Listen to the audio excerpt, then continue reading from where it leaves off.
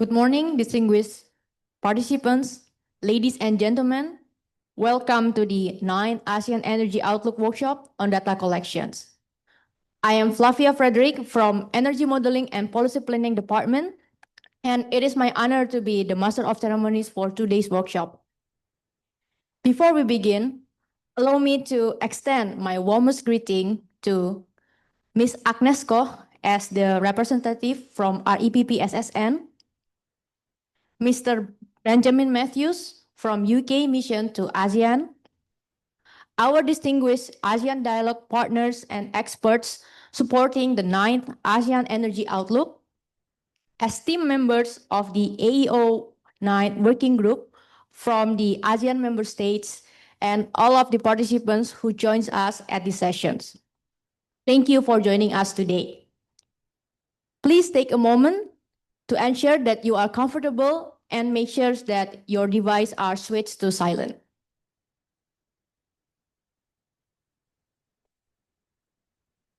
To ensure our safety and comfort throughout the day, we will begin with a short safety briefing. Please take a moment to watch the safety video provided by the hotel.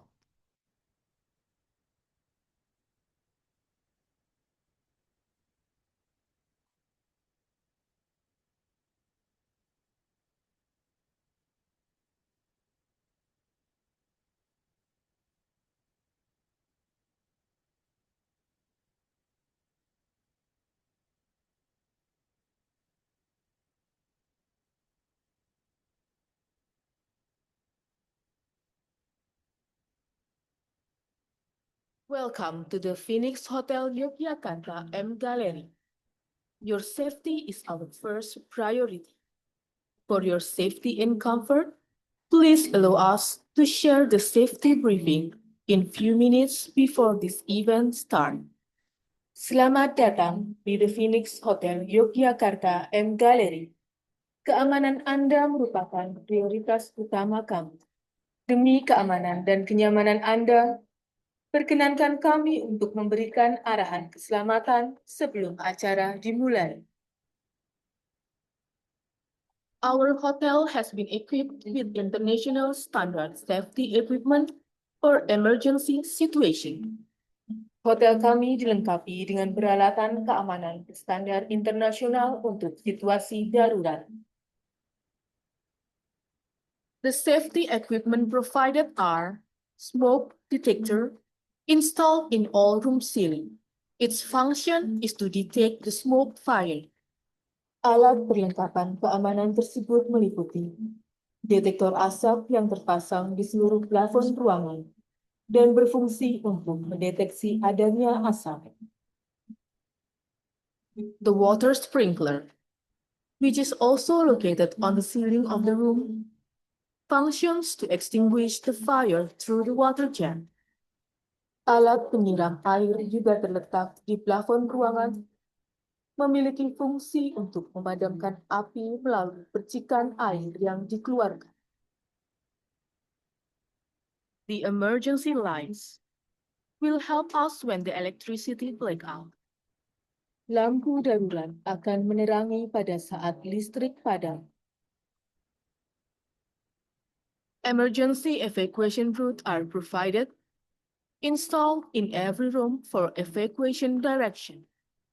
Jalur evakuasi darurat telah disediakan, terpasang di setiap ruangan sebagai petunjuk arah evakuasi. Each floor equipped with fire hydrant and fire extinguisher. Setiap lantai dilengkapi dengan sistem hidran dan alat pemadam kebakaran. Our emergency response team is always ready to accompany the evacuation process. Tim tanggap darurat dari The Phoenix Hotel Yogyakarta selalu siap untuk mendampingi proses evakuasi. At this moment, you are in Pandawa Meeting Room. Saat ini Anda berada di Pandawa Meeting Room. When we have emergency situation, please remain calm. Apabila terjadi situasi darurat, Dimohon untuk jangan panik. Please leave the room, move towards the emergency exit, and follow the instructions from our operator team through the speaker. Silakan tinggalkan ruangan, bergerak menuju pintu darurat, dan ikuti arahan dari tim operator kami melalui pengeras suara.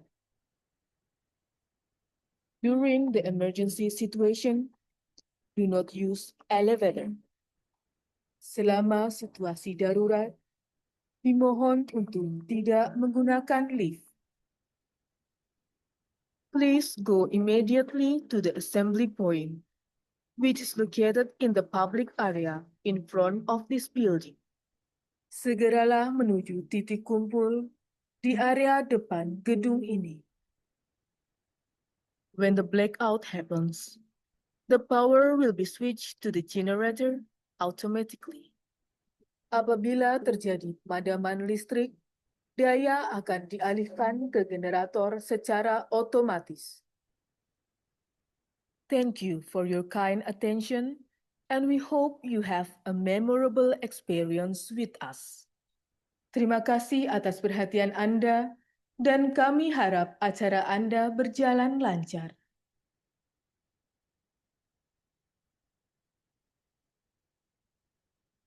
Distinguished guests, ladies and gentlemen, we will now begin with our official opening.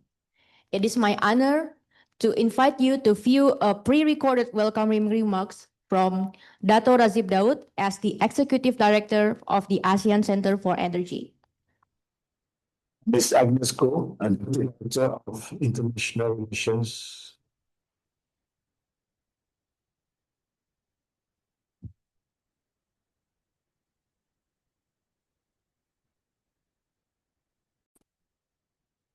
EMA, Her Excellency Ms. Agnes Go, Deputy Director of International Relations, EMA, Her Excellency Helen Fazi, Ambassador of the United Kingdom to ASEAN, distinguished ASEAN's dialogue partners and experts supporting the 9th ASEAN Energy Outlook, or the 9th AEO. Respected members of the AEO9 working groups from the ASEAN member states, and a very good morning to all of you. It is my great honor to welcome all of you again to this second workshop of this 9th ASEAN Energy Outlook, or AEO9, on data collections. So on behalf of the ASEAN Center for Energy, or ACE, I'm truly delighted to witness the continued commitment and collaboration of all ASEAN member states in advancing our important regional endeavor.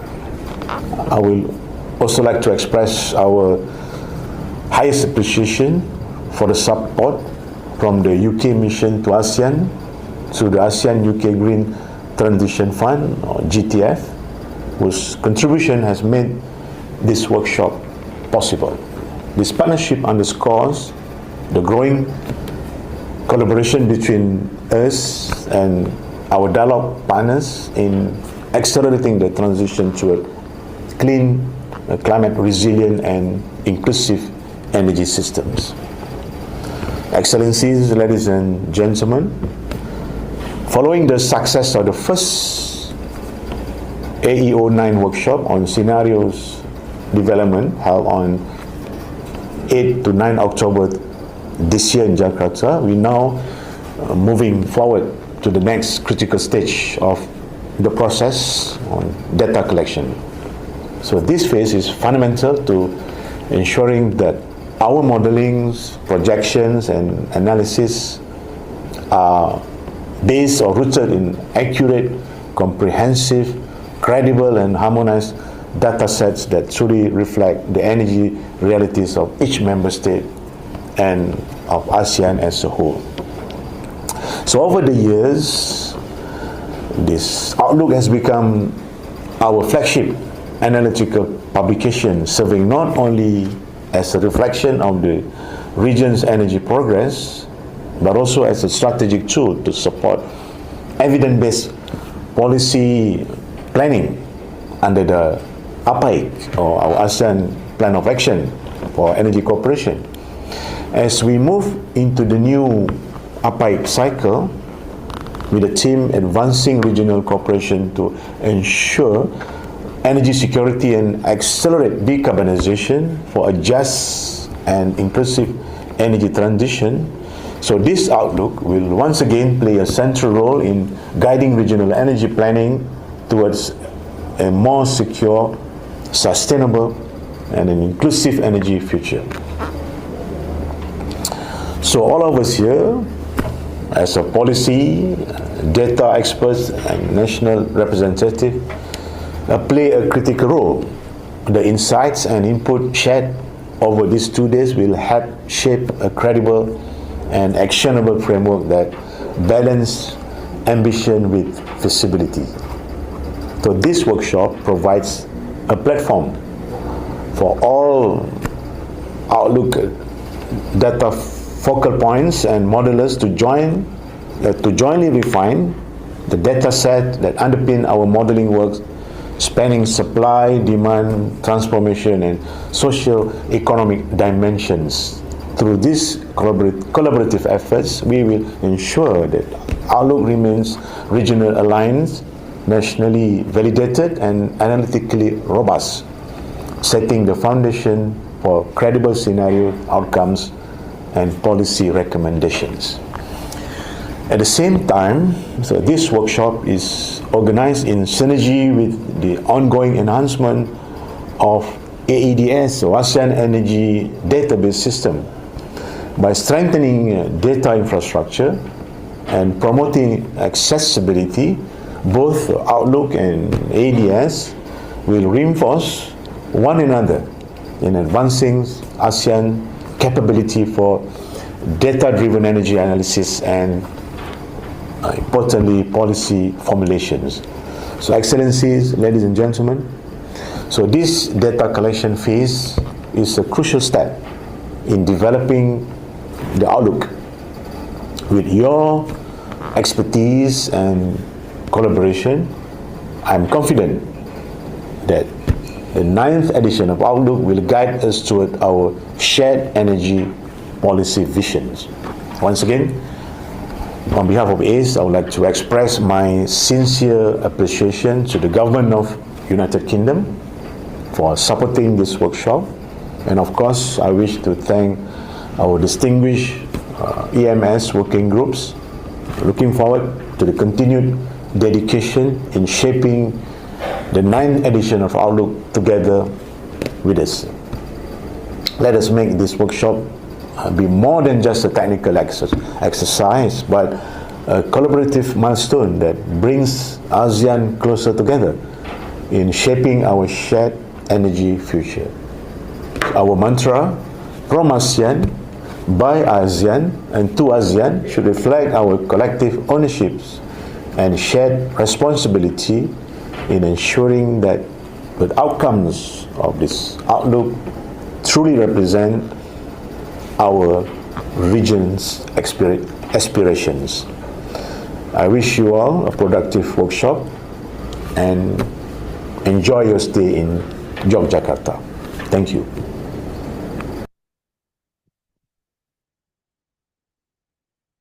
Thank you, Dr. Razif, for those inspiring words. Next, it is my pleasure to invite Ms. Agnes Koh, alternate senior official of energy and leader of Singapore for REPP SSN, to deliver her welcoming remarks. Ms. Koh, the floor is yours.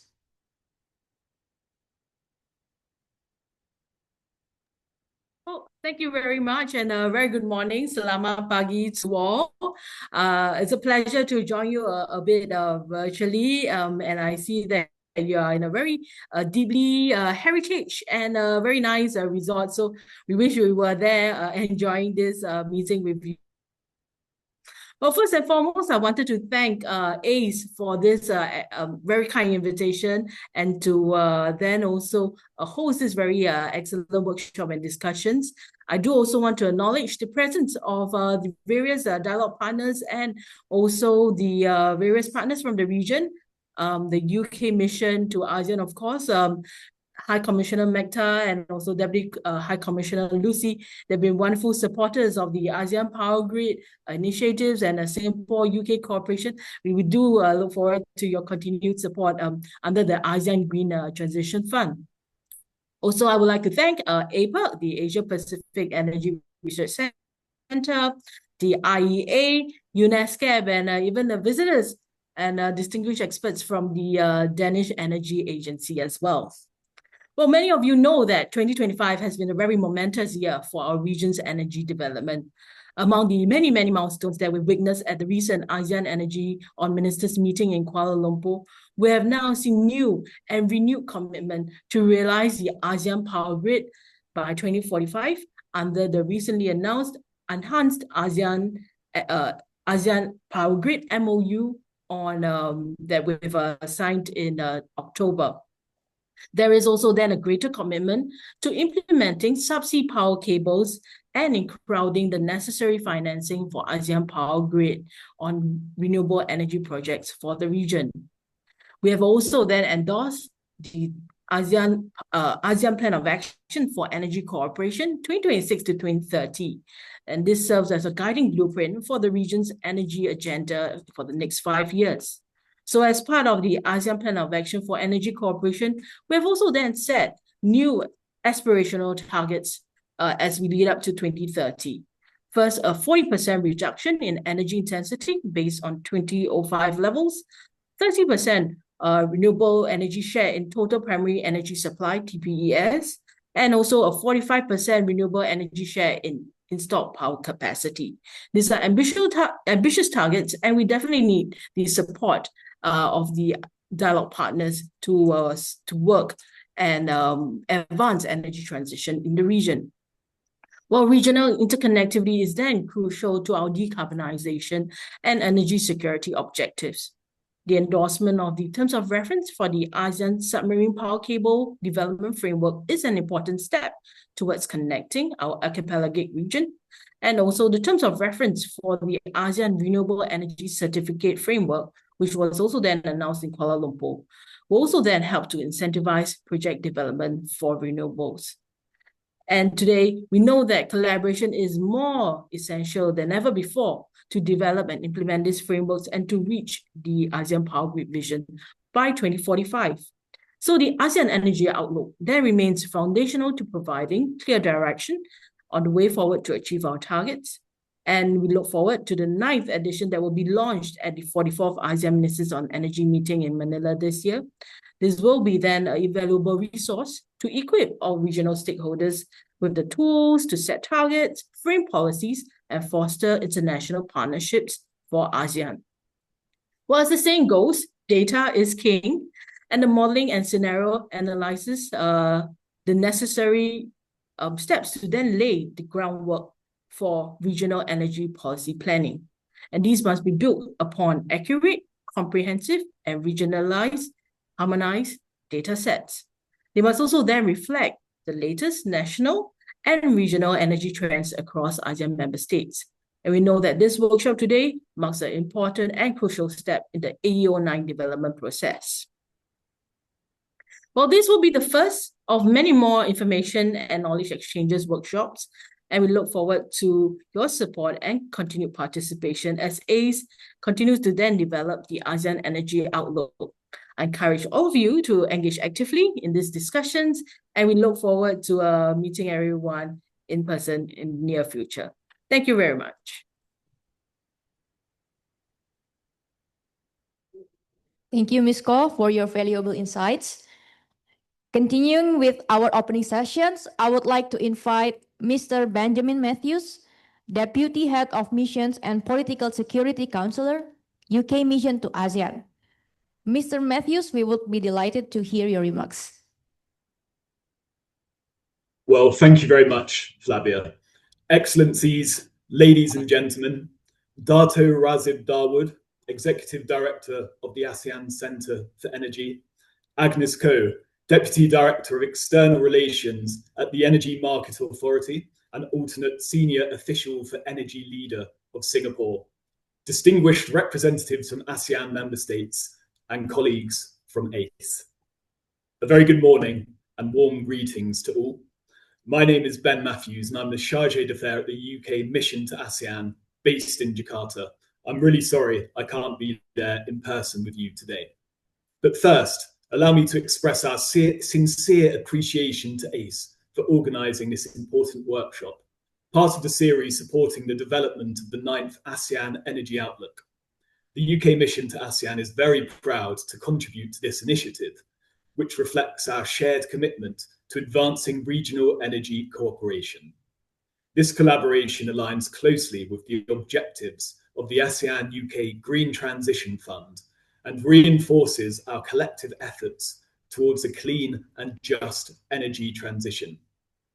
As you know, this is the second workshop in the 9th ASEAN Energy Outlook drafting process, following the successful scenario development session last month. Today's focus on data collection is a critical step in ensuring evidence-based policymaking. Understanding trends, such as data center growth, is essential to anticipate future energy demand. ASEAN is already the world's 4th largest energy consumer, with demand projected to rise up to 41% by 2030, according to the 8th ASEAN Energy Outlook. This growth, driven by rapid urbanization and population increase, underscores the urgency of a sustainable energy transition to mitigate climate risks and emissions. The ASEAN Energy Outlook is more than a technical exercise. It's a strategic tool to guide long-term energy pathways, inform policy decisions, and support regional and national targets. So this workshop is not only about collecting data, but also about building technical capacity and strengthening collaboration for effective policy planning. The UK support for this workshop reflects our strong commitment to accelerating clean and just energy transitions while strengthening regional cooperation. This initiative complements the ASEAN UK Green Transition Fund portfolio and supports the implementation of the ASEAN Plan of Action for Energy Cooperation 2026 to 2030. UK and ASEAN partnership is all about sharing knowledge, building capacity, and fostering long-term collaboration. As ASEAN and the UK approach our 5th anniversary of our dialogue partnership in 2026, this initiative underscores our shared vision for a cleaner, more resilient, and inclusive energy future, and it provides further evidence of the thriving UK-ASEAN relationship. To conclude, I encourage active participation throughout this workshop to ensure AMS inputs are well reflected and aligned with ASEAN's regional energy goals. I am confident that today's discussions will lay a strong foundation for credible modelling and policy-relevant recommendations in the ASEAN Energy Outlook. The UK remains committed to supporting ASEAN in achieving its energy transition goals through continued collaboration and shared expertise. My sincere thanks to ACE and all of you participating. I apologise again for not being there in person, but I wish you a productive and impactful workshop, and I look forward to seeing the results of your discussions. Thank you very much.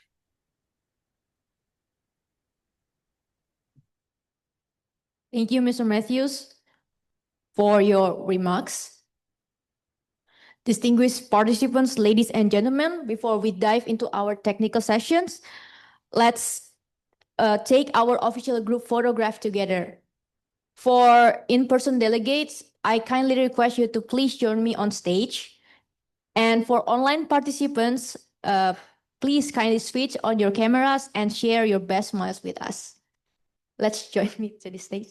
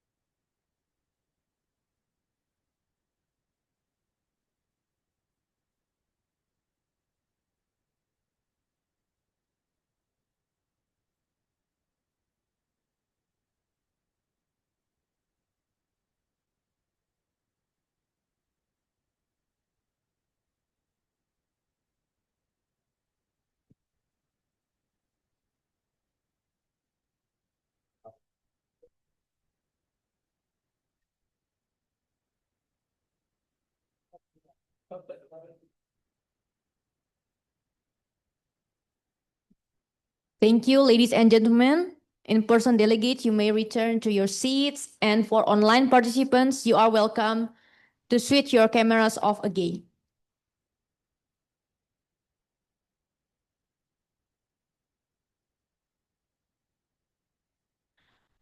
Now, we commence our first technical sessions, and I would like to invite Dr. Zulfikar Yunaidi, head of the MPP department, to set the scene for us with an overview of AEO9 plan and role of data in the ASEAN Energy Cooperations. Dr. Zulfikar, you have the floor. Okay. Good morning, ladies and gentlemen. Thank you very much again on behalf of the ASEAN Center for Energy for coming to today's workshops in this beautiful city of Yogyakarta. So we wanted to try have another feeling to the workshops. That's why we try to come here. And the hotel is actually very nice. It's as mentioned by Agnes before, it's a very heritage looking. So I do hope that you can have a very nice day in here. So to kickstart the discussion, I will just give a very brief overview, maybe refreshment of the plan for the AEO9, and especially for today's discussion, the role of data in the ASEAN energy cooperations and also the development of our ASEAN energy outlook.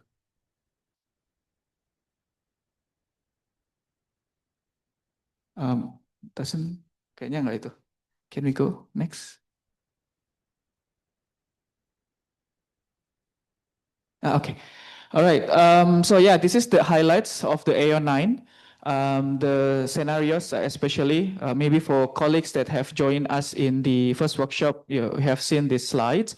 So basically, in terms of the scenario, we are going to continue the main three scenarios, which is on the baseline, assuming there is no additional efforts in terms of renewable energy and energy efficiency. So basically, continuing the historical pathways on the energy.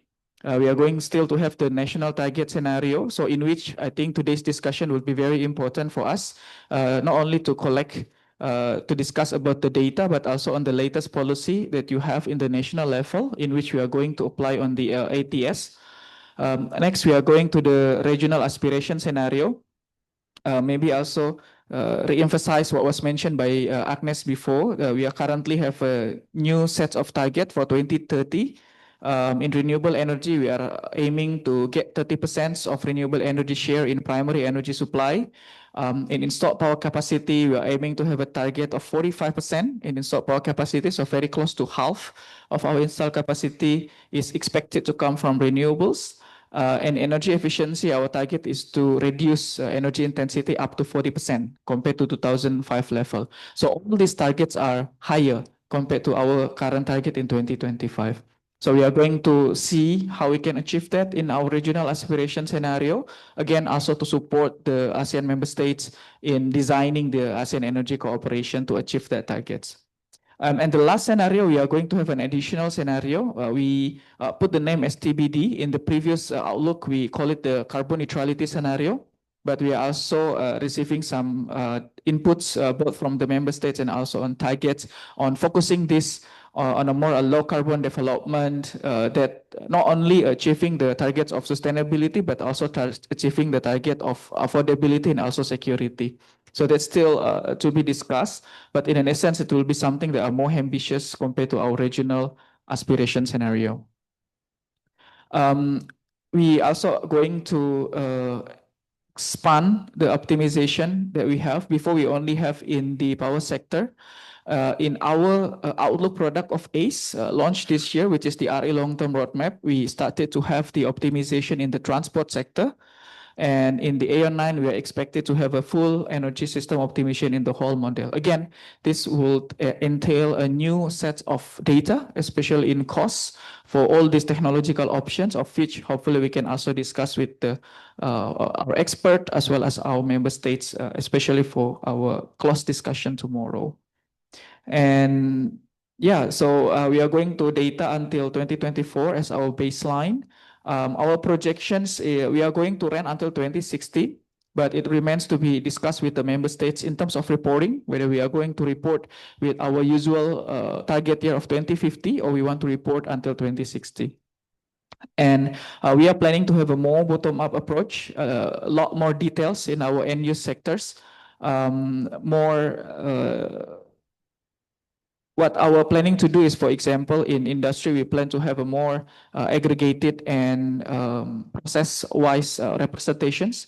So not only sub-industry, but how much energy is being used for heating, indirect heating, electrochemical, etc., etc. Again, all of this plan that we want to do in the AEO9 would require a new set of data. We understand that maybe in some countries the data is just not there, but that's where we would like to discuss the type of assumption, benchmarking that we can do when we face the problem of the data, especially when we go into a more detailed end-use sector modeling, more optimization that require more data. So how we can address this together. Hopefully our expert can also share some insights on this, but later on with the member states, hopefully we can also discuss the strategy so we can still achieve this target or this vision for our new AEO9. And on the here is our general chapter usually on the outlook. So of course, maybe the highlight in here, we usually have a thematic regional energy insights every outlook. So in addition to the main results on the scenarios on energy efficiency and renewable energy, we have thematic insights that can cover 7 program areas. It can address a specific nuclear, for example, ASEAN Power Grid, or maybe in the new edition, we might want to think more about data center and also others. So that's the highlight. I think it's, yeah. And this is the timeline. We are keeping our timeline with what we plan. So we've done the kickoff first workshop, and now we are the second workshop on the November.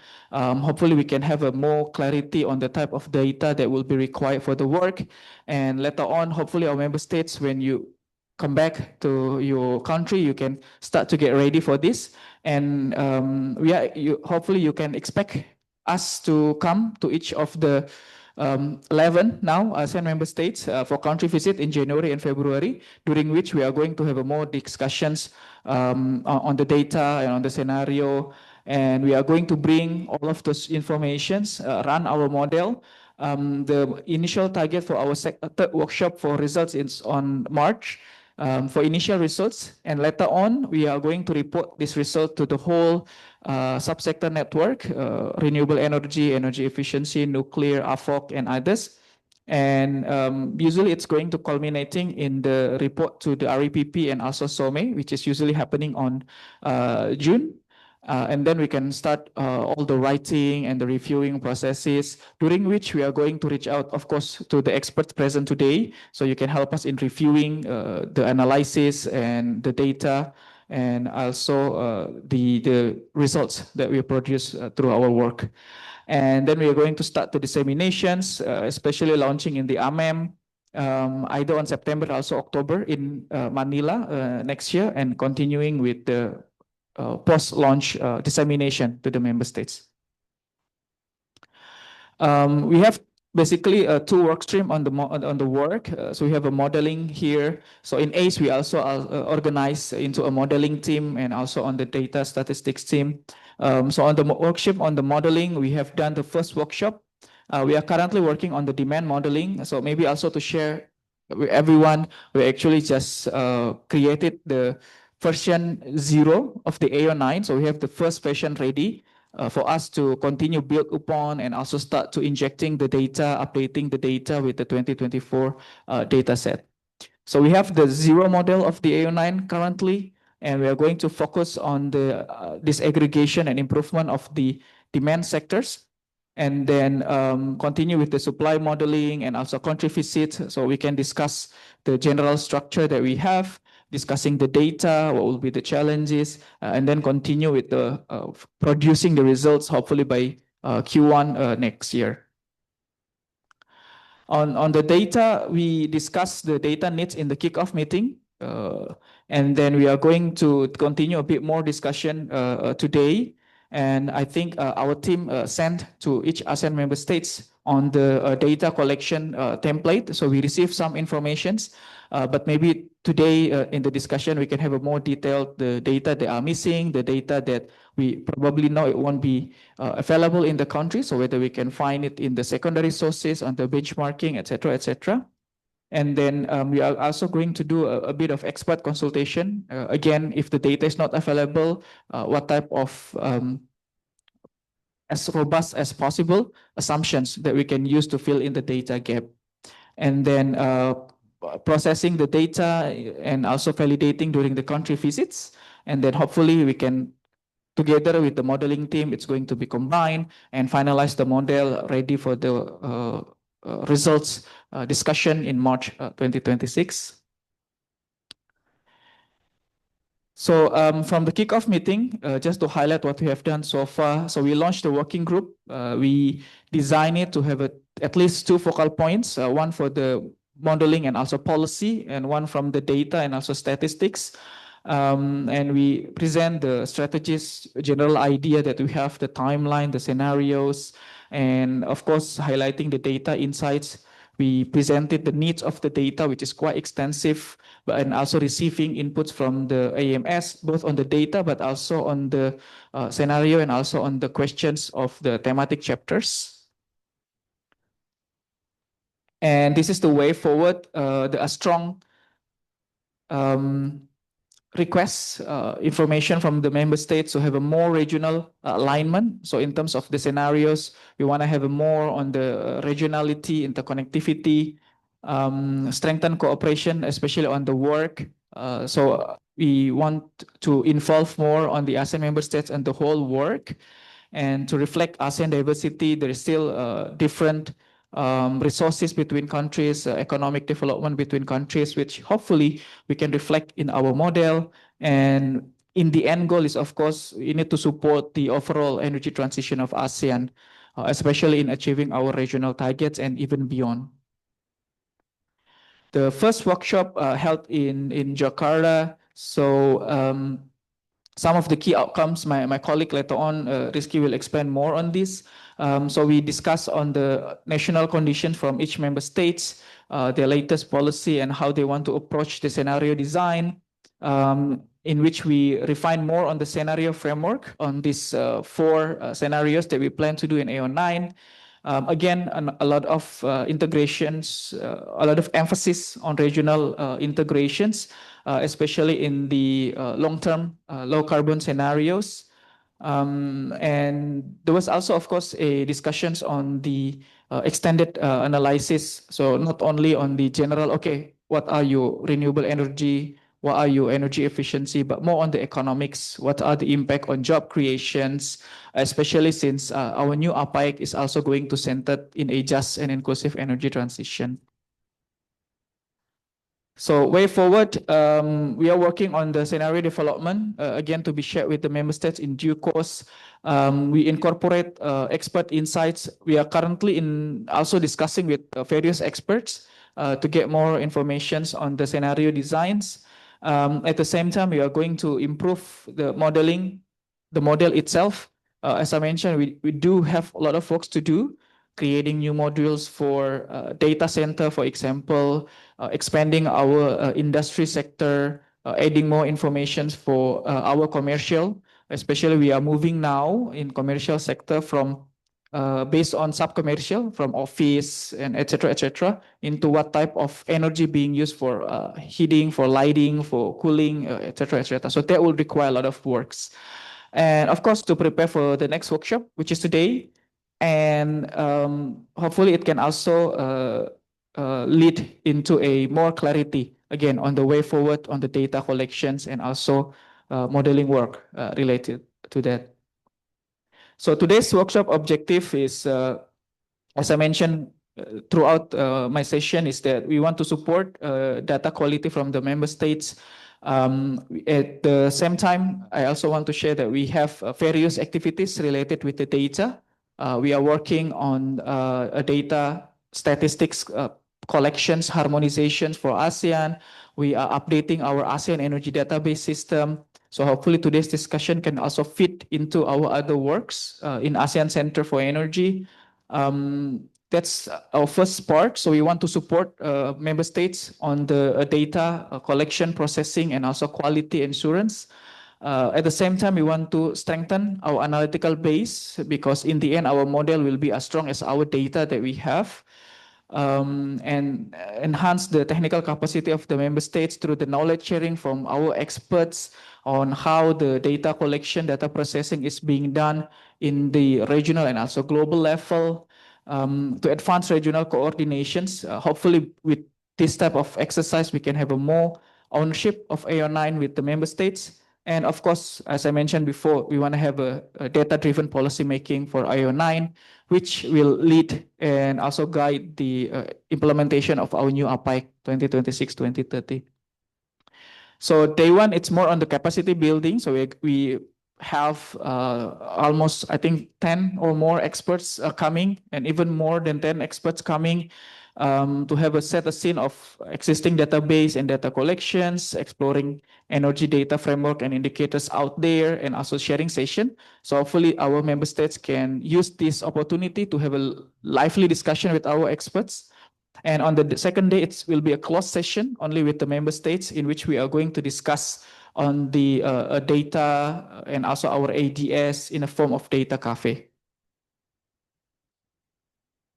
Okay, I think I highlighted before, so I think I will move rather quickly here. So this is our new targets of APAIC. This is our new long-term vision and our theme.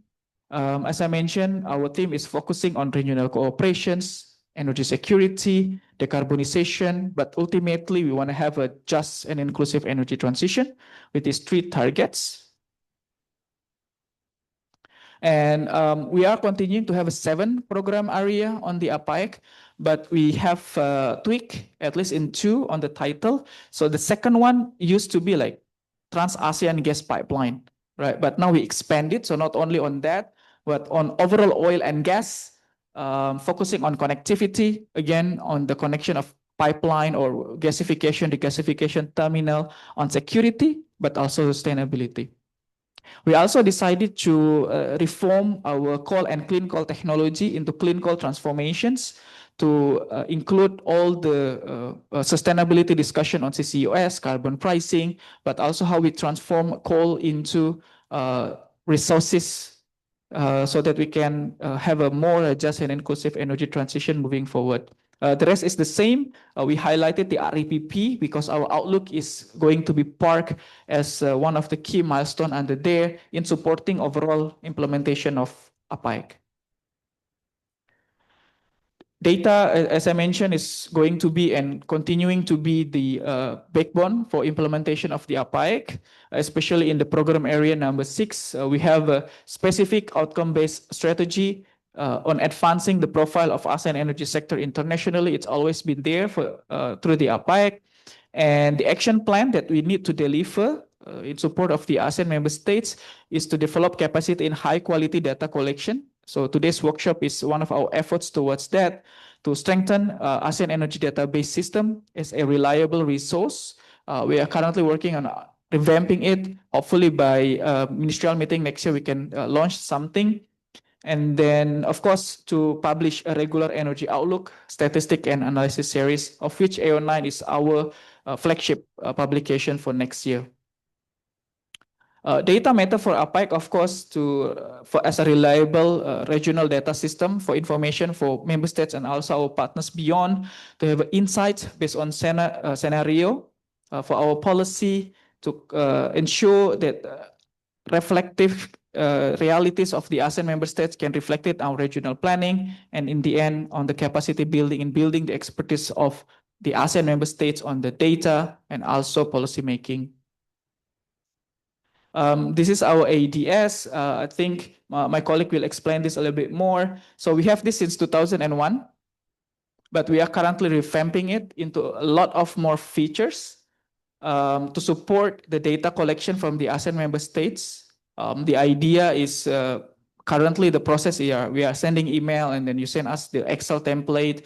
But hopefully through this process, we can have a more streamlined process and harmonized results. So the member states can check the data that they submitted in this platform. They can update it there.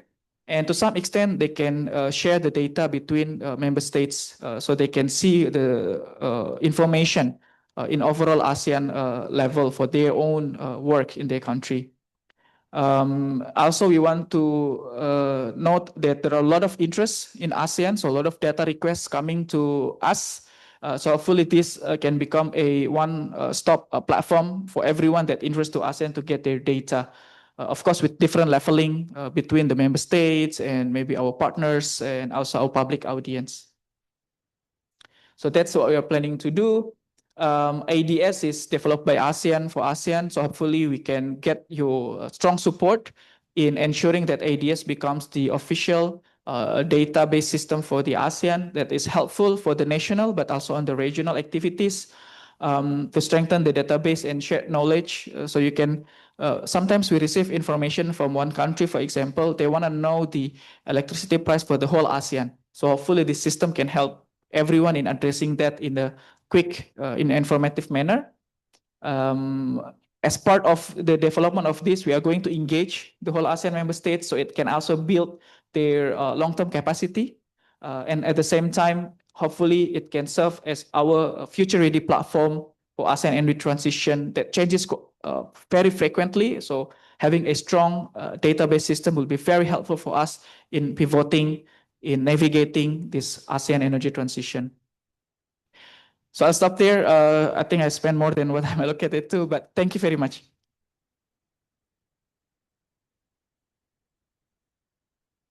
Thank you, Dr. Zulfikar, for that comprehensive overview. And to build up on that foundations, I would like to invite Ms. Rika Safrina, our senior analyst of MPP, to present about the overview of ACE's current database systems and lesson learned from AEO data work.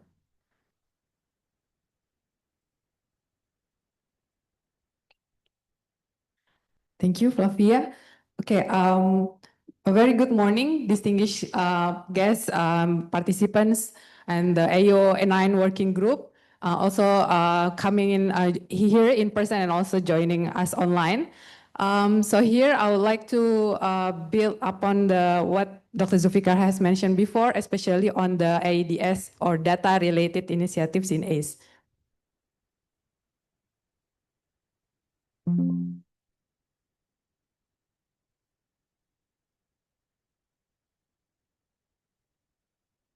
Could you please share my screen?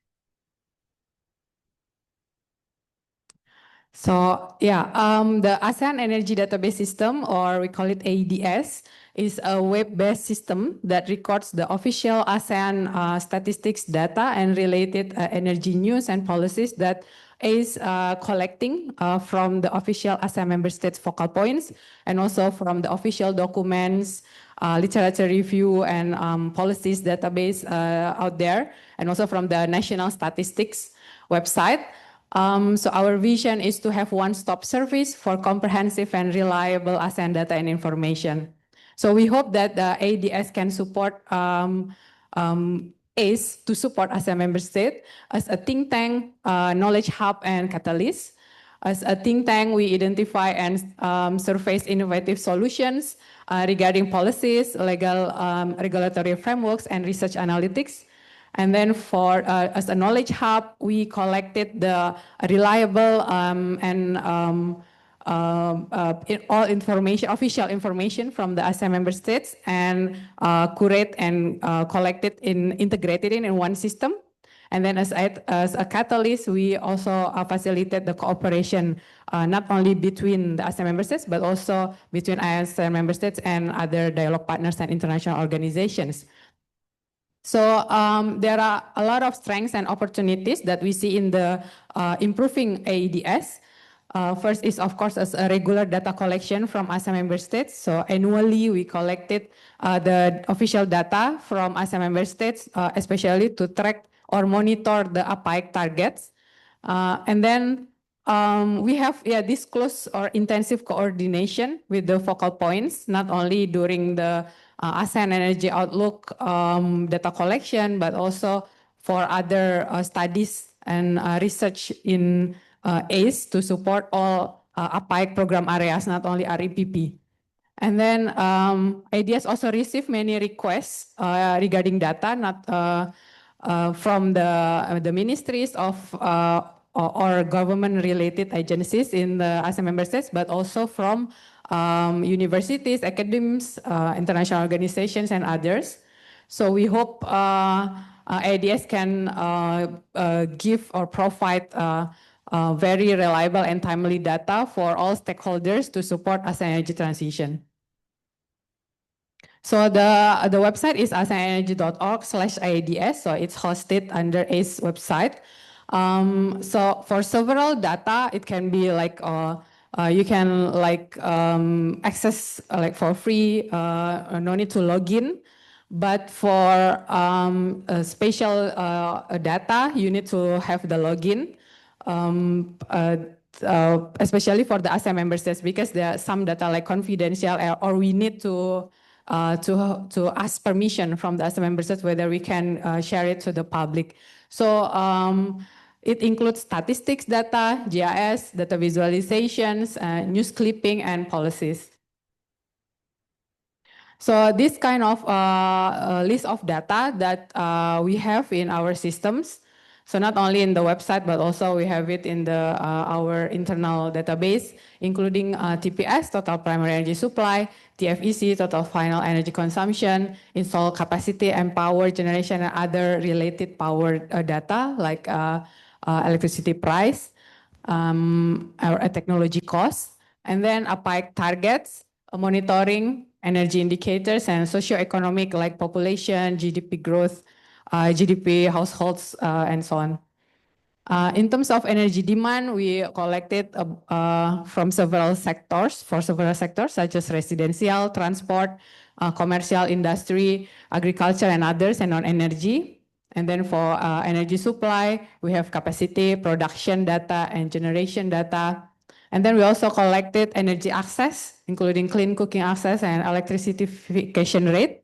And for policies, we collected from power development plan, policies on renewable energy, energy efficiency, and also climate-related policies like such as in the nationally determined contributions.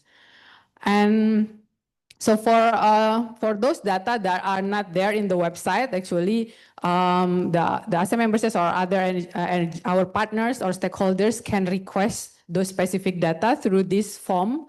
Then later on, our team will review or review the objectives of the request, and mostly we will provide it based on the evaluation. So these are the several functions in ADS that actually we would like also to be improved during our current project for revitalization of ADS. But this is the existing one. So the first one, we have statistics where we show or process data on supply, demand, consumption, transformation, socioeconomic, and energy indicators across ASEAN member states. And then we have a GIS system where we map like power plants in geographic data layers. And then we also have data visualization where we present several key data in interactive charts. And then we have news clipping. So weekly we collected news from media regarding ASEAN energy sectors. And then policies, like the official policies or targets that have been announced by each ASEAN member states. So this is the news clipping. So we collected weekly for various sectors such as supply, demand, energy consumption, or end use sectors.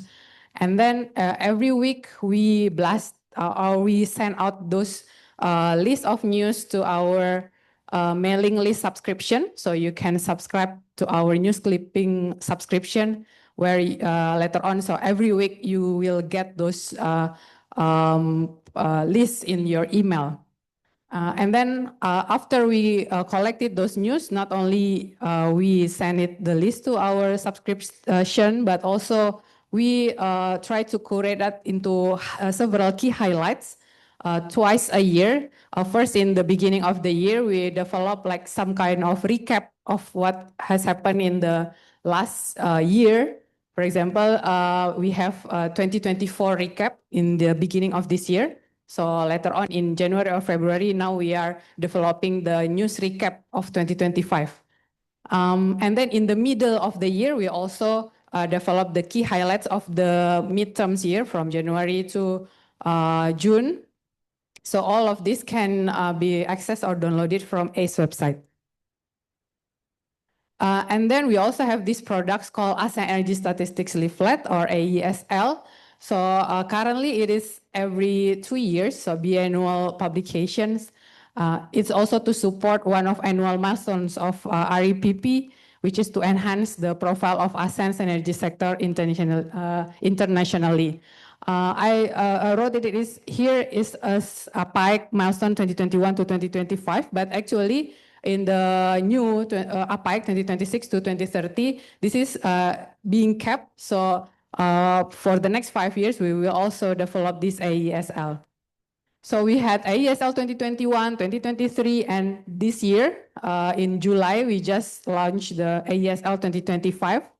So as usual, we have these 2 years data gap. So AESL 2025 contains of data until 2023 from each ASEAN member states, where we provide comprehensive visualized snapshots of the energy landscape in ASEAN, including energy consumption, supply, electricity, fossil fuels, energy gender. Here we also have tried to incorporate this gender and just an inclusive energy transition, because it is also one of the it is also the key themes of the APIC 2026.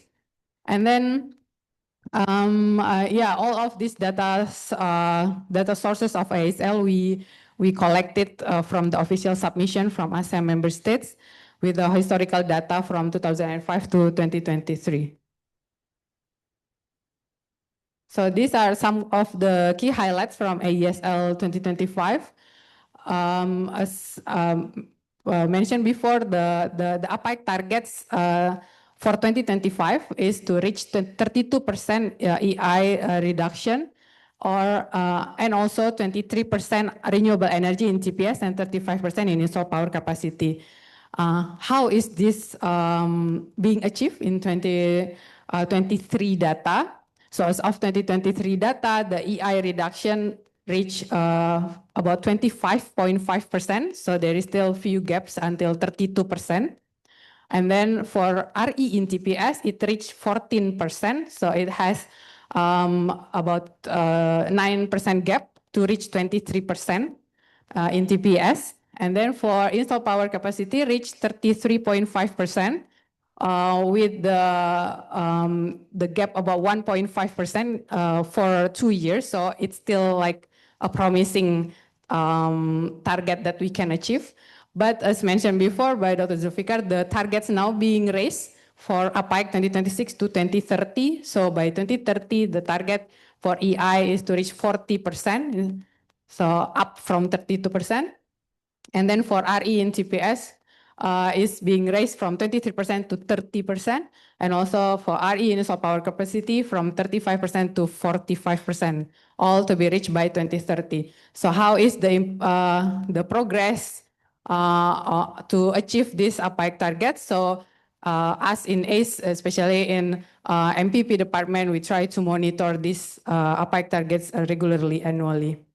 And then on the other graph here it shows the level of RE share in energy supply, TPS, and also the highest RE supply in ASEAN countries. So it's based on national data. Here we do not have yet the Timor-Leste because it was launched in July. So hopefully later on all of our publications, including AESL and AEO, we also incorporate data and information from Timor-Leste. So these are some of lesson learned from AEO data work that we've been working on in AEO8, AEO7, AEO6, and so on. So these are some of the key challenges that we face among others. First is the timely and accurate data. So as I mentioned before, there is 2 years data gap from each ASEAN member states, but even some or like 1 or 2 member states even like 3 years gap. So we hope we can have like more timely data so we can better track or monitor the APAIC targets and also use that very reliably in our publication like AEO9. And then to ensure the availability of granular data, because in some sectors like industry, commercial, we need more disaggregated data for us to be able to do the bottom up modeling.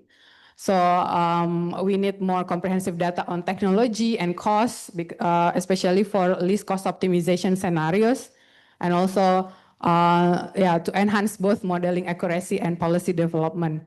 And then sometimes we face that different agencies are handling those data that we need. As you know, ACE is mainly connecting with the energy sector stakeholders, but sometimes the data are coming from like ministries of transport or ministries of industries. So there is a need to streamline the processes of data collection among different stakeholders. So hopefully, if we can tackle or address these challenges, we can develop better AEO9, AEO10, and the future AEO, and give and provide better policy recommendations to the region. I think that's all from my side. Thank you so much. Thank you, Ms. Rika, for that insightful look into our current systems. And to complete our scene setting, we will now hear from Ms. Silvira Ayu Rosalia, Energy Statistician of MPP. And she will present about data collection, processing practices, and data requirement for AEO9 modeling. Ms. Silvira, the floor is yours.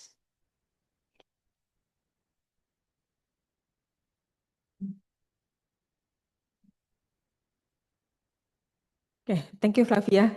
Good morning, distinguished participants, ASEAN member state from ASEAN member state focal points, also experts from various institutions. Glad to have you here in Yogyakarta and our online participants. Sorry.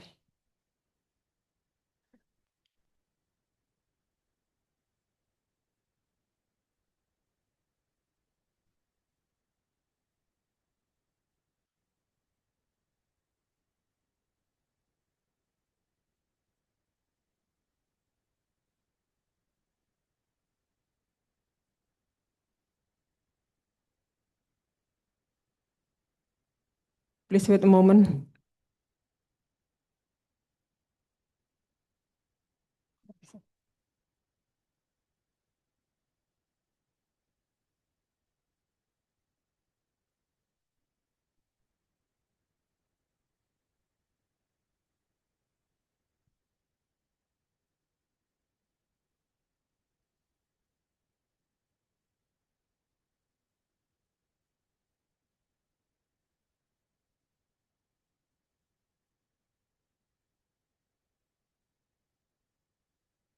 Yeah, here I would like to share in terms of the data collection, processing, and data requirement for the SNG Outlook 9. As an overview, in terms of energy statistic and data collection, to be used for the decision makers, as also present before with my colleagues Dr. Fikar and Ms. Rika, energy data must be comprehensive, covering all aspects of energy supply and demand.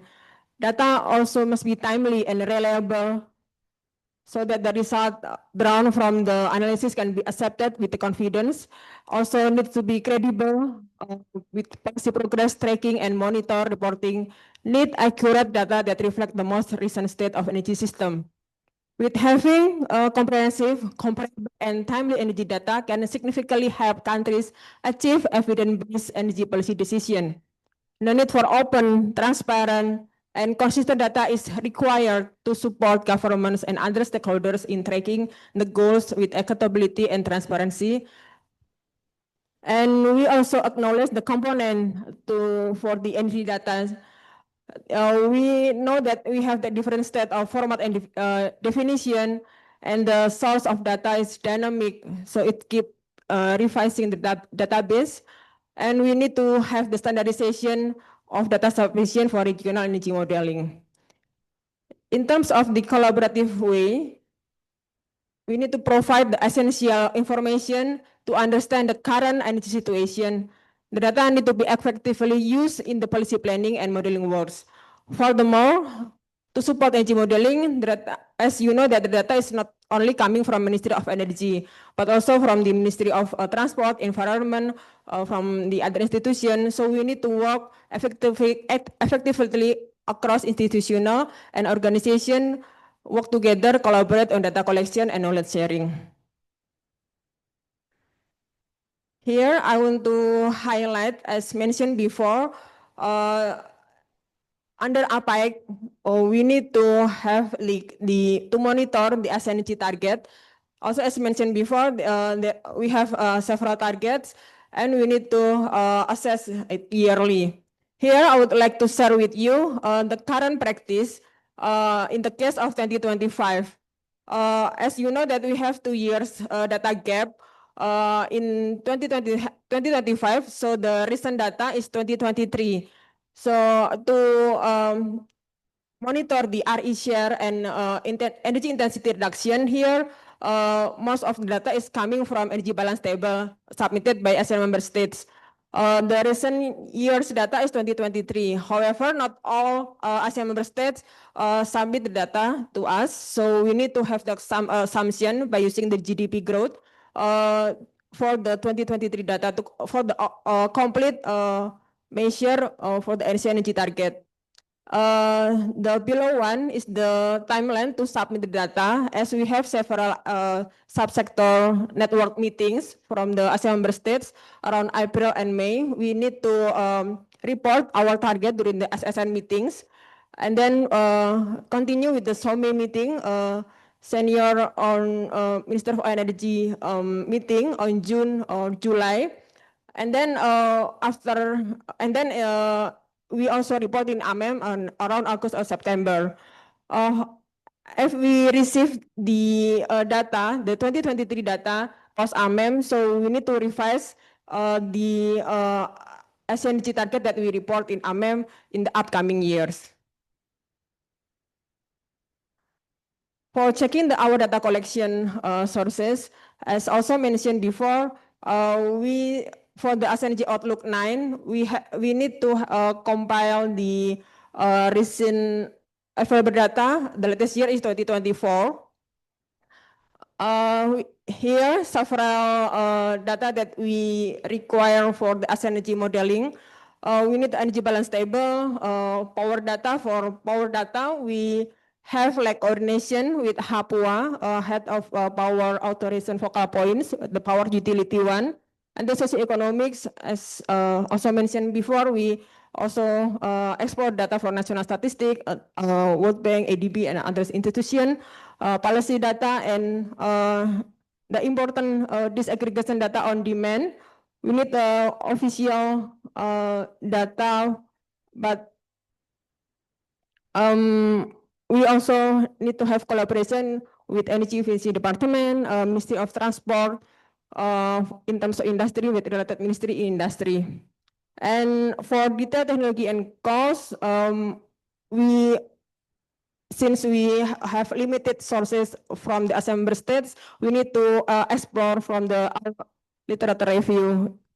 This data is very limited as the primary source from ASEAN member states.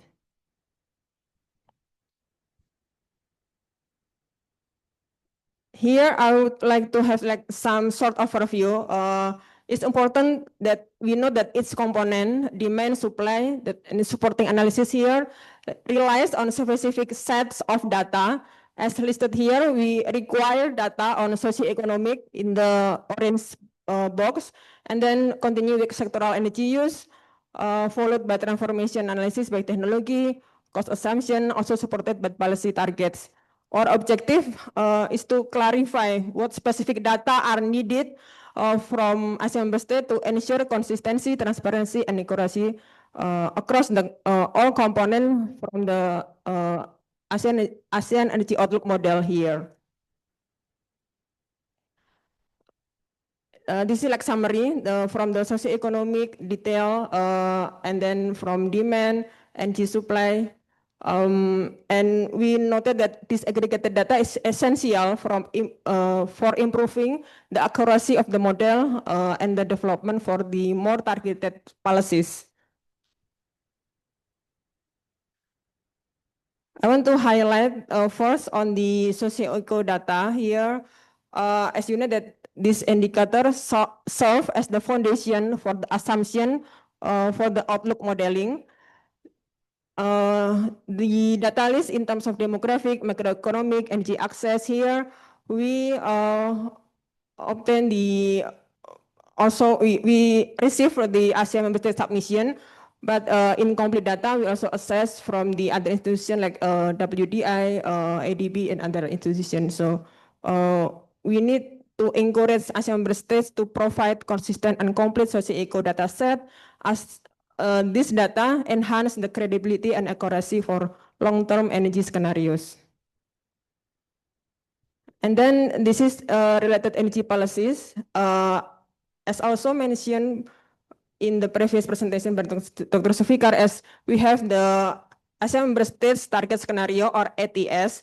So this policy related data form the foundation of this scenario of ATS in ASEAN Energy Outlook 9 that include renewable energy target, energy efficiency goals, power development plans, and climate related commitments such as NDCs.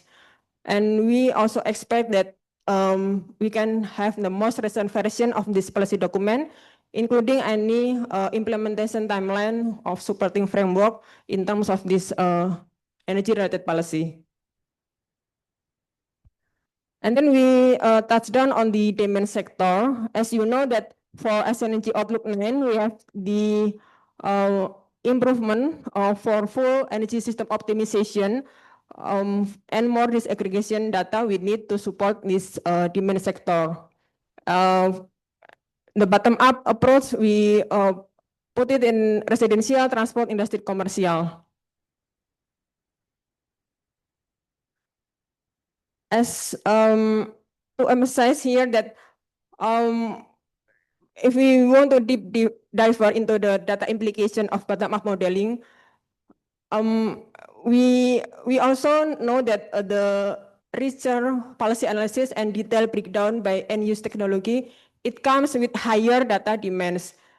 But the key indicators differ by sector. For example, transport that requires vehicle number, mileage, and fuel economy. Commercial needs energy intensity per floor area and building type distribution. Industry that needs production volume and fuel share. The challenges remains data availability and standardization, which we aim to address them together with more effectively in ASEAN Energy Outlook 9. So this is our, we need to overcome this challenge to have more disaggregated data in demand sector.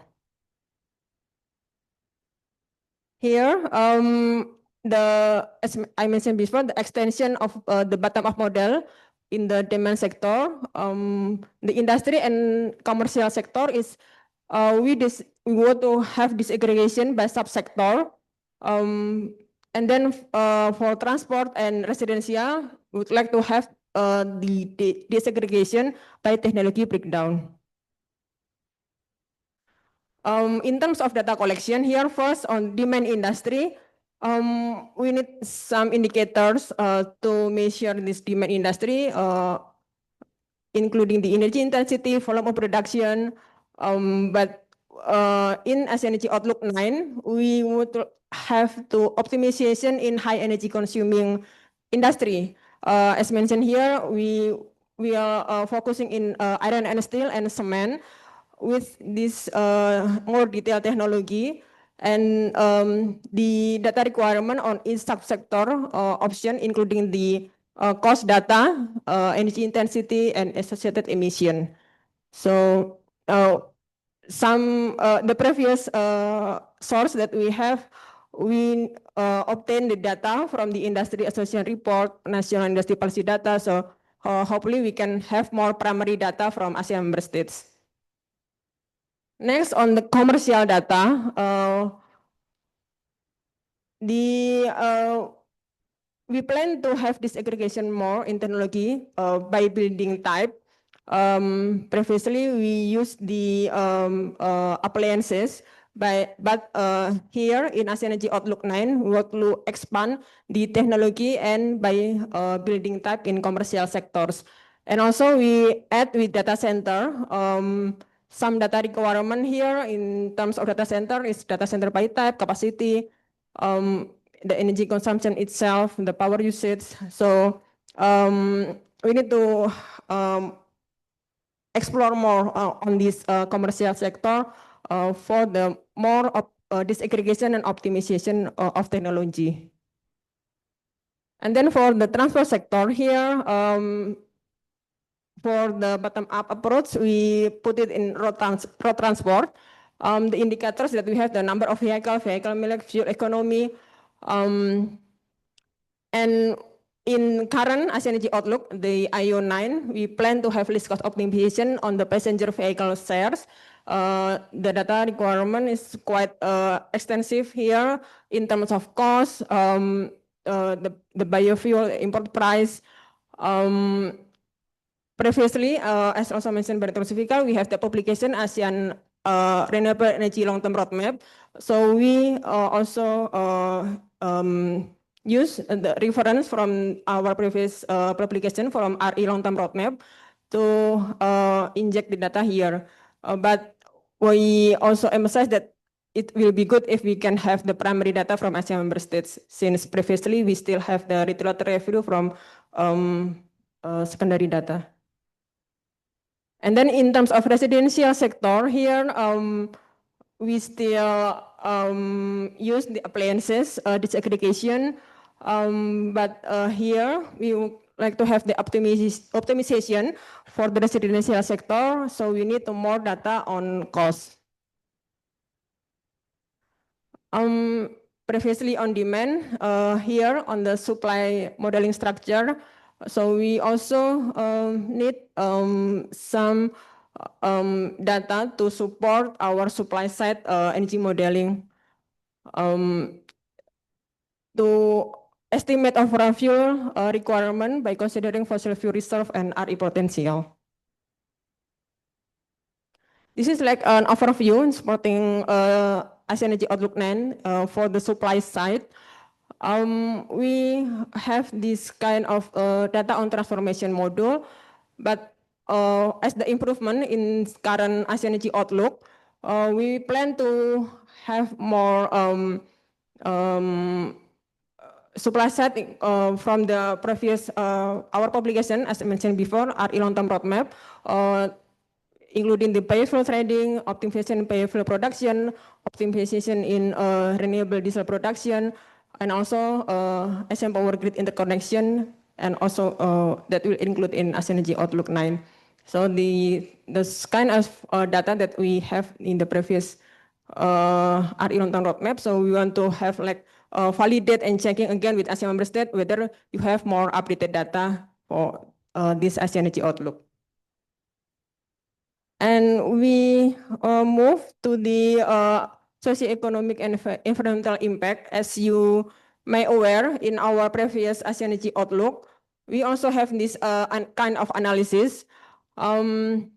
So we analyze the secondary analysis on GHG emission, investment cost, employment, and renewable land use. But this kind of data is mostly coming for our own literature review, since we have limited resource from ASEAN member states.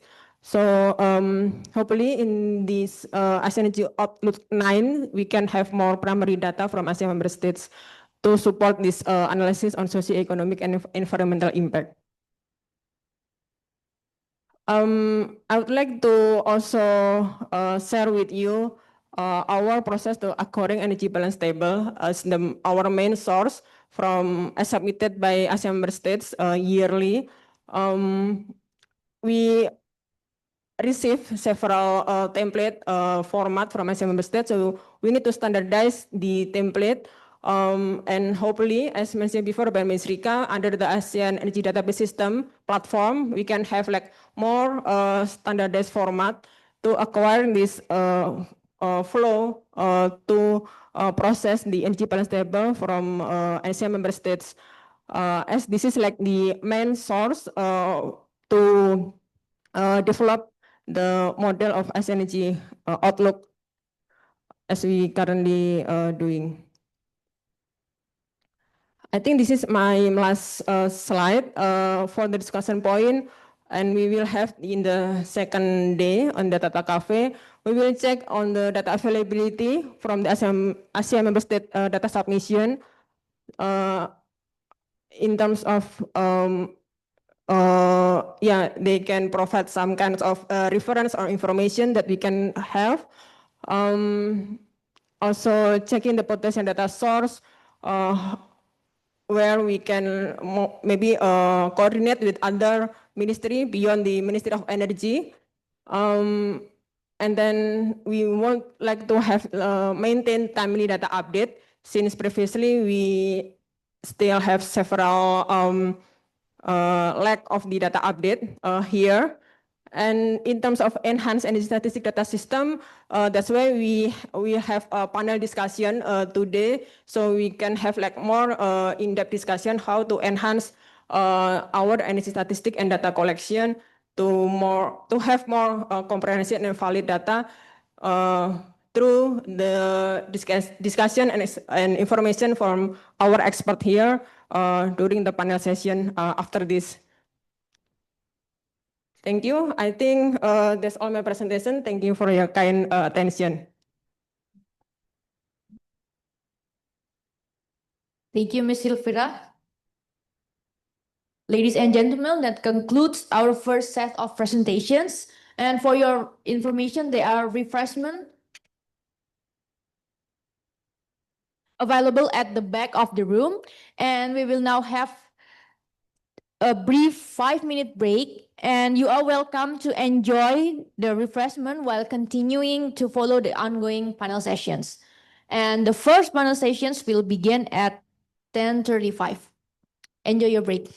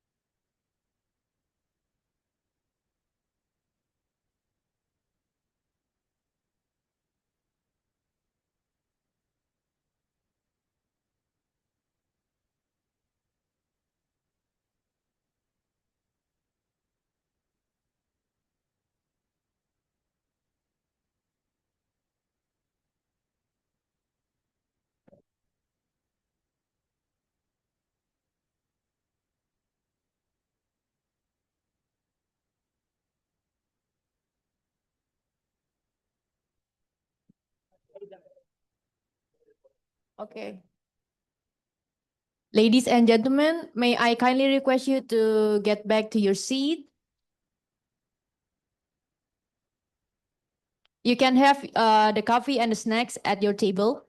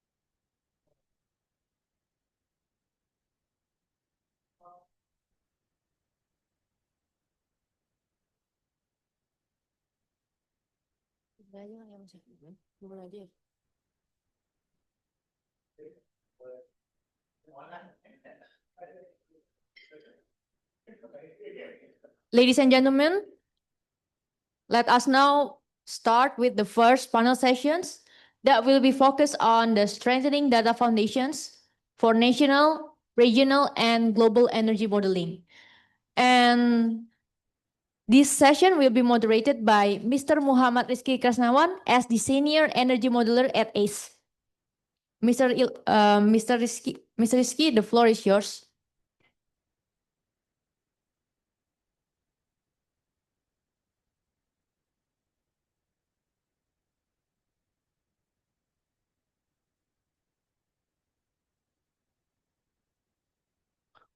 Okay, thank you so much, Flavia, for your kind introductions.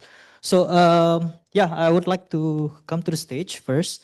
Thank you so much for having us today. So I think we really great to see lots of experts coming and then to explain in the session one that we will discuss about the strengthening data foundations for national, regional, and also global energy modeling. So in this session, we will have at least three experts coming from various institutions.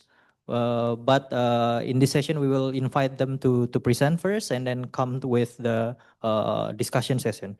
So the first experts that I would like to invite is Sergey Tulinov. So Sergey has been working on for Energy United for the United Nations Secretariat for more than 12 years. Sergey currently serves in the Energy Divisions, UN Economic and Social Commission for Asia and the Pacific UNESCAP in Bangkok, Thailand. He is managing projects and on sustainable energy to support countries of Asia Pacific region in achieving Sustainable Development Goals 7 and the Paris Agreement. So I would like to invite Sergey to come to the stage and also present the next presentations. So please give round of applause to Sergey. So Sergey, you will have how many minutes? 15 minutes, right? Yes, 15 minutes. Please.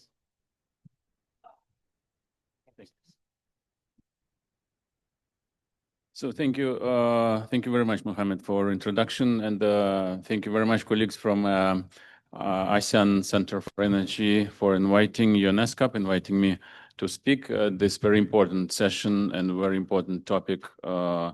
I'm Sergey Tulinov. I'm representing United Nations Economic and Social Commission for Asia and the Pacific. So UNESCAP, ESCAP works with 58 member states across Asia Pacific to support sustainable development, strengthen regional cooperation, and advance progress towards SDG 7. And today I will speak about, thank you. Today I will speak about the very important topic, which is quite relevant to what we have been discussing today, the integrated data platforms, which have become a really essential for informed and efficient decision making across Asia Pacific countries. And I will also present one of our projects, the Asia Pacific Energy Portal, to illustrate this approach in practice. But my task today is much easier after these great presentations from Ricky, from Silvira, because you have already actually presented a lot what have been doing in ASEAN. So basically, I will share the similar experience what we have in Asia Pacific and same challenges what we've been facing while building the regional data platforms like Asia Pacific Energy Portal. And I'm really looking forward to seeing the progress with ASEAN Energy Data Platform, which seems to be a really amazing platform, and we will definitely have some opportunities for collaboration on that area. Okay, now I think that's the next. So in general, why energy decisions needs better data? Yeah, so I think it's pretty obvious. No need to explain it. In particular, in this audience with energy experts and energy practitioners, but definitely energy transition is a very complex process with very high interlinkages across demand, technology, emissions, energy security, resilience. So definitely energy decisions and the policy decisions, they need access to complete information, timely information, harmonized data across institutions. And as also previous speakers have already mentioned, the data is still very fragmented. So it's split between ministries, utilities, regulators, and statistical officers, of course.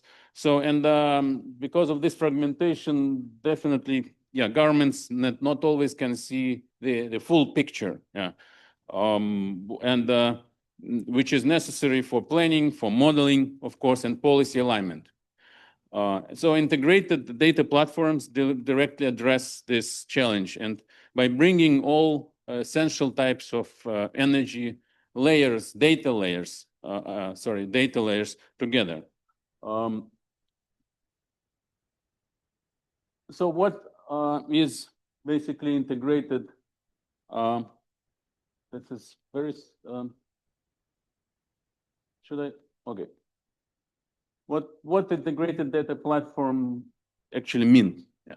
So by that, we understand the combined critical energy data layers required for energy planning and for energy modeling. So they bring together all core information required for modern energy planning into more simpler, more manageable, if I can say so, environment. And this is one of the way how to address this data sources fragmentation. And that would allow the government, the key experts to view, to analyze, to compare multiple types of data, multiple layers of data, and to provide more high quality and more deep analysis. So what are the key layers from our perspective? What are the key layers which should be part of this platform, so this is very quick. Yeah. So the core layers, and I think again, the previous presenters have already mentioned this, giving an example of ASEAN Energy Data System, and I will provide further example from ESCAP data platform. But definitely what should be there, this is definitely some energy statistics based on energy balances. The supply data, demand data, capacity, installed capacity, access data, emissions data, of course, also aggregators, indicators on global goals like SDG 7, some data to support regional and sub-regional planning, of course, some data to track progress, for example, ASEAN energy targeting, and including this target which is fixed in the ASEAN Energy Cooperation Plan. So second is the policy information. So national policies and regulations. This is another essential part of any integrated energy data system. Third, geospatial infrastructure, which is also critical to support effective decision making, which is power plants, grids, pipelines, substations, anything related to infrastructure, what can be geomapped. And I see also ASEAN Energy Data System is moving towards this direction as well. And this is another area where we can cooperate. So, and also some advanced layers would definitely enrich this analysis and the quality of data. That would include such information as solar potential or wind potential, some information related public health exposure data like PM 2.5 measuring or PM10 measuring. And also something on hazards and climate resilient maps for floods, for cyclones, for heat waves, coastal risks, and land use and protected area constraints, which would definitely need it while you analyze some energy infrastructure resilience, which is another really great application of data we're talking about. So together, all these layers allow decision makers to see relationships that sometimes are often sometimes hidden when data systems are isolated one from another.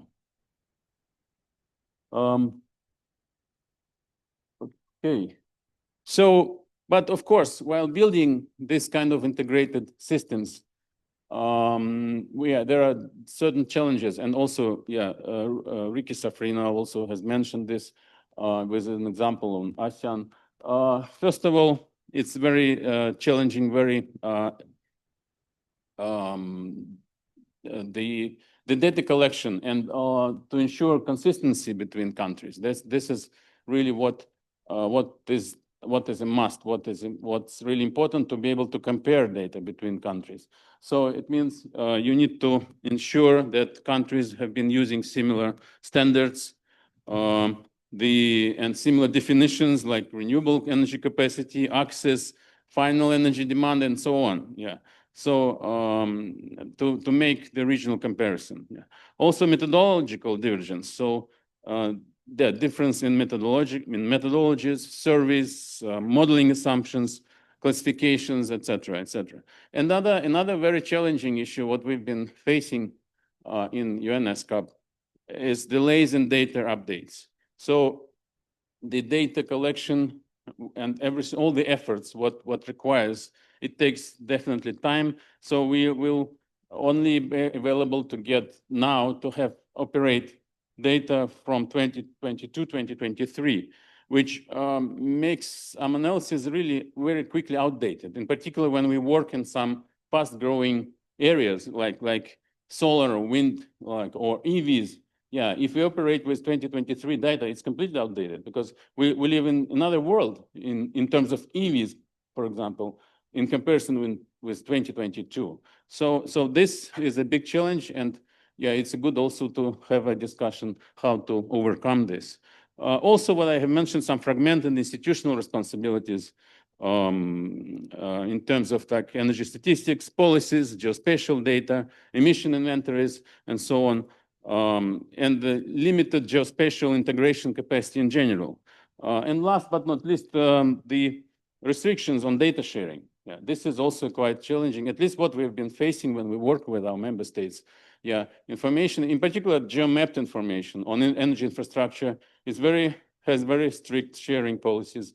Some of them are owned by private sector as part of energy infrastructure. So this is a very limited, at least as a UN, we have quite limited actually tools and limited ways to get this information, and also to make this information open for everyone. This is the main principle of, I should have maybe started with this. This is the main principle of running a successful integrated data platform. It should be open for everyone, yeah, and free, yeah. At least we as a UN agency, yeah, promote this approach, open and free for everyone. This is the main area. So, and then maybe last couple slides, just a quick example how this concept can be put into practice as an example of Asia Pacific Energy Portal, as a working example. So this is a quite long running project. We started it 10 years ago, and it's still alive.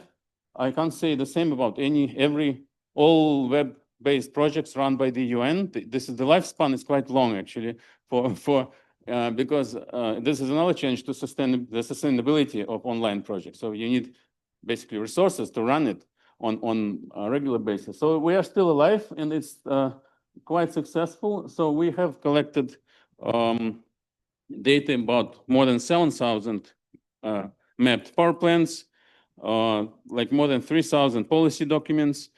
Now it's over 300 actually statistical data sets, all combined in one platform, in one website, Asia Pacific Energy Portal. Yeah. And these are just some examples, some examples with data, with what makes this platform quite attractive. Of course, it should be a quite user-friendly interface. And the main users of this resource actually is ourselves. I and my colleagues are main users of it. So this is extremely helpful to have all this type of information handy on your table while doing analysis, while supporting member states with their requests. So this is why, and also it's quite popular within our member states.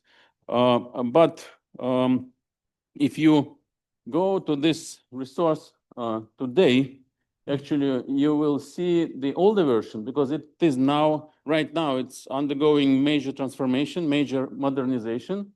Yeah, these are some examples of infrastructure maps, what's currently online with all type of power plants, etc. And these are some future developments, what we're going to implement on the Asia Pacific Energy Portal with some additional layers, what I have mentioned in the beginning, with some weather maps, with resilience, environmental maps on PM 2.5 concentrations. And also the next stage is wind, solar potential, pollution. So this is additional geospatial layers which may definitely enrich the quality of analysis based on all this data. And as I mentioned, and I'm concluding now, so if you visit this website right now, you will see an older version, which is operational, but it's a little bit outdated. And like behind the scenes, we're performing a major update in terms of the front end and back end. So this includes basically transitioning from IEA data to UN stat. With IEA data, it's high quality data, it's very good data, but the big limitation is it's closed. So IEA, we can't follow our main rule to have it free and open because we're running IEA business, sorry to put it this way, if we get the data and then make it open. So we use our data, IEA data only as a graphic chart. Yeah, we were not able to get access to raw table format. So now we are completely moving to UN stat data, which is open and free, which is a little bit 3 months gap between the updates. IEA and statistical database, it's July, August. UN stat is now November, December, it's going on now. But we are able to provide our data, UN data. Second, the geographical coverage is broader than IEA. So it covers Pacific Islands, which are also our member states, and IEA doesn't cover it. So this is the major update. It's moving to new data sets. We are changing the units. Initially, it was tons of oil equivalent. Now we're completely moving to megajoules. It's a bit awkward to define renewable energy in tons of oil equivalent. So it's all megajoules now. And also, we redesign the front aids, make it much more refreshed based on the latest software trends. And some also update some thematical sections of the portal, including policies, infrastructure, and geospatial analysis. So these improvements, I hope, will make our platform faster, easier to use, more transparent, and better aligned with modern standards. And again, we are really happy to collaborate with ASEAN countries, with ASEAN Center for Energy. And we look forward to all these really great modifications and update on the ASEAN Energy Database System. And I see maybe it was a little bit even inspired by our portal. I don't know, because I see really good developments on energy database, and we are happy to collaborate. And basically, I think by this collaboration with regional, interregional, and regional, we can really align our data platform and serve our member states even better. So thank you for your attention. Sorry for maybe going a bit beyond my time limit. Thank you.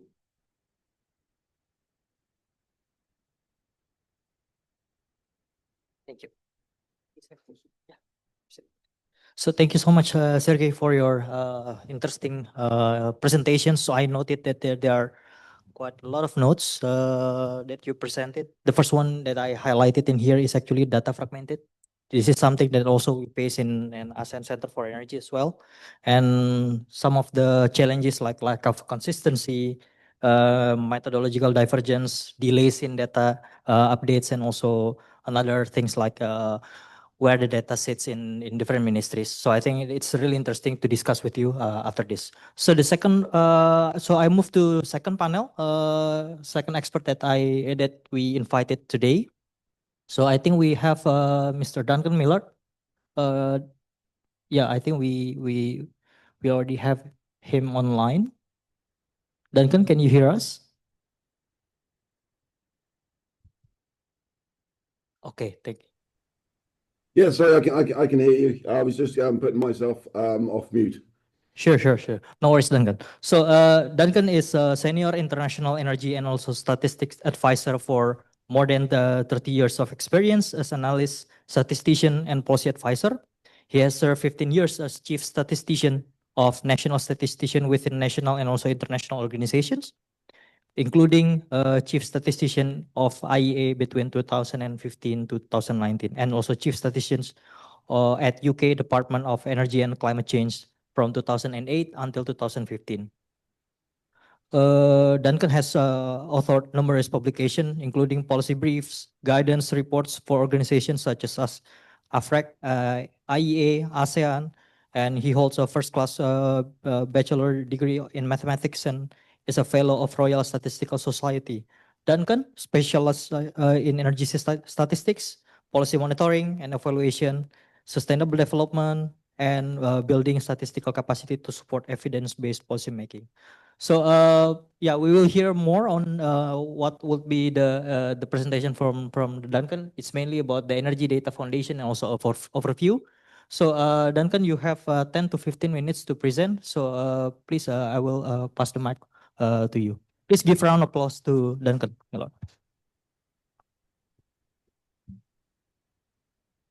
Well, thank you very much. I just wondered, for organisation point of view, will it be easier if I operate the presentation from my end here? So I share my screen.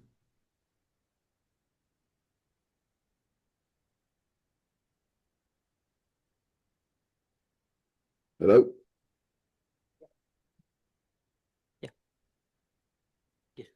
Yeah, you can share your screen. Okay, great.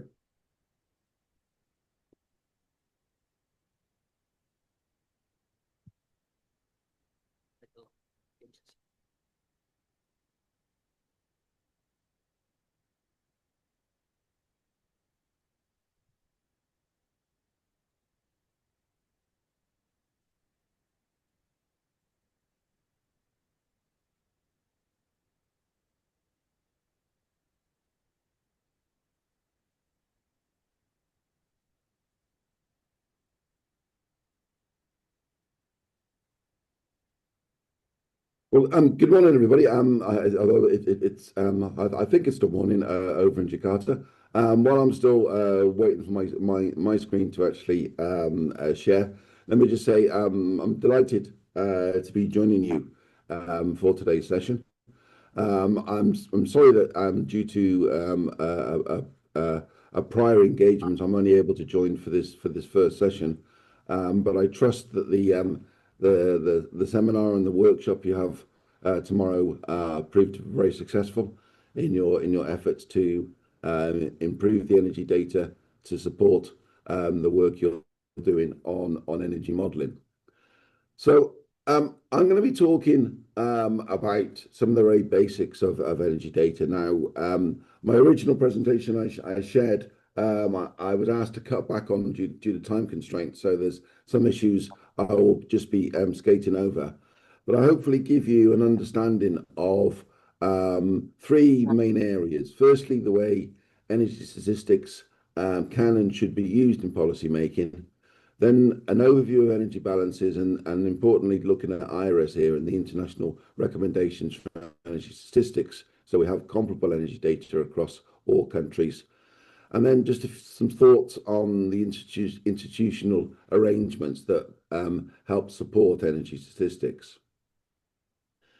Now, when we think about energy statistics being used as part of the policy-making process, too often, I think the case is that statistics are only maybe seen as a way of monitoring the impact of a policy. And in some cases, of course, not even that happens. But when we think about statistics, we can think about the role that they need to play in the whole process of policy making, from understanding the situation. The data should tell us what the current situation is in the country, where that matches the goals of the country or the organisation. And there's a substantial piece of work about developing the options. Part of that is, of course, energy modelling, which the energy statistics are an essential requirement for. But it's also understanding about different measures, different metrics, what data we know, what we don't know. Maybe we can borrow some data from another country. Maybe we can learn what data might need to be collected. how we then set up a baseline that will allow us to understand the policy as it evolves, and that in the preparation for delivery, we need to understand the metrics by which we'll measure the policy and maybe start some new data collection or organize the data mapping for that, so we'll have a real baseline, and then we can go into the actual monitoring of the policy.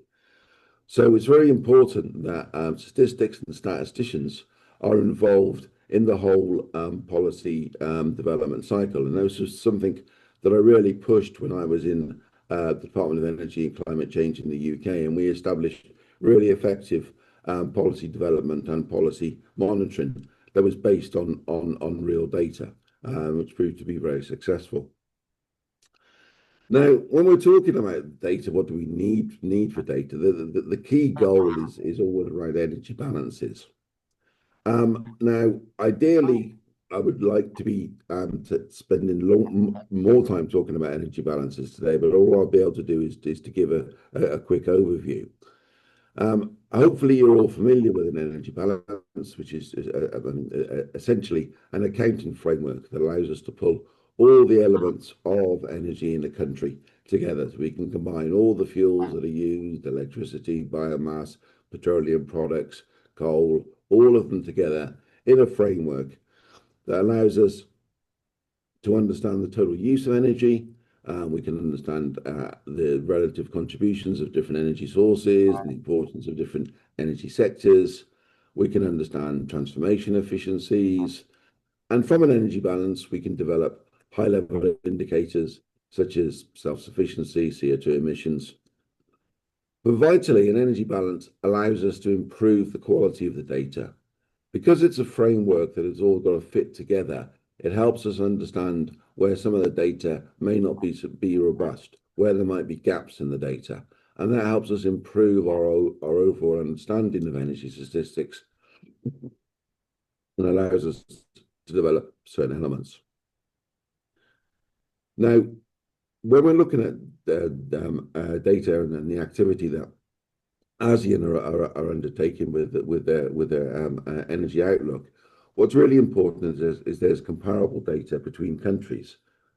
And the best way to having comparable data is for countries to be developing their energy statistics in line with IRES, which is the International Recommendations for Energy Statistics. Now, what IRES is an agreement for the best recommendations that was approved by the UN Statistical Commission, which gives the indication it's genuinely global. The UN being obviously the organization in the world that has all country members or virtually all country members.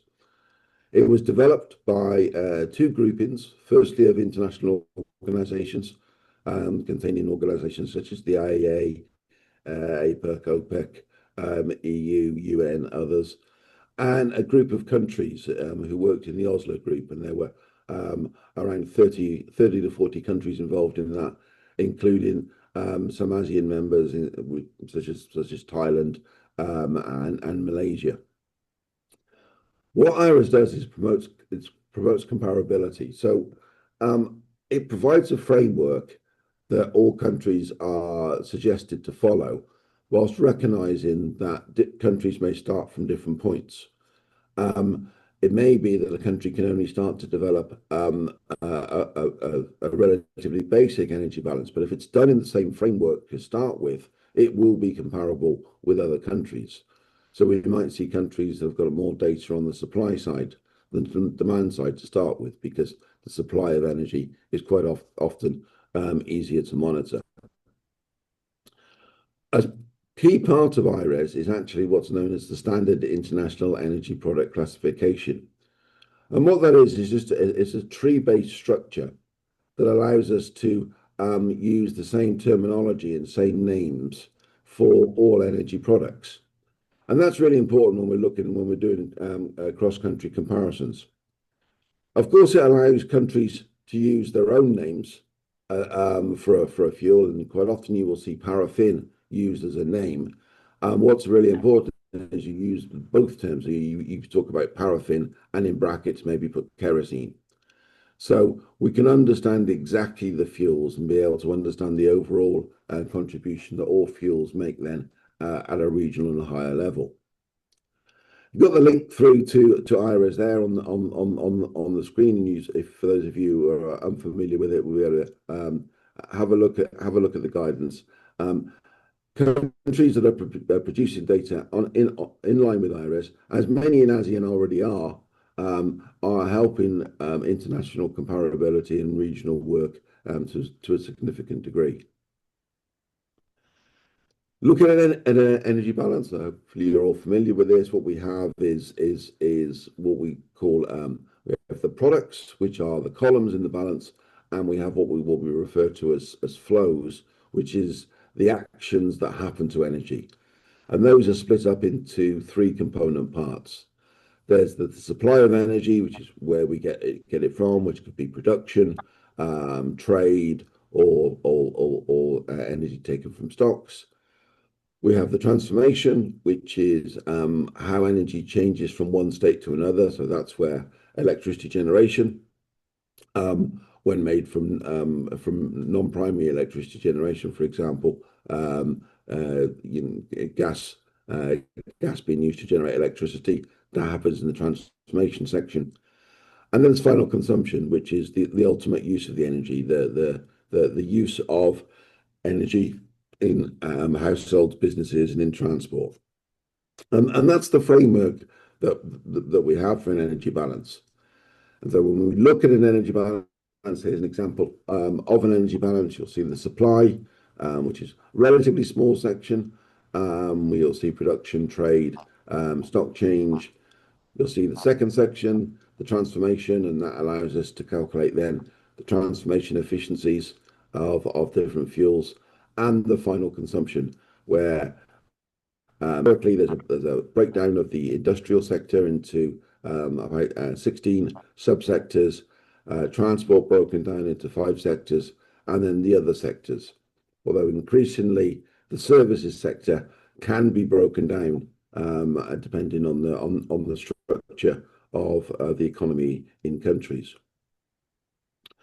Now, when we look at energy balance, there's just a few specific points we need to be aware of. Ordinarily, I would have taken longer to derive these points for you. There is a really important element of energy in a country, which is the own generation of electricity. It's called auto producers, and often these are electricity plants, small generators that are used in businesses, and sometimes they can be used at home in households. And these are shown in the transformation sector. It's really important that they are. Firstly, because it's a form of electricity that's being generated in the country. And should the auto generation plant, auto producer plant not be using, the business has a need for the electricity. They don't have a need for the fuel. If they're burning diesel to generate electricity, their generator's not working, they will be needing electricity. So auto production is shown in the row below the main transformation of electricity or in electricity plants. And it's really important that countries spend time on understanding and collecting data for auto production, because in some countries it can be quite significant. And even where it's quite small, it can still be an important part to understand the overall energy process. Just for electricity generation is only shown. Electricity is only shown by type of technology when we look at production. So we have primary production, which will come from hydro, wind, solar. And then a lot of electricity is shown in the transformation sector, where fuels are combusted to generate the electricity. But all consumption of electricity is shown in the electricity column. And this is true even where we know there might be small-scale solar at people's properties. That is then shown as auto production of solar, but the consumption of that electricity is then shown in the electricity column. Final overriding point is that all transport use is shown in the transport sector. And this is where perhaps energy data is most different from national accounts data. The rationale here is that if a company runs its own transport fleet, and there should be no difference in the transport use of energy if that company then decides to offload that transportation activity to a transportation company. There is still that amount of most likely diesel being used in the transportation of those goods. So it avoids differences that may appear in energy activity when we're looking at transport use of energy, which is of course very significant in all countries of the world. As part of a wider project, I'm also working with ASEAN, supporting ASEAN on development of energy balances and in ways they may be able to improve. And the work is underway at the moment, and I've virtually finished the first part, which is the review of energy balances. And what we're seeing is that there's a mixed picture of the current state of energy production. Production of energy balances across ASEAN. And what I mean by production here is countries that are regularly producing and publishing. It's very important that countries are publishing their own energy balances. ASEAN has a role there, but it's, as part of linking back to the fundamental principles of official statistics. If data are being produced in a country, they need to be published. So overall, we're seeing 4 countries that are producing and publishing on an annual basis a regular energy balance, and the majority of other ASEAN countries are supplying an energy balance in some format to ASEAN. Looking at energy balances across all countries, there's some sort of the general observations are that in general the SEEC terminology is being used. Although in some places terminology could be altered slightly to make it slightly more consistent. Some of the outstanding issues really with energy balances is the need to be separating losses from energy sector own use. Many countries have work to do to properly identify auto production in their countries. In many countries, there's not the split between there's not the work to separate international and national use of aviation and marine, and that's really important when we're thinking about energy balances in their role as supporting greenhouse gas data estimation. And a challenge for most countries is the further breakdown of final consumption. I would just note that I'm sure we've got people from the Philippines in the room. The work the Philippines do on their energy consumption surveys is absolutely excellent, and they're able to produce a really good breakdown of final consumption across the sectors. As part of my work, I'll be helping provide some recommendations of actions that ASEAN countries will be able to take to address those areas. And I'm sure that report will be shared with you further down the line once it's all finalised. And I believe we may even have a workshop to be discussing it. I'm just going to say I'm pretty sure we're tight on time, but just a few pointers for the international institutional arrangements that support good energy statistics. I've already mentioned briefly the fundamental principles of official statistics, which are the overall guidance that we all need to think about all the time when we're thinking about statistics. And they form the framework of most statistic codes where they exist across Europe.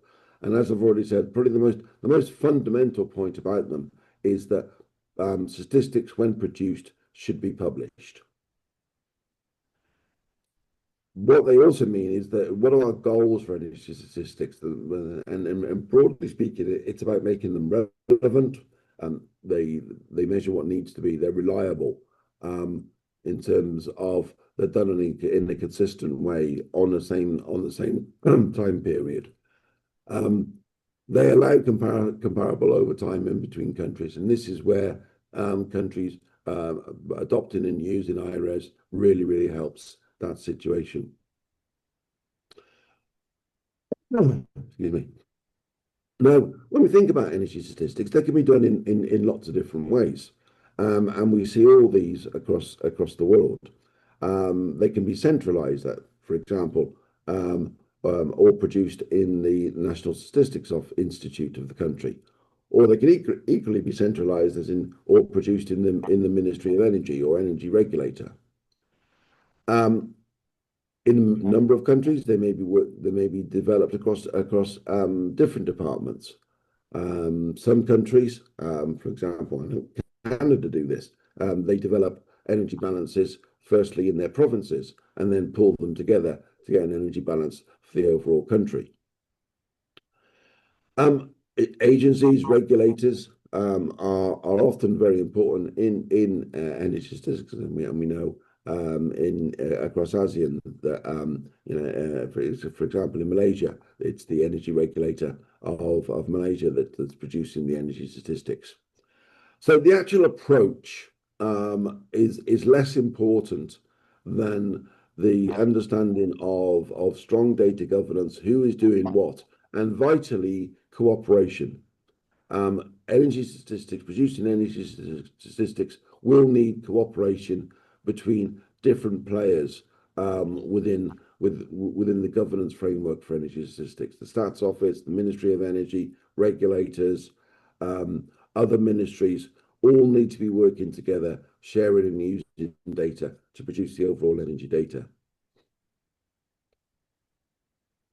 Now, legislation can often help the production of energy data. For example, the most important thing is there's a mandate for an organization to be responsible for producing the energy data.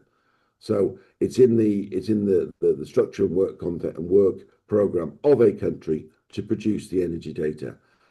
And that is the most fundamental thing. If that is the case, then we see often the energy statistics are produced.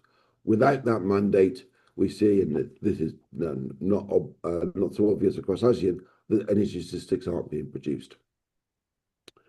Now, energy statistics, the other part of legislation is that is there a law to collect the data? And it could be an energy law, it could be a statistics law, and that can really help, can be in terms of obtaining data from businesses and others. The law needs to really be quite specific in what data is being collected, but also written in a way that it's flexible for future needs. So it's best that technologies aren't listed within the law, because there will be new technologies that might be brought on or used in the country. Legislation really can help collect energy data, but without legislation, good work can still be done. It just needs more cooperation, and that involves reaching out to the industry in the country, explaining why the production of energy data will not only help the country, but it will help businesses as well. An energy balance can really help businesses plan their development, their investments. And if there are regularly produced energy statistics for a country, it can really help, especially the energy businesses, plan their work. So they've got a co-incentive to work with the statisticians and the Ministry of Energy to be producing the energy data.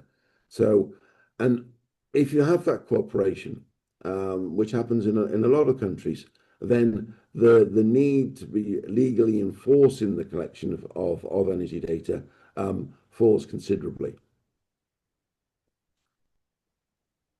Now, as I've just said, working together across government is really important, because we will have data coming from lots of different areas. The first aspect of that is sharing data within government. Now, this goes on the principle that data should be collected once and used often, or used in as many ways as it needs to be. To the public, it's often very important that the public see government as often as one entity. It's split up into different departments and all the rest of it, but there's data that's been shared with government. And so unless it's sensitive, perhaps about your health or your income, then why shouldn't it be shared and used in the correct way across different departments? So we might have situations where there's data on the registration of all cars, or an example might be that if there's a safety certificate needed for cars to be driven each year, that as part of that process, they may be collecting the mileage or the number of kilometers driven in a year. That provides brilliant data to develop energy efficiency indicators. We will have the distance traveled by cars in a year to match against the fuel use. That data may be held by the Ministry of Transport. But at an aggregate level, there's no reason at all why it can't be shared with the Energy Ministry to be able to help produce those indicators. So the sharing of data within government is really, really important. And I've been involved in projects that's taken a long time, but has helped bring this together. And often when I'm working supporting countries, what I'm chiefly focused on is how the country uses the data that already exists to start to produce their energy balance, and then we look at filling the gaps. So this is really, really important that all the data that exists should be used. To support that, it's quite often useful for countries to create a cross-ministry working group. So this would have representations of all the key ministries involved in energy. And there's a number of roles. It helps to raise awareness of the importance of energy statistics. It helps to understand the data that's available and how it can be used. Improves the quality of the data. The working group can work to resolve issues, but it also means that within the group there should be the willingness to share and work together, work in the most cost-effective way to fill some of the gaps in the energy data. And having an energy balance is really important for other ministries as well, be it from the Transport Ministry, the Environment Ministry, the Economic Ministry. Understanding energy within a country, because it is so important and supports virtually all economic and social activity, all the ministries will benefit from understanding more about energy. Groups are often chaired by the Ministry of Energy and are often can be best established if maybe sent out as official letters of invitation from the Permanent Secretary or Chief Civil Servant, or perhaps even Energy Minister, to the other departments. And the group most likely should contain members from the Ministry of Environment, Transport, Finance, Industry, Planning, or departments covering those activities in any particular country, but also some of the other ministries that may not jump immediately to mind. For example, health and housing. Health, especially important where there's countries that are still using biomass. Housing, because of the amount of energy that's used in households. So that was a very quick overview. I'm sorry if hopefully I haven't gone over too much time overall. I mean, broadly speaking, energy statistics are simply providing the vital information that we need to understand policy change, monitor the situation, and really understand what's going on in the country. Facts are vital when we're looking to make changes and monitor changes.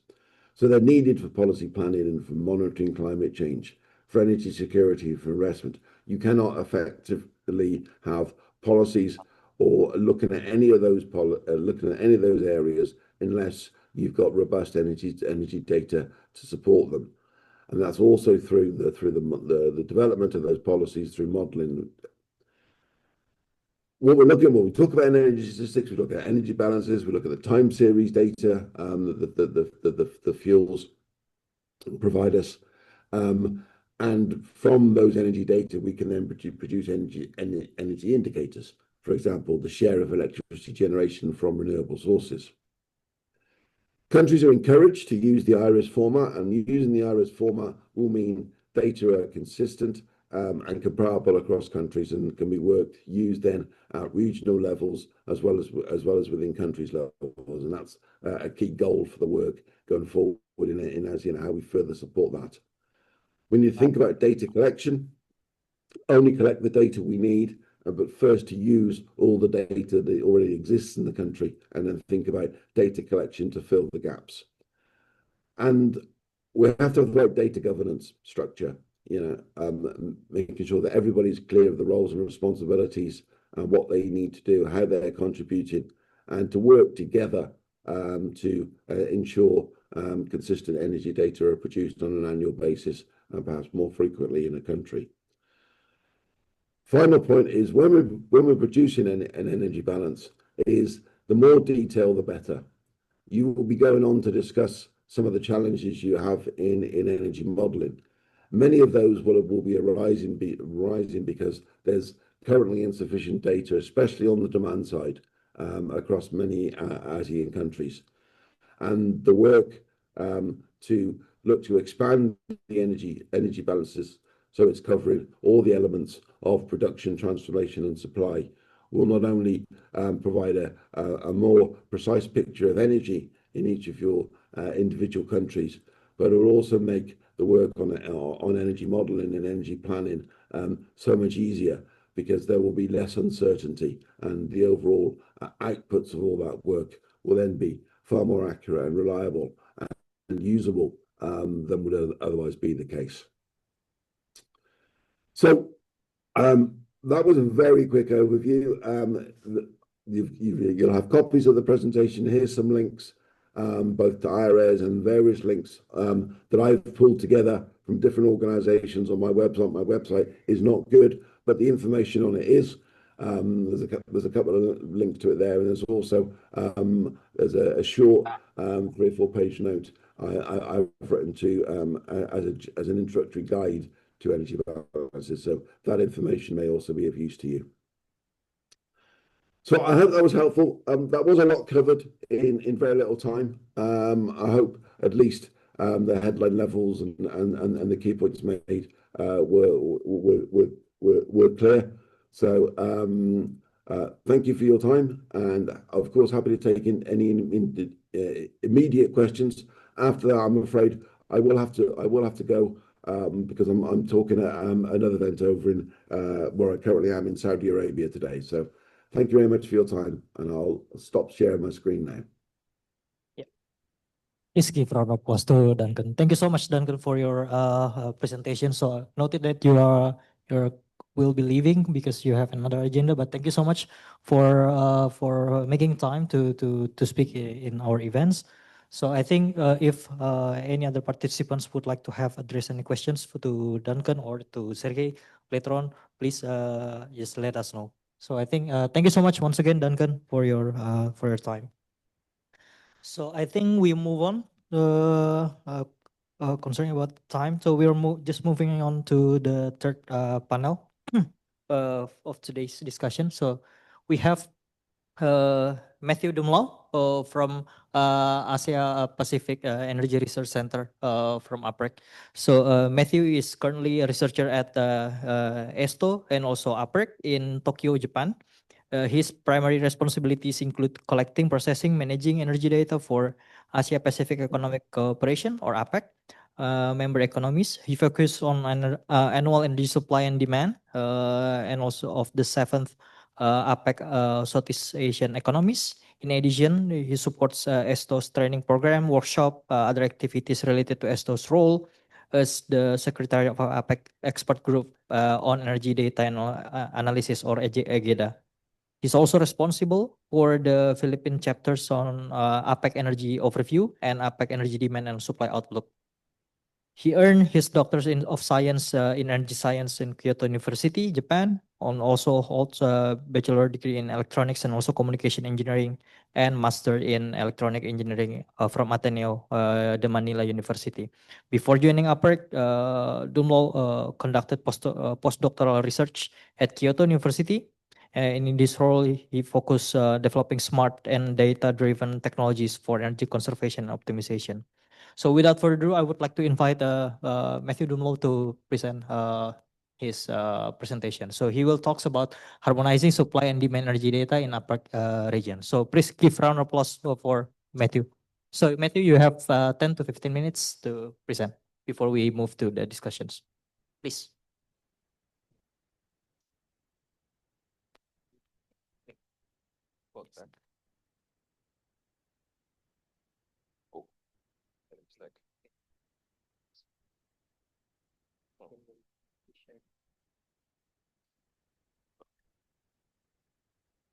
Hello. Good morning. Salamat pagi. Thank you for inviting APEC to this workshop. So as a Filipino, I'm delighted to contribute to the discussion today. And today I'll be discussing the harmonization efforts of APEC for the supply and demand and energy data in the APEC region. So today I'd like to discuss 5 points, but just very briefly on the first one, and we'll breeze through 2 and 3 because Mr. Duncan already discussed most of it. I'd like to highlight more on the fourth one and our efforts to help APEC economies to handle the energy transition, the energy balance. Okay, so just a quick introduction. APEC has 21 economies, 7 of which are from Southeast Asia. So we're founded in 1996 in Tokyo, and our Energy Statistics and Training Office was then founded in 2015. Before we were part of the Institute of Energy Economics Japan, and then some of the functions from EDMC was transferred to ESTO. From that point onwards, we handle most of the energy data for the whole 21 economy of APEC. So as mentioned in the introduction, ESTO is primarily the Secretariat of EGADA, one of the 4 energy working groups of APEC. And for the purpose of today's presentation, I'll be focusing on the annual energy supply and consumption data. So just a quick run through about our energy balance table. So we have the supply, transformation, and demand as a energy system reference. And as Mr. Duncan already defined, this is we use the same definition for our energy balance table. And the key point that I want to emphasize here is that we're using a common single energy unit. In our case, we're using petajoules, but it's easy to convert it to kiloton of energy. This is our energy balance table. We have 74 data columns and 106 data rows.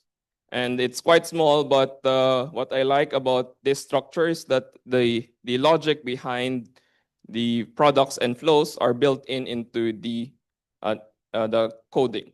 So for example, if I'm interested in industry,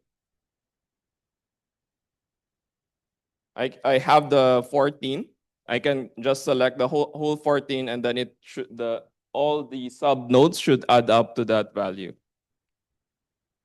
Similarly, in our products, we have the same coding scheme. And if we're only interested in coal products, we can just focus on 01 and 02, for example. And sometimes there are peat.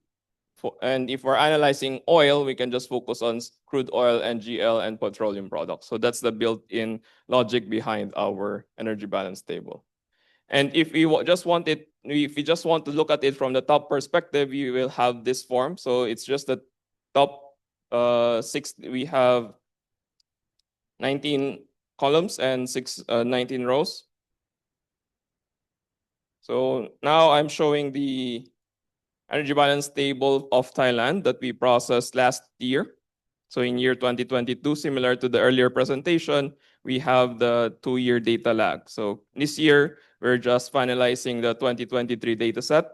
And as I'll show later, we still have to ask Thailand's approval for that before we can publish it. And then similar to the presentation of Mr. Duncan, we have 3 major blocks: the supply, transformation, and demand block.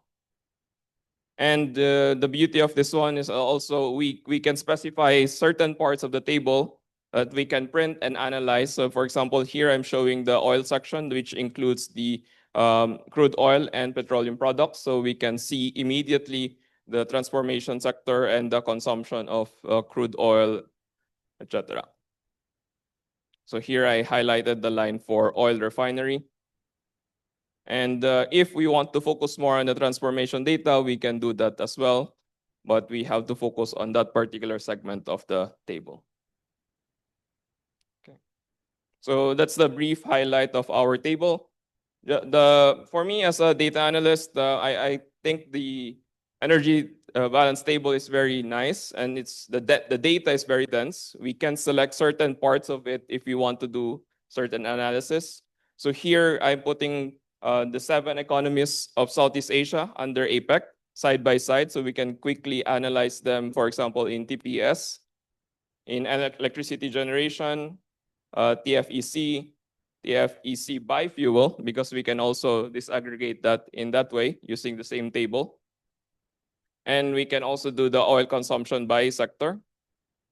And similar to ACE or ASEAN, we also have the targets. And in our case, we're also targeting the energy intensity, which we track every year. So using the energy balance table and with GDP data, we can calculate this every year. And we can also do some analysis by tracking the final energy consumption per capita versus GDP. So that's the brief part. So what I want to focus more is on the EGEDA's EBT processing methodology, because I think we share the same pain points when we are processing the data for ASEAN. So here I'm showing the 5 data sources that we're using to aggregate or harmonize the data from 21 economies. Ideally, we prefer to get the questionnaire from each economy. So this was initially developed in 2004, following the terminologies in IEA's Energy Statistics Manual. At that time, IRS was still under, it's still being developed. So, but most of the definition follows the IEA's Energy Statistics Manual. If we don't receive the questionnaire, we then resort to the economist EBT. Usually this already contains the flows and products. Often this is published in economist official publications. And some economists could provide us the Excel file as when we request it, because the one published online is often in PDF form. If we don't have it, then we go to the publication and extract the energy balance table, one table at a time. So here I noted that the data is scattered across tables. Now we have a data agreement with IEA, and for the economies, the OECD economies and Russia, we can directly use IEA's EBT. So, and we also use IEA's EBT to disaggregate some Southeast Asia or some regions' economy, EBT. Lastly, if we really don't have the data, then we try to estimate it based on the GDP, as similar to the approach presented earlier. Now, this questionnaire has 5 Excel sheets, and this is our timeline, ideal timeline. Oh, sorry. Okay, so every December we send reminders that we hopefully can get the questionnaires by March of the following year. So, and then we start processing once we receive the questionnaire. Hopefully by October 2025 we finish processing, but this year we received the last data set in October 2025, so that delayed our process a bit. And then once we are done processing for all 21 economies, we have to send this for comments and revision. That's why I cannot present the data 2023 data for Thailand, because that has not yet been approved. I can only present up to 2022 because the economy is approved until that point. And then by December 31, we asked the economists that we can no longer entertain any revisions. And by March 2025, we published the data set. And this is for a data set of 2023, which is similar to the 2-year data lag that ACE is also having problems with. Okay. So this is one example of the annual questionnaire. It's just the EBT table in a more manageable table, because as the EBT has several rows and columns, but this one will focus on one product at a time. Okay, in the interest of time, I'll just show this. So we try to validate the data from the supply side, transformation side, and demand side, and then we try to compare supply and demand.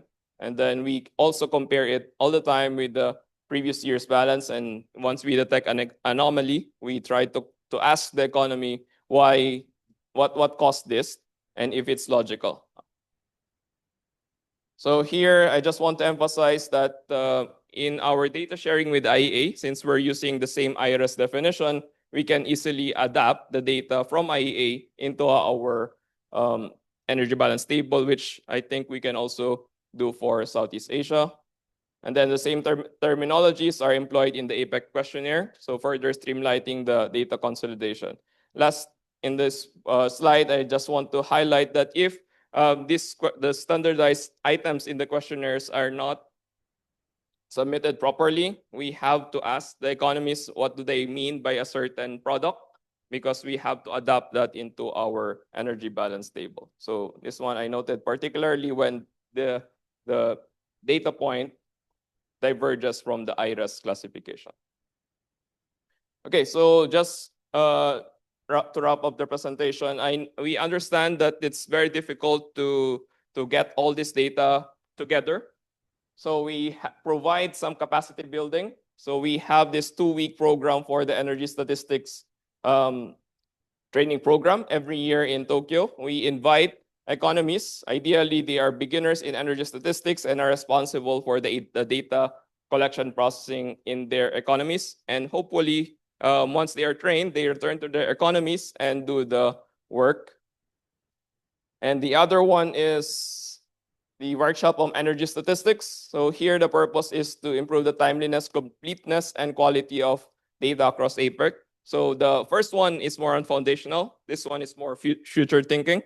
For example, this year we focus on capacity building in conducting household energy consumption survey, which is necessary if you want to disaggregate the residential data further. But based on this workshop, we realized that it's very costly and it might each economy might not be able to do it annually. So that's something we also have to take into consideration. And for these 2 workshops or training, we are capable of funding 5 of the 7 ASEAN member state under APEC. So Indonesia, Malaysia, the Philippines, Thailand, and Vietnam are funded, or in our terms, travel eligible. We cannot fund Singapore and Brunei. So we can also make the most out of this in terms of collaboration.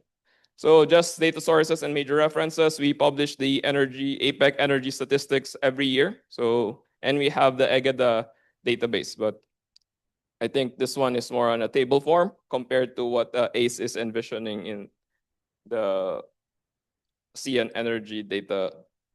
Okay. So again, we always refer to this, the IRAS, Energy Statistics Manual by IEA, and the definition for the World Energy Balances by IEA. Thank you very much.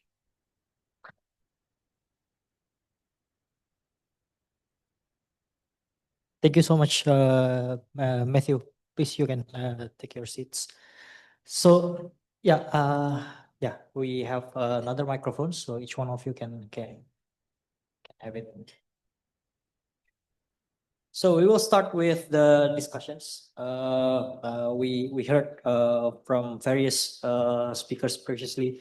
From Sergey, I highlighted about the data fragmentations and also the challenges that exist when we're doing data collections. So I think I would like to ask the first question to Sergey. So how can ASEAN member states better align the national data classifications and also methodologies with the regional standard and to improve comparability in regional modeling that you perhaps come up from your previous experience in data collections in UNSCAP and how you deal with this, and then how to improve IMS data alignment in terms of the classifications. Yeah, thank you, Mohammed. Thank you for the question, and also for me it's a great pleasure to be part of the discussion.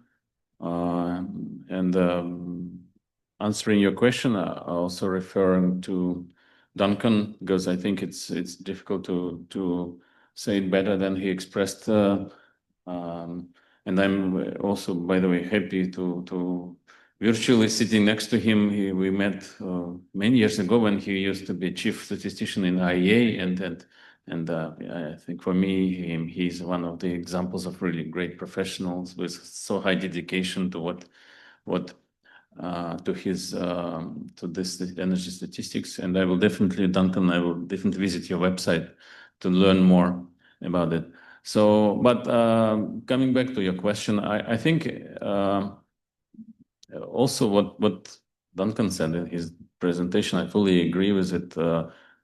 It's on national level, definitely that should be legislation. Yeah, it's like this stick and carrot approach. When you still need to enforce, you need to adopt and also implement quite strict rules,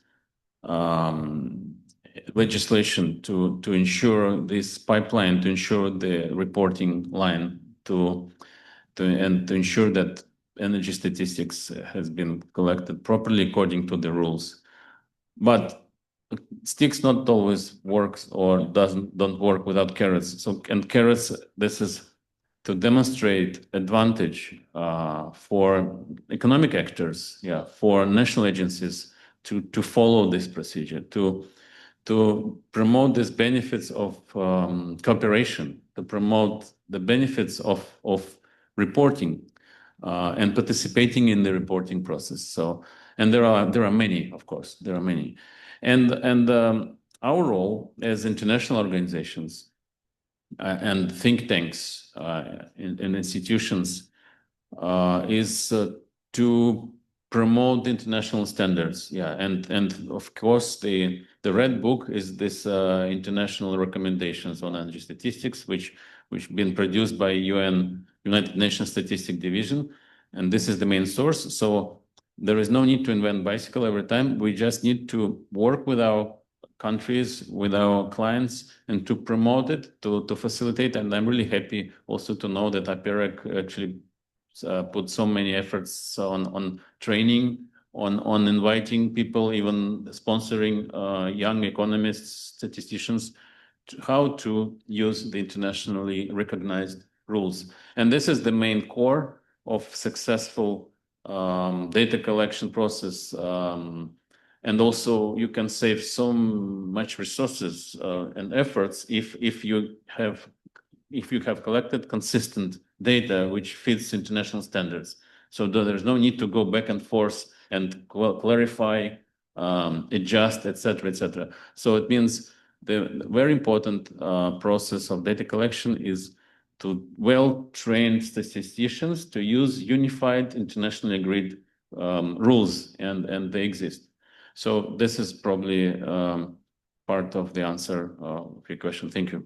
Thank you so much, Sergey. So I think, let's move on first with Matthew. I'm also inviting all of the participants, if you have any question, you can raise your hand and also directly address your question to the experts that we have at stage today. So for Matthew, my first question to you, what approaches have proven most effective in harmonizing diverse national data sets? Because I think you have the 21 economies, right? Into a coherent regional modeling framework that you've done. And maybe later on we will learn for ASEAN Energy Outlook 9. Thank you. Thank you for that question. I was insistent on presenting after Mr. Duncan because at the end of the day, we refer to the IRES all the time. So first, I think it would be best if we follow the IRES strictly. So in our case, we prefer to have the data in the questionnaire form because that one already follows the IRES. But the second way to do it is thus, as Mr. Duncan said, force the economies to at least build an EBT and then do what we do or where we try to ask, okay, so you have this EBT, you have this product, and what do you mean by this? And through that discussion, we can clarify, we can put this in this particular product following the IRES. So, but that's an additional work for us. But since we're more familiar with IRES, we can help the economies to adjust to the IRES. But at the end of the day, I think it is best if the economies can try, or the ASEAN member states can try to at least build the initial energy balance table, and then we can work from that. Yeah, thank you so much, Matthew. So I would like to invite the participants in here. If you have any questions, please raise your hand.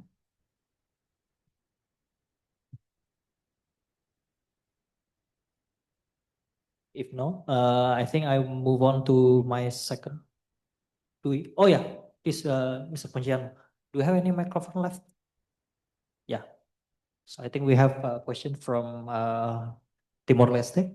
So please mention your name and also where you come from, and then Thank you. Yeah. Good morning, everyone. My name is Ponciano. I'm from Timor-Leste. So I'm working with the electricity regulatory under the Minister of Public Works. So before to the question, let me introduce a little bit.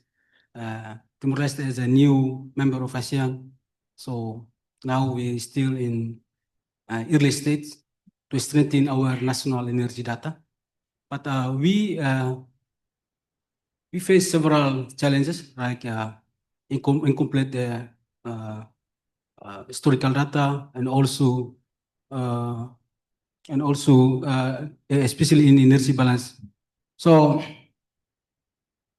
my question is directly to Mr. Serge. In your point of view, what specific skills or training that should Timor-Leste prioritize to improve our national capacity for energy data management and modeling? The question was about skills. So the question is because they have problems in collecting historical data, building the energy balance table. So they would like to improve their capacity in terms of skills of the office itself. So what would be the skill that might be important for Timor-Leste? Yeah, thank you. Yeah, first of all, congratulations with joining the great ASEAN team. This is really fantastic. This is a great achievement by Timor-Leste and its government. And now I think ASEAN is full house, with diverse but united. And it's great that Timor-Leste has gone through the process and finally reunited with ASEAN. And it gives Timor-Leste lots of new opportunities. In terms of cooperation, in terms of trade, in terms of many areas, but it's also adds, if I may say, more role and more responsibility, to fit into ASEAN recognized standards, to adopt, acknowledge maybe new legislations, new rules, and this also applies to statistics. And the question about skills, I think Timor-Leste has already done a lot in terms of building national statistics, and there is a statistical office working there, but definitely. And again, I'm referring to Duncan's presentation because it's like comprehensive. What is really important to ensure that your statistical office and your statisticians working efficiently? Coordination, interagency coordination. So this is, I think, key in successful data collection, and basically this is one essential part of the overall governance to ensure that all different agencies, all different government entities can collaborate and can work with each other. And this is also, you need some training to achieve this as well. This is maybe the basics. And this is applied to not just statistics, but many other areas. Because again, all issues what we're facing now in our life, most of them are cross-cutting. So so I wish really that Timor-Leste, being now part of ASEAN, definitely will be able to get more assistance, more support from ASEAN and from all other international organizations working with ASEAN in building this capacity of internal interagency cooperation and coordination. And there are many countries in ASEAN, they've already actually progressed a lot in this area in terms of governance, in terms of interagency collaboration. So this is maybe the first skill what should be gained by Timor-Leste on top of what you have already got, of course, which would in support help you to succeed in high quality data collection and in many other endeavors. Yeah, and this support from your neighbors, from parts of your family, it is essential, and that would really enable you to become a full member very, very fast, and to adjust all your national procedures, all your national legislation, and align them with all ASEAN members' legislation, including statistics. Sorry, this is very lengthy response to this very direct, very simple question, but I try to maybe extend it not a little bit beyond the statistics, but overall experience of Timor-Leste as a newcomer in ASEAN. Thank you. No worries. Thank you so much, Sergey. So I think I would like to also invite Matthews, perhaps from the perspective of from your experience in ESTO and also in conducting capacity building for ASEAN member states. So what type of skills that might be in response to what the questions coming from the Timor-Leste that might help them to build this type of EBT later on. Okay, thank you. Again, congratulations to Timor-Leste for joining ASEAN. From our experience, I always say that we should begin with the end in mind. And for me, initially, our end in mind should be the EBT. And in our capacity building, we try to teach the IRS first. And if it's possible for Timor-Leste to be familiar with the IRS, then you have a clear goal on what kind of data set you'll have to gather. But then the problem is after that target, we still have to do the data gathering, and much of it is based on surveys. And based on the 7 Southeast Asian economies, several still cannot disaggregate the industrial data, which will cost a lot of money to do. And some industries are also hesitant to share their data. So if maybe I think it's best for Timor-Leste to learn from the experience of the other ASEAN member states. But I think you should set the goal that at the very least, you should be able to identify the energy statistics that we need in the IRS, so we can already compare with the other ASEAN member states. Thank you so much, Matthew. So I hope that answer your question, Mr. Ponciano. So I think we are approaching the end of the session. So I would like to have one last concluding statement from both of you. I think my question is what will be the single priority actions that all of us should focus on in the next maybe 12 months to significantly strengthen the data quality and also harmonizations in ASEAN member states. Please start from Sergey first. Of course, there is not that easy to identify maybe a single priority in this very difficult topic and complex topic. But I just would focus on cooperation and coordination. That's I think what is a key, to achieve high quality data collection process and the outcome. Thank you. Sure. Thank you. So in my case, maybe 12 months is very short, but maybe this is a wish for ASEAN. Based on our outlook, the APEC outlook, ASEAN will be industrializing in the next until 2050, 2060. And we need a lot more detailed data in the industrial sector. So we are already doing a lot of job in the residential sector. So as mentioned by Mr. Duncan, the Philippines is already doing the household energy consumption survey, which other member states could already do. But I think the problem will be in the industrial sector. As we industrialize more, we will consume more energy, and it would be better if we can gather more industrial data from the industry.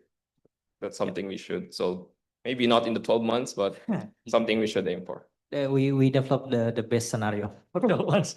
But thank you so much for the answer and also the insights from Sergey and also Matthew, and also we have Duncan online previously. So I think that's conclude my moderating session today. So thank you so much for all the panelists, and then please give round of applause to both of them. Also, Mr. Duncan. So I think I will pass the microphone back to Flavia. So I'm Rizky signing off. Thank you. Do we need to have a photo first? This year, yeah, but yes, yeah, stand here. Yes, photo first. One, two, three. One, two, three. And maybe one. Yeah. One, two, three.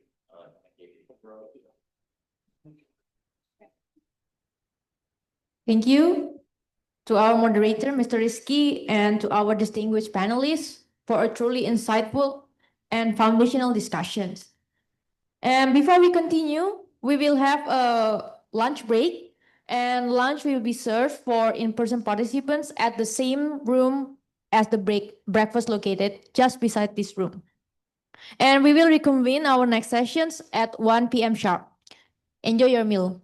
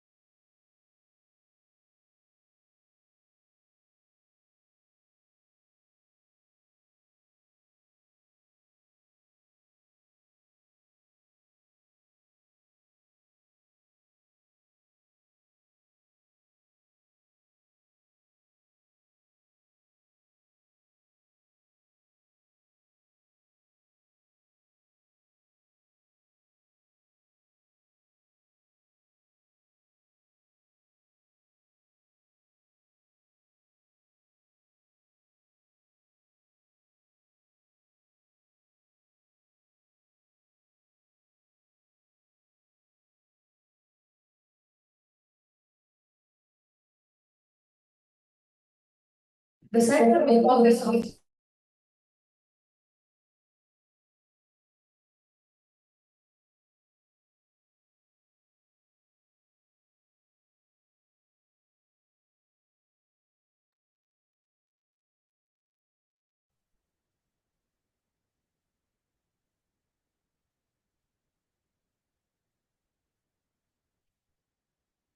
sorry. So the second session will focus on structuring demand data for energy system modeling. And I now invite our moderator, Mr. Muhammad Ilham Rizaldi, energy modeler at MPP, to introduce the panel and begin the discussions. Mr. Ilham, the stage is yours. Okay, thank you, Flavia. Good afternoon, ladies and gentlemen, distinguished guests. It's a pleasure to meet all of you. I hope you all have a great lunch and already full and ready to engage again in this discussion. So my name is Ilham. I'm the energy modeler from ACE, and I'm particularly working on the demand side of the model. In the demand side, we cover several sectors. We have the industry sectors, residential, transport, and also commercials. And also, this is going to be where we have invited several experts to explain to us their works and also share with us what could be, our improvement in AEO9 in terms of the demand side modeling. So we have experts coming from the industries, residentials, commercials, and also the transport sector. So without further ado, I would like to invite my first experts. So my first experts here, it's coming from the industry sector. And unfortunately, they will be joining us online due to some circumstances. They are coming from the Climate Works Centre of Australia. So I would like to invite, first, hopefully I would like to have operator to spotlight the speakers, which is Dr. Calvin Lee and Ro Maxwell.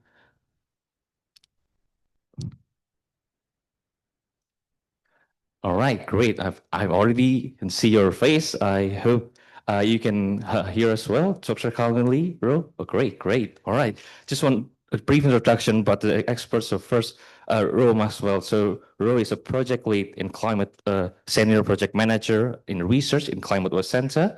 She's the project lead in climate research, modeling, and analysis team, overseeing modeling initiative with internal and external partners contributing to key knowledge assets such as decarbonization scenarios. She previously led research for the Australian Industry Energy Transition Initiative, providing expertise in industrial decarbonization, pathways development, capacity building, and stakeholder engagement, including scenario-based analysis for Australia's net zero transition. So before joining ClimateWorks, she worked as a marketing product analyst in industrial manufacturing, specialized in demand modeling, pricing, market position across the Australia, Pacific, and Asia region. And her roles focus on process optimization, plant efficiency, safety, and project management. Ro holds a Bachelor of Chemical Engineering, first class honors from the University of Newcastle. So, okay, that's the first one. But of course, in this session, the industry sector, we also have other experts. So it will be with Dr. Calvin Lee. So Dr. Calvin Lee is a senior analyst from Climate Works Centre, and Calvin Lee leads research within Climate Works industry system team, overseeing analysis and communication that support the decarbonization of Australian industry while promoting regional prosperity. His work focuses on place-based decarbonization strategies, integrating cross-sectoral solutions across strategies integrating across energy, technology, and government stakeholders. So previously, he was a postdoctoral fellow with the Australian Centre for Advanced Photovoltaics, where he worked on light harvesting solar technologies. Dr. Lee holds a PhD in chemistry from the University of Melbourne. Okay, so that is the brief introduction, but the expert speaker. So please, I will give the floors to you, and I would like to seek help from the operator to share the presentation. Okay, so please, Ro and Dr. Calvin, the floor is yours. Wonderful. Thank you very much for that lovely introduction.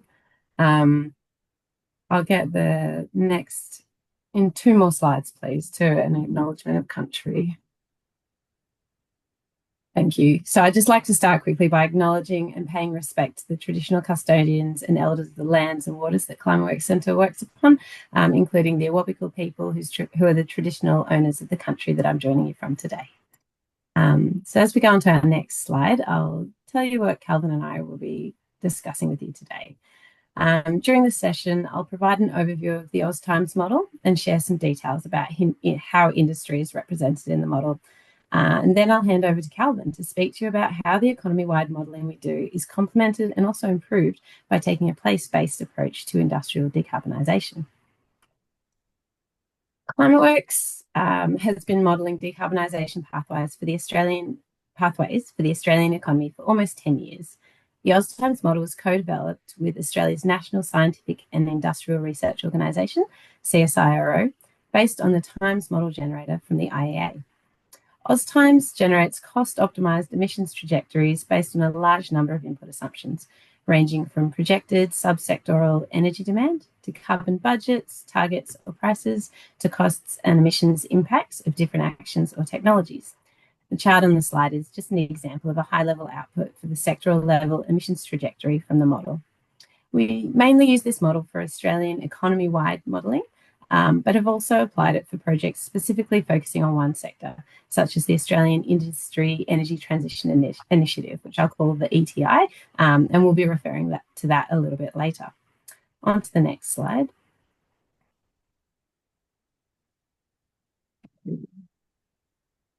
Flows of energy and emissions throughout the economy are represented in the reference energy system from upstream sectors like electricity through to end use points, for example, energy use in industry subsectors or different types of buildings.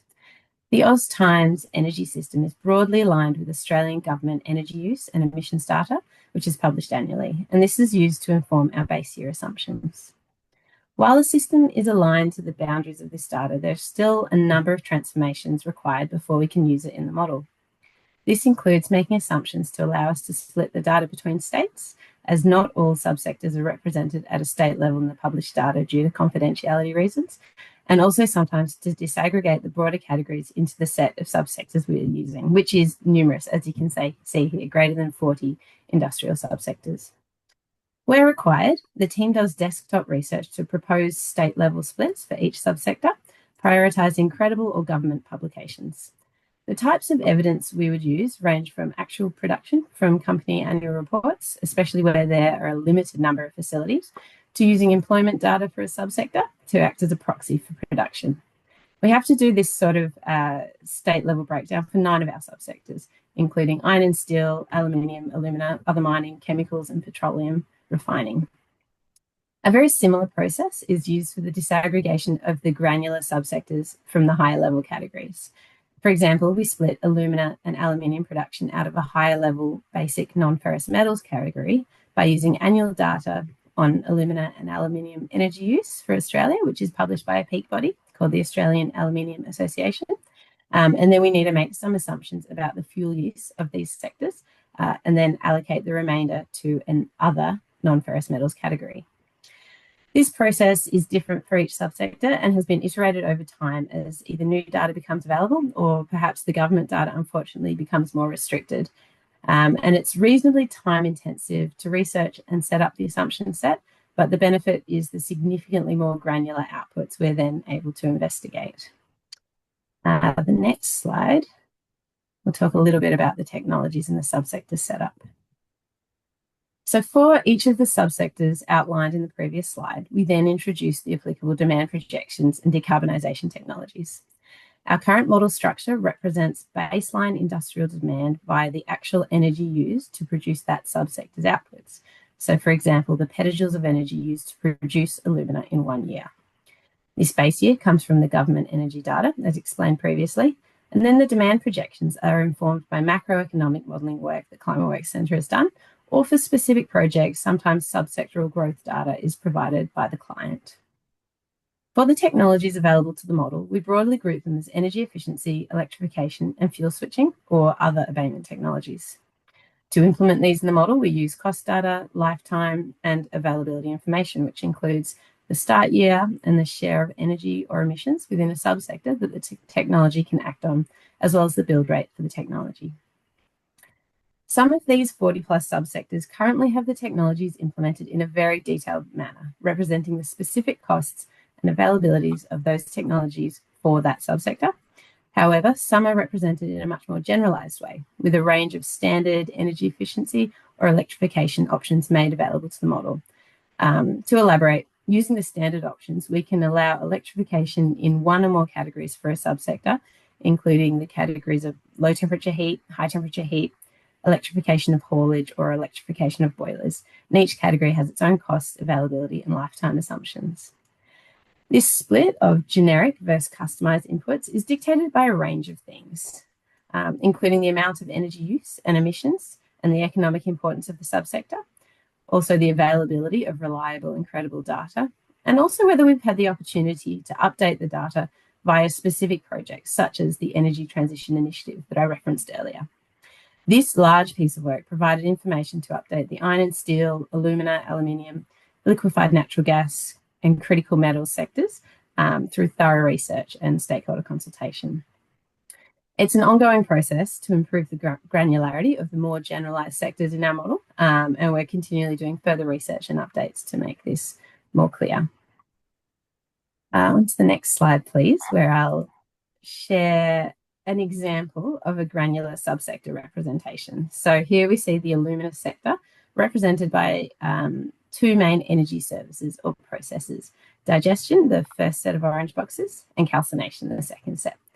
So for each of these energy services, our inputs include the electricity and fossil fuel requirements, steam inputs, technology start year, technology build rates, and also a share of the energy demand that can be replaced or emissions that can be reduced. As an additional level of detail, the steam requirements can be supplied by a range of options, from gas boilers, gas with CCS, electric boilers, hydrogen boilers, or biomethane boilers. So you can see that we've got sort of a range of different technologies that the model can choose to take up to achieve its decarbonisation goals. So this has been a very fast run through of how the industrial portion of our model works, and we're very happy to make these slides available after the presentation. Now I'll hand over to Calvin to talk about how a place-based regional approach can complement the economy-wide modelling we do using AusTimes and allow us to further improve the model inputs and assumptions. Calvin. Thanks a lot, Ru. Next slide, please. Great, so I'll now speak to the modeling approach we use for projects in Climeworks' Net Zero Industrial Precinct program, which addresses industrial decarbonization through what we call a place-based approach. Now, this refers to a coordinated approach to decarbonization for entire regions at once, rather than, say, facility by facility or project by project. Through this place-based strategy, we can leverage synergies from different supply chains and achieve efficiencies through economies of scale. Now, the program came about through a Climeworks study in 2020, the ETI study that Rob previously referenced, where we found that the vast majority of Australia's industrial emissions were produced from just a handful of facilities, and that these facilities were clustered in a handful of locations around the country. And so we saw the potential to accelerate decarbonization through this place-based approach. Next slide, please. Now,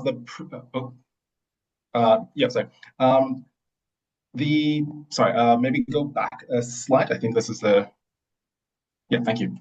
Now, the problem with modeling energy demand for these industrial regions, however, is that typically these regions are at most about, say, 100 kilometers across, with disproportionately large electricity loads from just a small number of industrial actors in those regions. And then this means that this usual whole of system energy modeling approach starts to run into problems as, one, these regions are much smaller than the country-wide or province-wide scale that energy planners normally work on. And two, decisions made by a single industrial operator can have disproportionate impacts on the energy demand of the entire region. And as our findings in our Australian bodies of work have shown, this means that a failure by energy planners to capture the intentions of a large industrial load can mean a severe underestimation of the required infrastructure in that region, like the poles, like the wires needed to support this demand. And so that's why we've adopted what we're calling a bottom-up place-based approach to energy modeling for these regions, which is an approach that we've actually recommended be used as a complementary additional measure to the whole of system modeling that Australia's energy planners currently use. This bottom-up modeling approach relies on obtaining facility-level data for industries within the model region, and then we would aggregate this information to model the demand of the entire region. But to gather this quite granular data, we work with local stakeholders who would represent the large-scale industry present in that region, and then combine these inputs with existing ClimateWorks scenario and data. And because we work with such granular data, this is why we see this approach as complementary but separate to the whole of system approach that Ro just spoke about, as it would struggle to understand and be able to model regional specificities. What it does provide, however, is a much more accurate picture of the scale, opportunities, and challenges associated with a specific industrial region's transition to a clean economy. Next slide, please.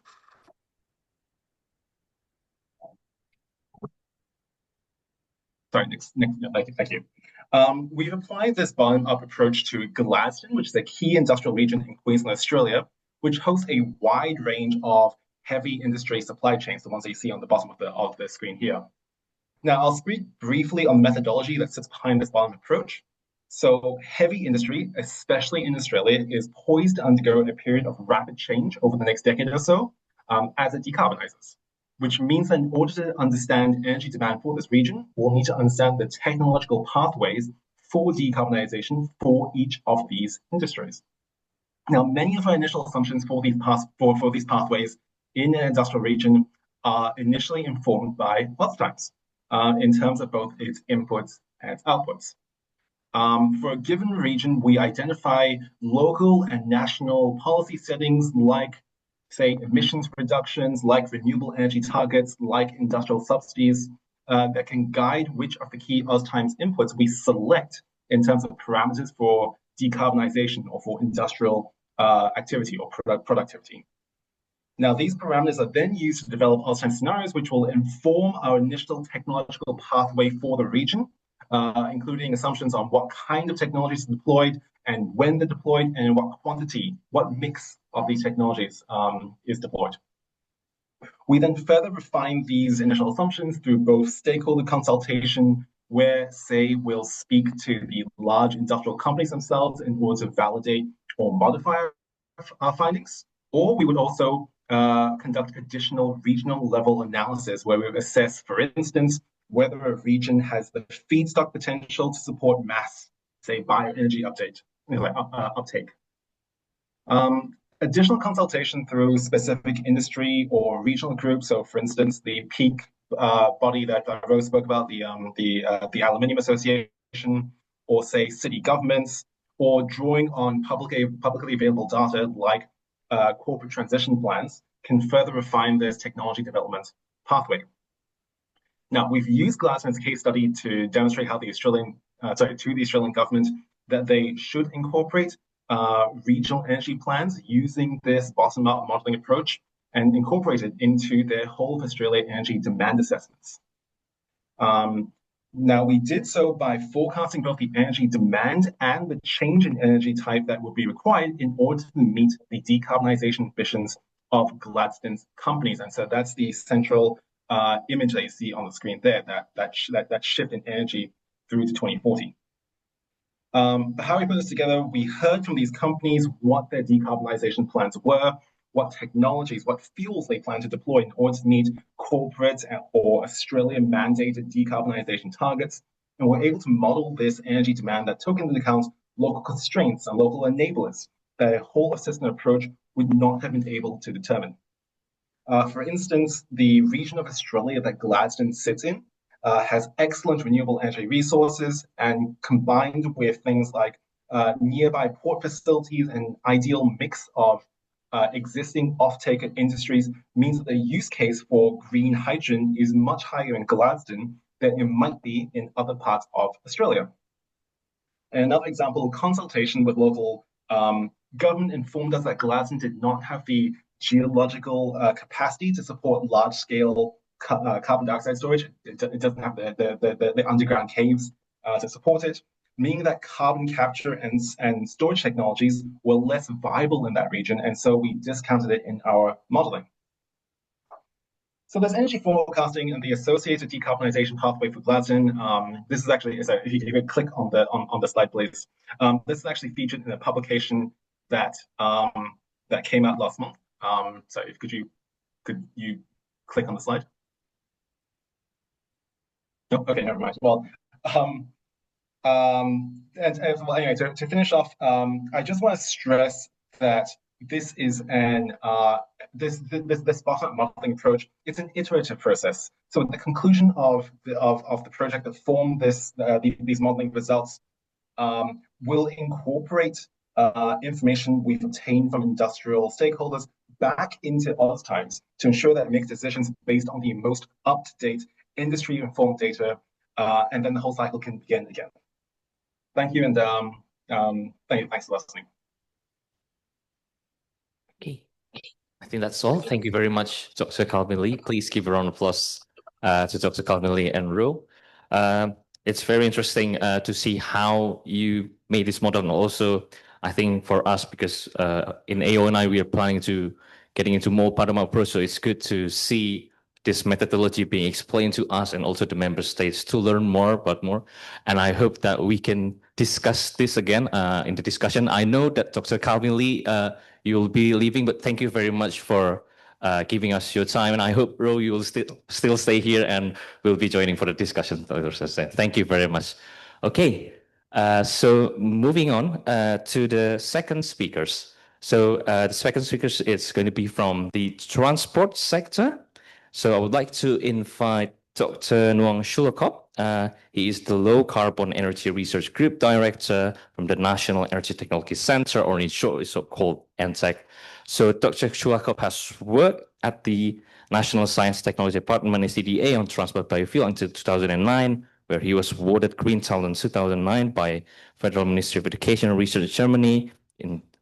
And then in 2018, his research on sustainable mobility with Office of Transport and Traffic Policy Planning has contributed to GHG emission reduction target in transport sector of Thailand NDCs of COP21 submission. So please, I would like to give a round of applause first to Dr. Nuang, and please, Dr. Please.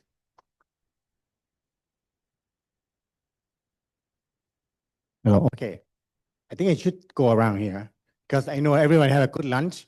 So maybe if I stand over there and you only focus on one spot, maybe it's kind of dizzy, right? So thanks very much for ACE for your kind introduction. And of course, I think we had excellent talk this morning on how we try to address the energy demand data from SCAP, from APERC, from many people, from ACE also. And also I can see that congratulate ACE for doing a lot of things. And I think also it's not easy, especially for Suvika.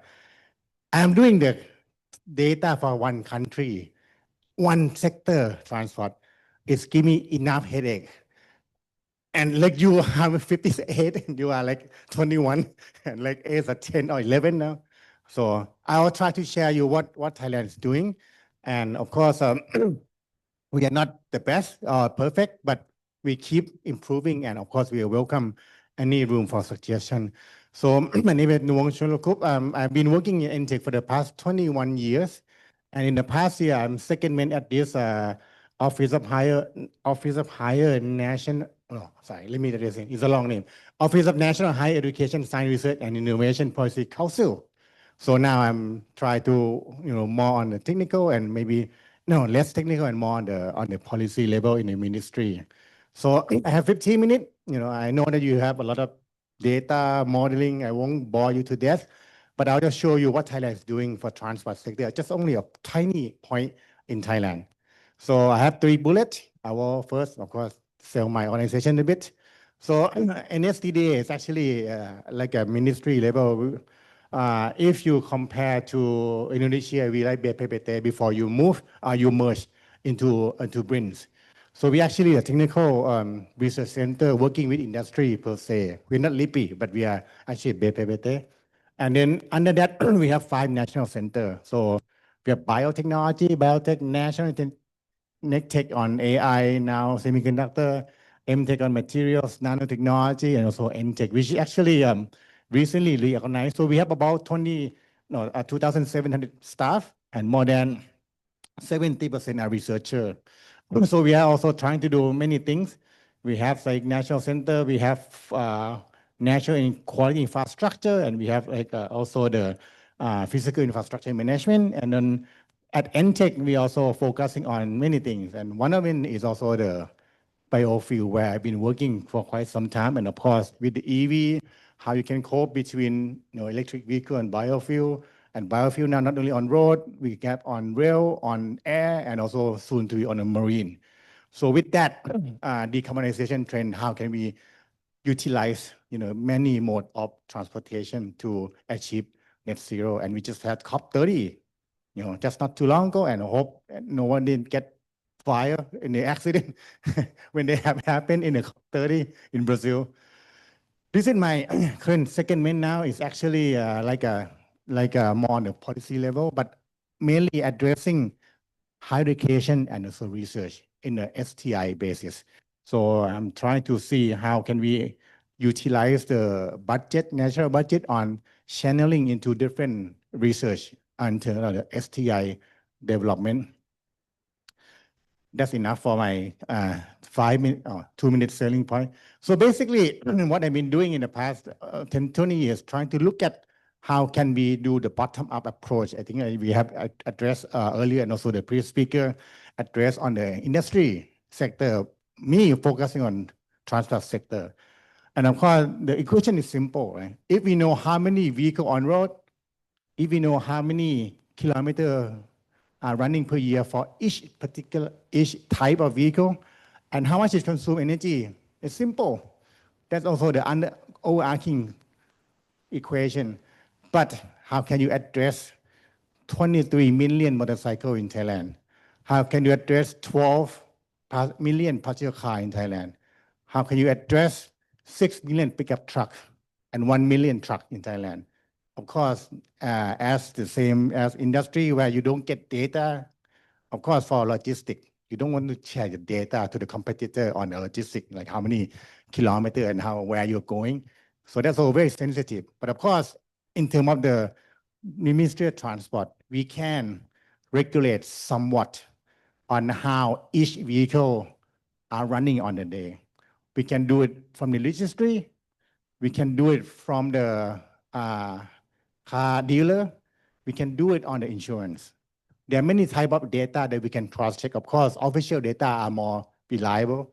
And from the past work with area, I think you'll hear from area, that different countries in ASEAN have different way of counting how many vehicles are running. Some register at the town, some register at the registry motor vehicle, some register at the police station.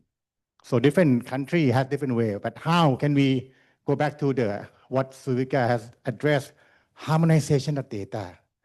How can we have the same data that talking about different things from different countries? We hear from Timor-Leste, you are coming up on board now. What kind of data you need to plug in? Of course, we have 10 countries, we have 10 different ways. Now we have 11, but of course we will get the main data in there.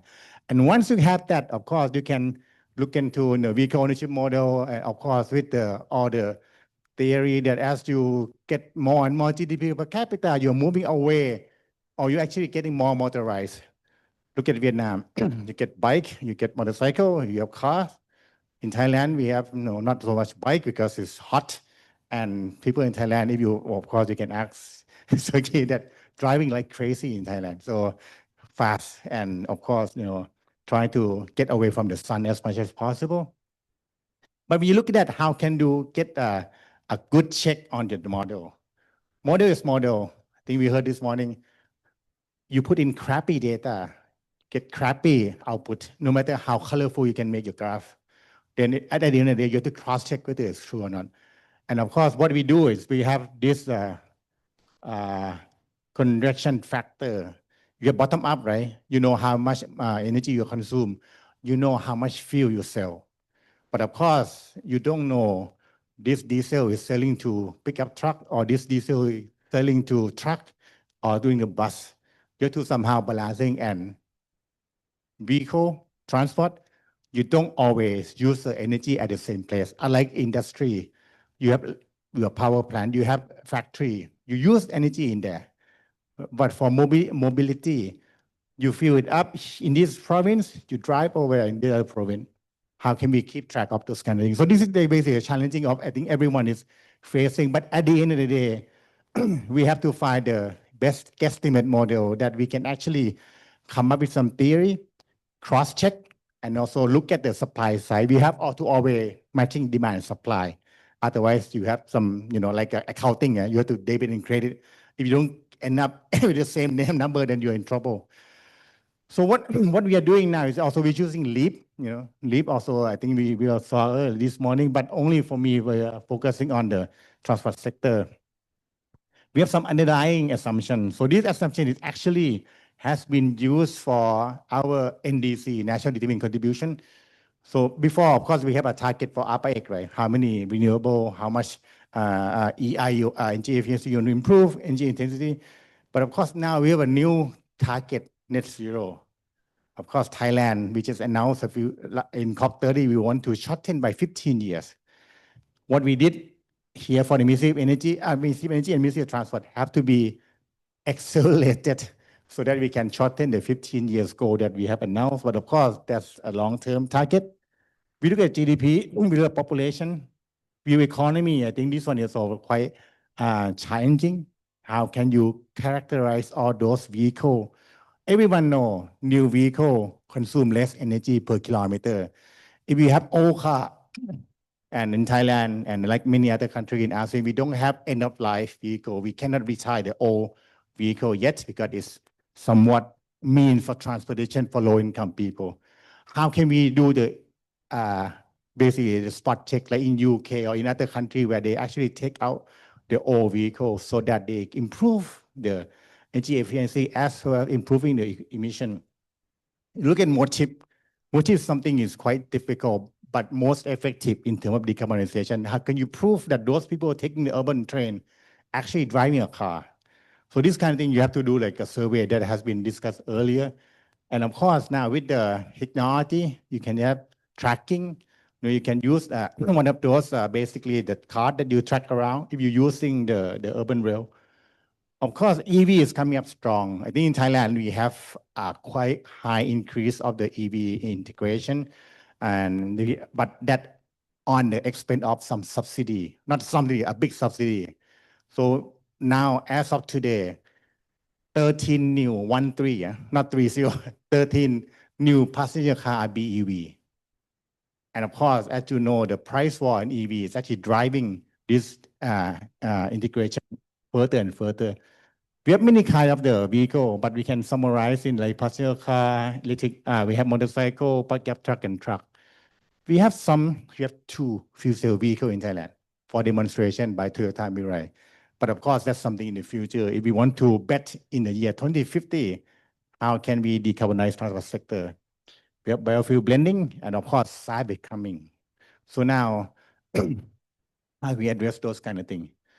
So this is basically what we are looking at the NDC in Thailand. Of course, for the like in other country, 3/4 of the energy sector, energy mean including transport and industry, taking about 3/4, so 75%. So this is some target that we are actually try to achieve NDC by the year 2030. And of course, this will have to be normalized and also achieve with the carbon neutrality the year 2050. But now this graph is no longer outdated because Thailand just announced we want to be net zero. So this drop or this peak has to be even sharper to get to net zero by the year 2050. So what we do now is we actually did work with the World Bank. So we're using the same LEAP model, and we are focusing on transport sector. And other team is doing for power sector, other team doing for industry sector. And World Bank is actually doing this, what we call CCDR, Thailand Country Climate and Development Report. So we actually trying to focus on how can we accelerate that decarbonization plan in Thailand, focusing on transport sector. And what World Bank is doing is that they said, okay, Thailand is having this commitment with the IPFCC already. But if you want to do it faster, how much money you need to invest? And that's why World Bank want to do this study so that they can know, oh, okay, Thailand, if you want to decarbonize faster, maybe this is some resources. But of course, it's not a free lunch. Maybe some, grant, some loan, and they can work it out. And next year there'll be a World Bank, like Worldwide World Bank report meeting in Bangkok. So that's why they want to show this kind of study in there. So we are focusing actually the country-wide and also the Bangkok-wide, because about almost 30% of energy consumption of the TFCA in Thailand are consumed in these 3 or 4 provinces. So that's basically heavily for energy consumption. So what we do, of course, similar to ACE, we have some scenario, come up with some good scenario. We have some reference. This is basically as of today, what is the government plan for doing in terms of looking at 3 topics on EV, fuel economy, MRT, which is metro urban rail, and also the congestion chart. Even in Bangkok, we are similar to Jakarta, traffic is very bad.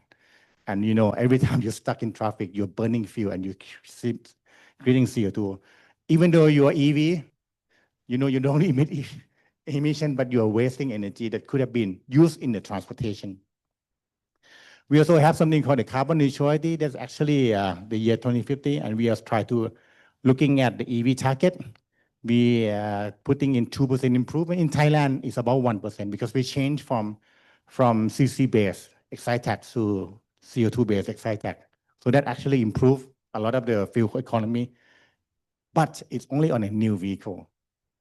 We still have 20 years old truck running on the street, and we cannot change anything. We don't have a law, you don't have thing to penalize it, but we are strongly encouraging them to change because of the improvement in the fuel economy.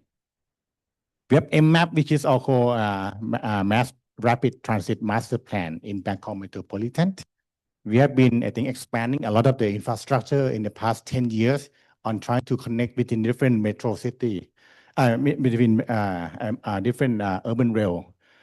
And the last one is actually trying to achieve, 2050 strong, like all new vehicle will be electric and fuel economy improve a lot. And also we get at least, some penalty to drive the mode chip from private car to urban rail by introducing congestion chart, which is not easy. We've seen around the world, UK take almost 20 years to implement that project, and we try to see how can we push people from using the private car. So this is kind of the graphic, you see in this colorful graph and more. And like I said, this won't mean anything if the data is not good. But at least we try to see with under some assumption, under some foresight, or at least the trajectory of the scenario. What can we predict between 3 different scenarios on partial car? Of course, if you want to do EV, then you have to be more and more pushing to get accelerated decarbonization. If you want to look at the refreshing different scenario, how much energy are consuming in terms of different way of the how to defrost.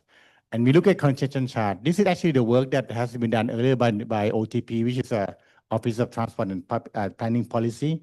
And this is funded by GSZ. So we are trying to see, similar to other mega city, we have many ring, right? Many rings. So we try to make sure that people are using outer ring and try to make sure that they are more expensive to use your car where you have this also the metro line in there.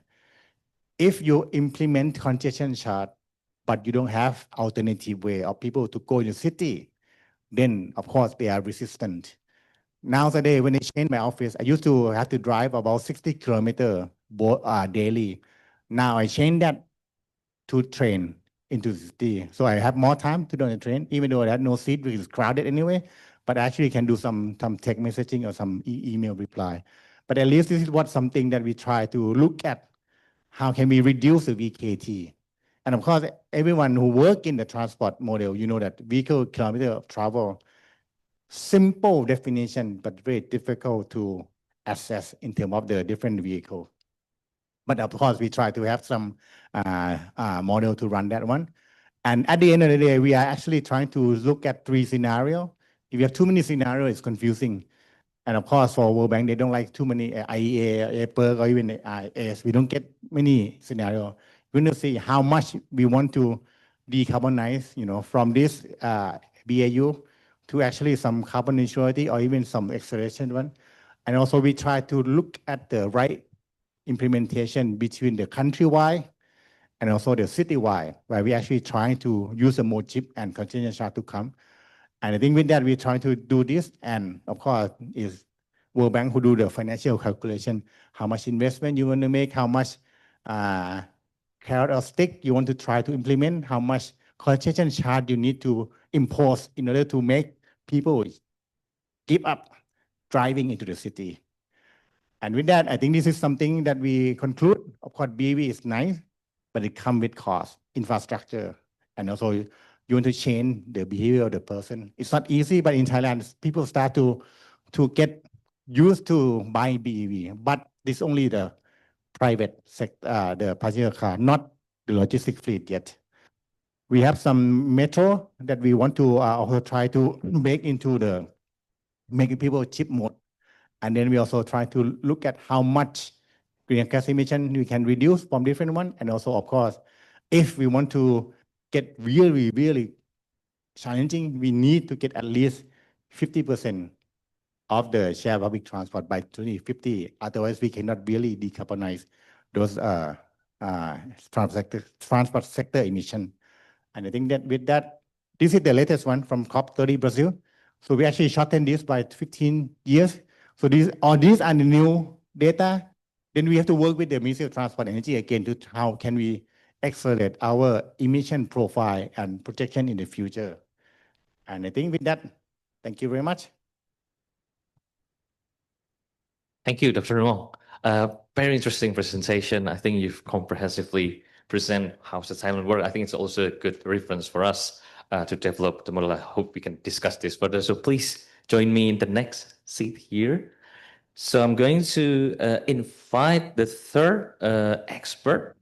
So she will discuss on the residential and other sectors on data collection. So I would like to invite Laxmita Dwi-Hersaputri. She is a research associate from the Economic Research Institute for ASEAN and East Asia, or area in short. So please give a round of applause to Laxmita, and please, the floor is yours.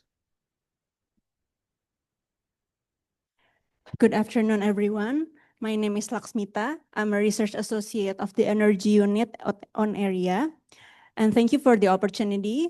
And today I would like to share some insights from area energy outlook development and relevant research on the energy demand data on residential and other sectors. So I would like to start my presentation by briefly explaining about area energy outlook, the methodology.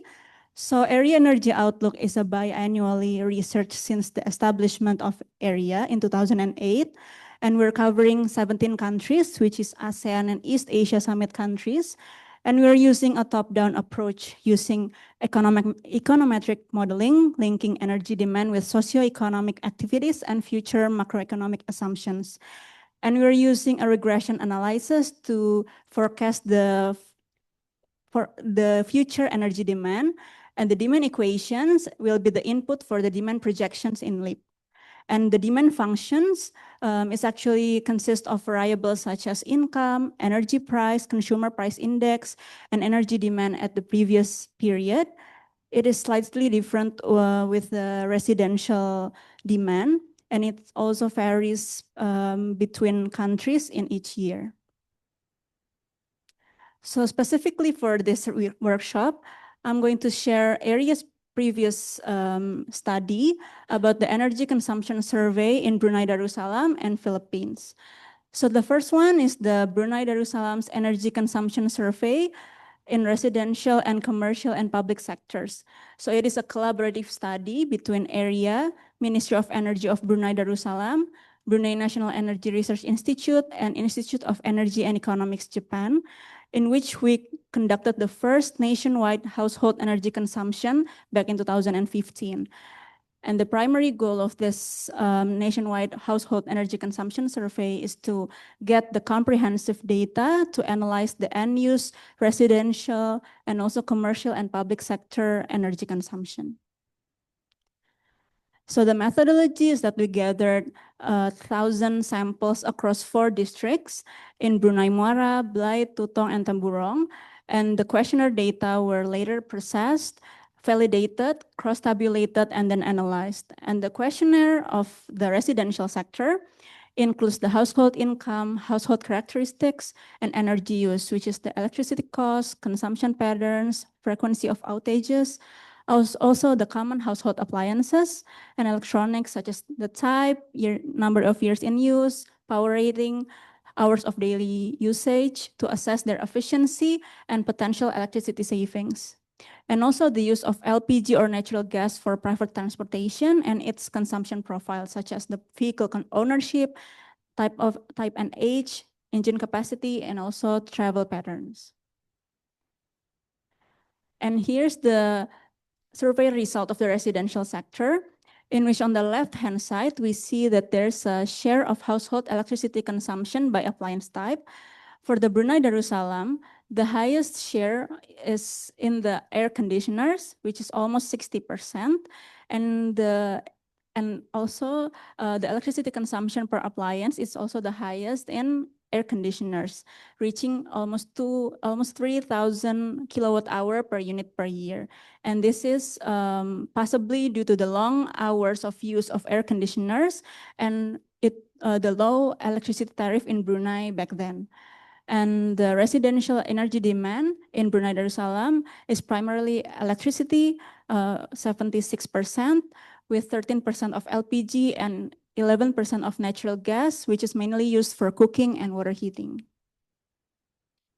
And for the commercial and public buildings, we're gonna see the energy consumption patterns through building energy intensity, which is the energy consumed per square meter of a building in a year, in which we gathered 120 samples across offices, mosques, retail stores, hotel, and hospitals, with the collected data including building age, floor area, building and air conditioning operating hours, also the total electricity consumption per year. And the results shows that the BEI ranges by building type, with 4 to 5-star hotels showing the highest values, followed by hospitals, large mosques, and retail buildings. And we face some challenges in this energy consumption survey. So first of all is the sampling size, because we have to really gather a lot of samples in such a time constraints and resource and budget constraints. And also BEI was relatively new back in 2015 and not widely understood, so that the building managers are not obliged to record and monitor and report it regularly to the government. And also there are some data collection challenges, including privacy concerns for the household, for the residential sectors, and also limited understanding of household appliances and technical information. So we recommend the benchmarking study as the basis for further policy measures, also capacity building for the building energy auditors, and also improving stakeholder awareness about this survey. And the second one is the Philippines Energy Consumption Survey. This is for industrial and commercial sector back in 2020. So this is a collaboration between AREA and Philippine DOE, or Department of Energy, and its Energy Utilization and Management Bureau as a part of PDOE's implementation of energy efficiency and conservation in 2019. And the methodology for the industry sector, we gathered samples across cement, sugar, food, and beverage factories.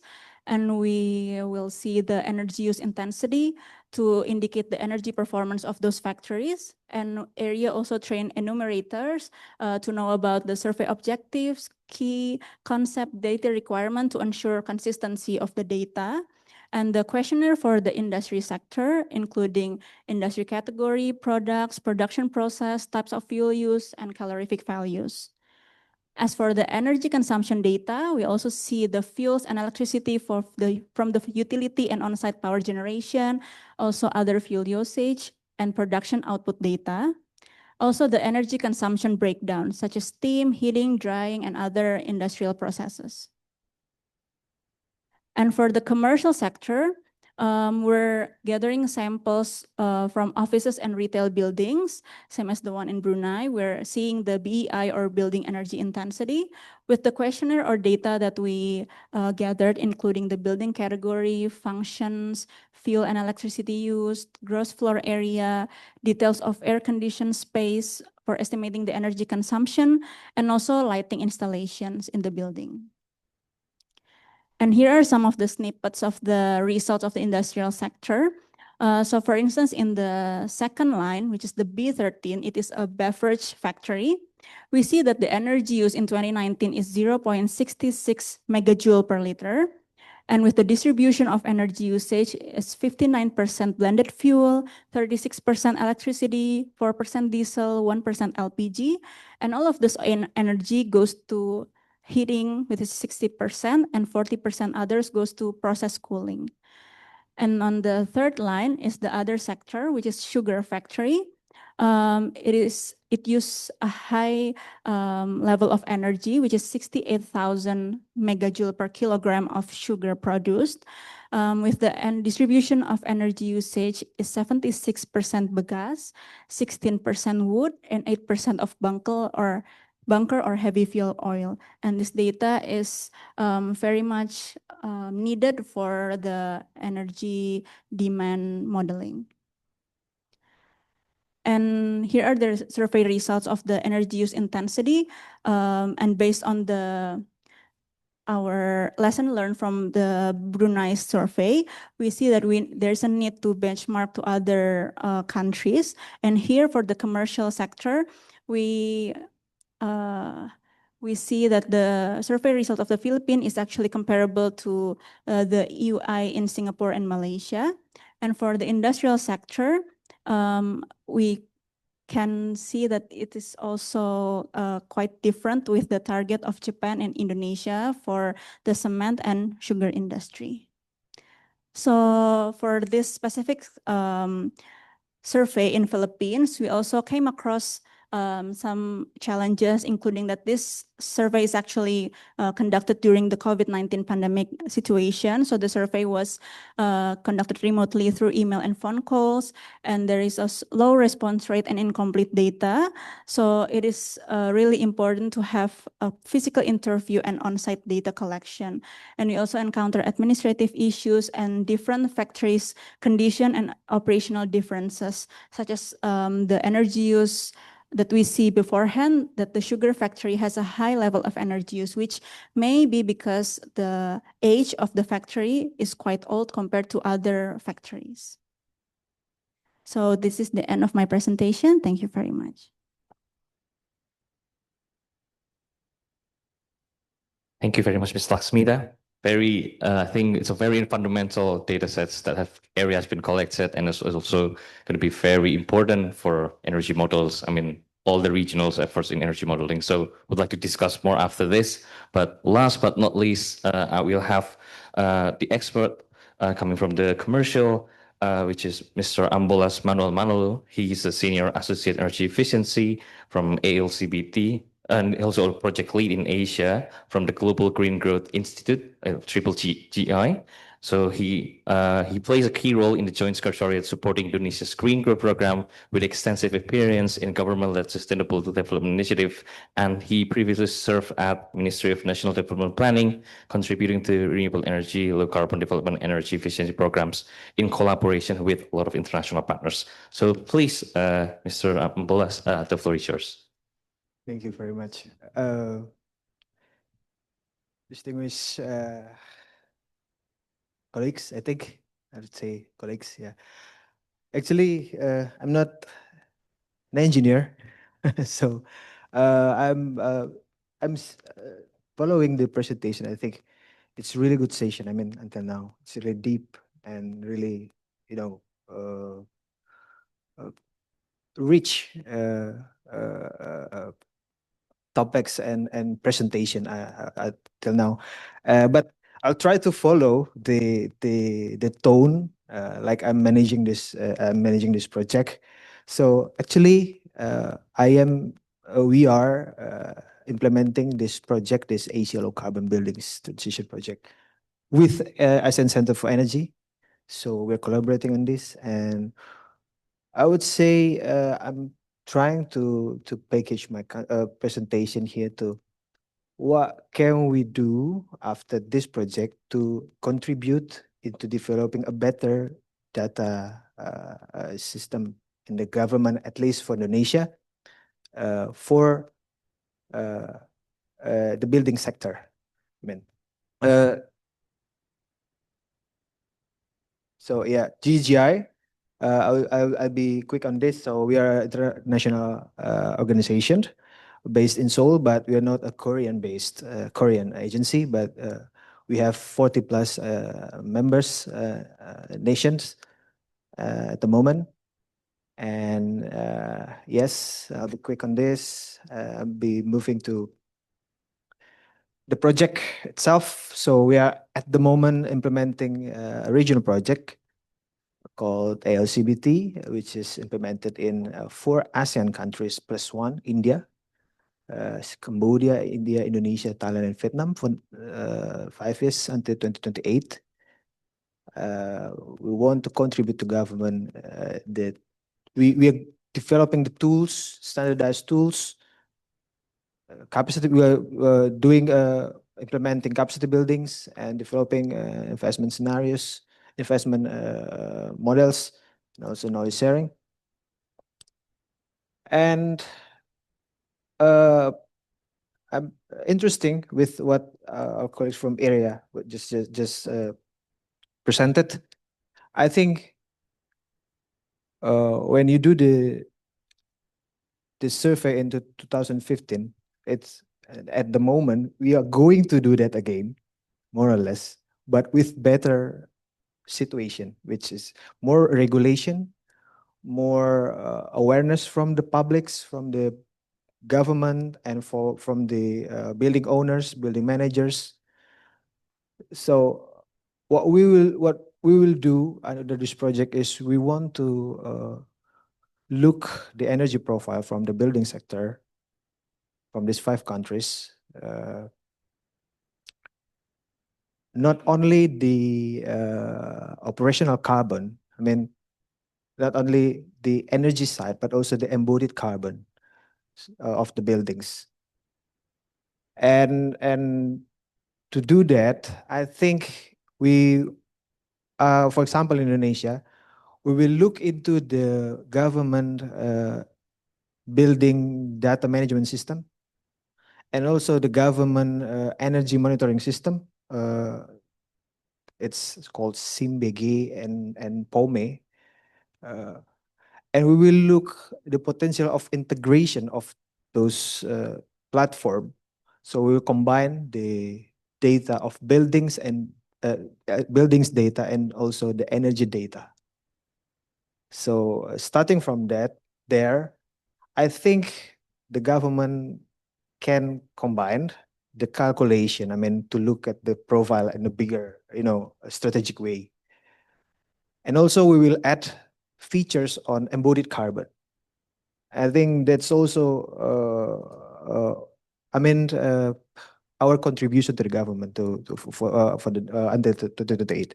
I'm not saying that this is an easy effort, but at least we want to provide this, the structure, the idea, the concept, and then the government can move forward with the improvements of the management data management system.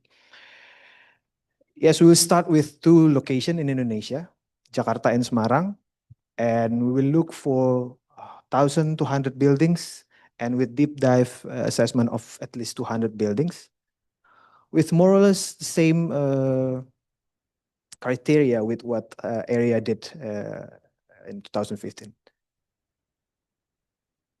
At the moment, we are developing a scenario also. This is for Indonesia.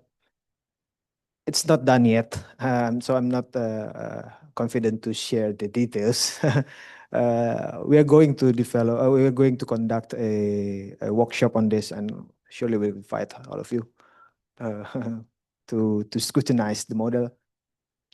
But in short, we developed 3 scenarios, baseline of 4 baseline, and then the other 3 is mini map scenario, and then the building energy code scenario, and also the net zero scenario. What we found is that it is so important, really important to have the EUI values, at least the standardized one, and also the maps regulated appliances. I mean, the information on these 2 components is really important to develop at least our model. So I think it's one of the preliminary findings from this study. On the map scenario, I think what is important is to also look at, since we're going to see also we're trying to see the whole life carbon, is to look for the local industry. So we are not only regulating the standard appliances, but we have to look into the industries. If it is imported, then the total emission is higher, That's the logic, right? So the ambitions of the government also need to be matched with the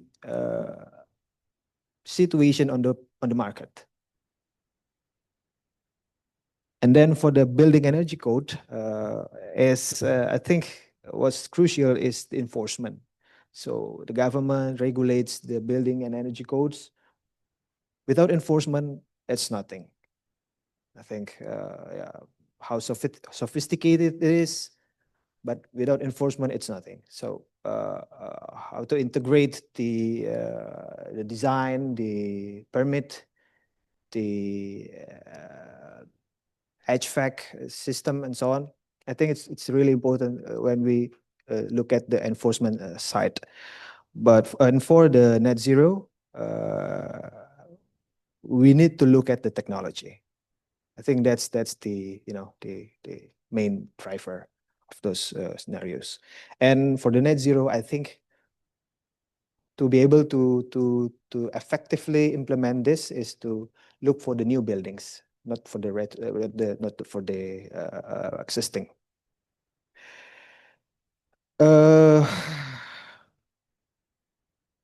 I'm going to start with what we will do. So we are going to develop a building registry until 2028 with these 2 cities. Reviewing building codes, we are going to do a bottom-up surface, bottom-up approach. I mean, this limited time and budget and time limitation, we are going to do a survey for 1,200 buildings, just to prove that if this approach is right, I think the government will have a good tool, I mean, to manage their building and energy information in order to develop policy. So that's the idea. And of course, we are going to review on the policies, roadmaps, and we will develop like integration of those of the government monitoring systems, which is at the moment the buildings and the energy monitoring system is 2 different under 2 different authorities and under 2 different platforms, and we're going to look the integration between them. And on the energy efficiency assessment components, we'll of course EY, EPI, OTTV, and maps. At least, as I said, the 200 buildings that we're going to assess, we will do in-depth examination, not only on the energy consumption, but also on the construction, on its construction to provide the embodied carbon. Embodied carbon will be profiled one time on the uh, building lifetime. On that area, I think for the new building, it will be easier because sometimes we have the BOQ, but for the existing buildings, the old buildings, it would be challenged. I mean, I'm not sure whether the existing building have recorded their information on BOQ back then, and building that's built on 1970s, 80s, 90s. Not sure. Not to mention that they want to share the data with us, like the confidentiality and the security aspects, and they have all the reason to say no to our survey. I mean, that's also the challenge. And this is to more details, system level energy efficiency assessments, HVAC, lighting, equipment, and plug load system. On this area also related to the transportation sector at the moment, I don't know, the charging facility, I mean for the EV on the household level, it is combined with the household electricity bill, right? So if we are going to do the calculation on the residential or commercial buildings electricity consumption, are we going to separate the consumption on EV or not? I mean, that's also the the emerging question that we need to address.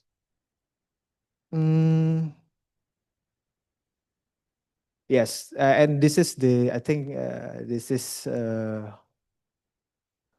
normative. Yeah, how we collect and do the MRV of the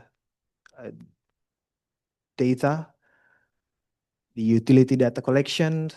We are going to do this. I mean, building the operational data and then on-site data collection and then building document review. There will be a lot of challenges on these steps because sometimes the building owners, the building managers, even they don't even have the as-built drawing anymore, and it's not accurate.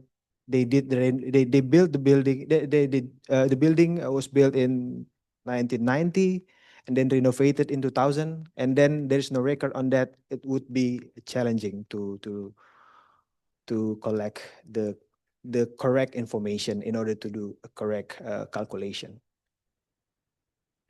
So what we will do is the first thing we will do is to try to complete this kind of data first. The building types, the typologies is really important. And since this is the regional project, I think we also need to categorize it by country because different country, different regulation on how they categorize their buildings, and then the functional use, and then the I think the change maker would be in the installed technology. Yes, and yeah, I also provided, I think this is the last slide. So on this, this is the challenges in the building sector, commercial sectors. And we have the opportunity to do that on the right side, like to, as I said, developing a good building registry, combining it with the energy consumption and also embodied carbon, I think would be a big first step, and it would be a good start to show that if we can develop this, then we can provide a better input for the outlook. I mean, for the calculation, for the scenario modeling in this sector. And then this is also can be a stepstone to do the digitalization of this data management, and also potential for standardization. I think that's all. Thank you very much. Hey, thank you very much, Mr. Ambolas. I think it's a lot of work to do, I would say, but I think it's a very good for us, getting into more disaggregated granular data, especially in terms of the buildings sector. So please, if you may join me in the panel session. So we're going into the panel session. I think we have covered a lot of sector and the demand. I know it maybe it's quite a lot of things needs to be processed and things. So I just wanted to first, maybe if any of the participants, maybe if you have any questions, just feel free to raise your hands before we get into the discussion, because we have quite a limited time here to discuss. So maybe I would like to invite first from the audience, if you have maybe any burning questions in each of the sectors that we like to ask. Okay, maybe if you're not, I think we can. I will have obviously several questions respective to each of the sector. So maybe first I would like to go into the industry sector. I see Ro here. You're still here with us. So, Ro, I think in your modeling, I saw some emerging decarbonization options for hard-to-abate industries. You also have green or a blue hydrogen-based process, and also CCUS. So could you explain how you assess the technology readiness of these options in all steps, and what key assumptions you use for their cost trajectories and potential uptake over time? Yeah, certainly. It can be quite a challenge to model emerging technologies. And often the final choices of our assumptions might end up being varied by scenario, or even investigated by sensitivity analyses, depending on the specific project goals. For the examples you gave, our baseline assumptions for hydrogen production are based on a report published annually by the CSIRO, our national science agency, called GenCost, which is an annual set of research and data on cost projections. Then these assumptions are often varied as required through stakeholder consultation for specific projects that we're using. CCUS is a similar example where CSIRO provides our data. For some examples of how we've gone about this process ourselves, we can look at what we did for the Energy Transition Initiative. And generally, we would just start with initial desktop research, prioritizing credible and relevant recent sources, developing reasonable ranges for TRL costs and applicability to our subsectors, which we then refine through in-depth stakeholder interviews on these assumptions. How we inform the technology readiness in those times can also be further supported through the place-based analysis that Calvin spoke about earlier. For example, he's found that initial uptake potential of technologies and fuels that are currently costly or not available at scale, like hydrogen, are often very region dependent and can be developed through understanding a variety of local factors. Okay, thank you very much. I think I heard you also use the CSIRO GenCost for the technology cost trajectories. Apart from that, is always a stakeholder consultation. What will be the most appropriate assumptions to be used, and also other data research, secondary research collection to gather this. Yeah, thank you very much. I think we're going to move on from the industry to the transport sector first, following this, Dr. Nuong. So I think we all know that transport modeling have a lot of uncertainties. I mean, you already mentioned that there's behavioral shifts, EV uptake, and also congestion levels. So we would like to know, how did you incorporate these uncertainties in your scenario assumption, and what methods or good practices would you recommend for the ASEAN member state when defining uncertain parameters, or maybe like fuel economy improvement or technology adoption rates? Yeah, of course, I think if we have a magic ball, we can get all the data, right? But we don't. So what we have to do, we have to do the best guesstimate. And of course, you have to do balancing between always demand and supply. especially if you have some data that you know you have been some survey, I think similar to the industry, similar to other sector that also in Thailand, we do have this 5 years transport survey as well.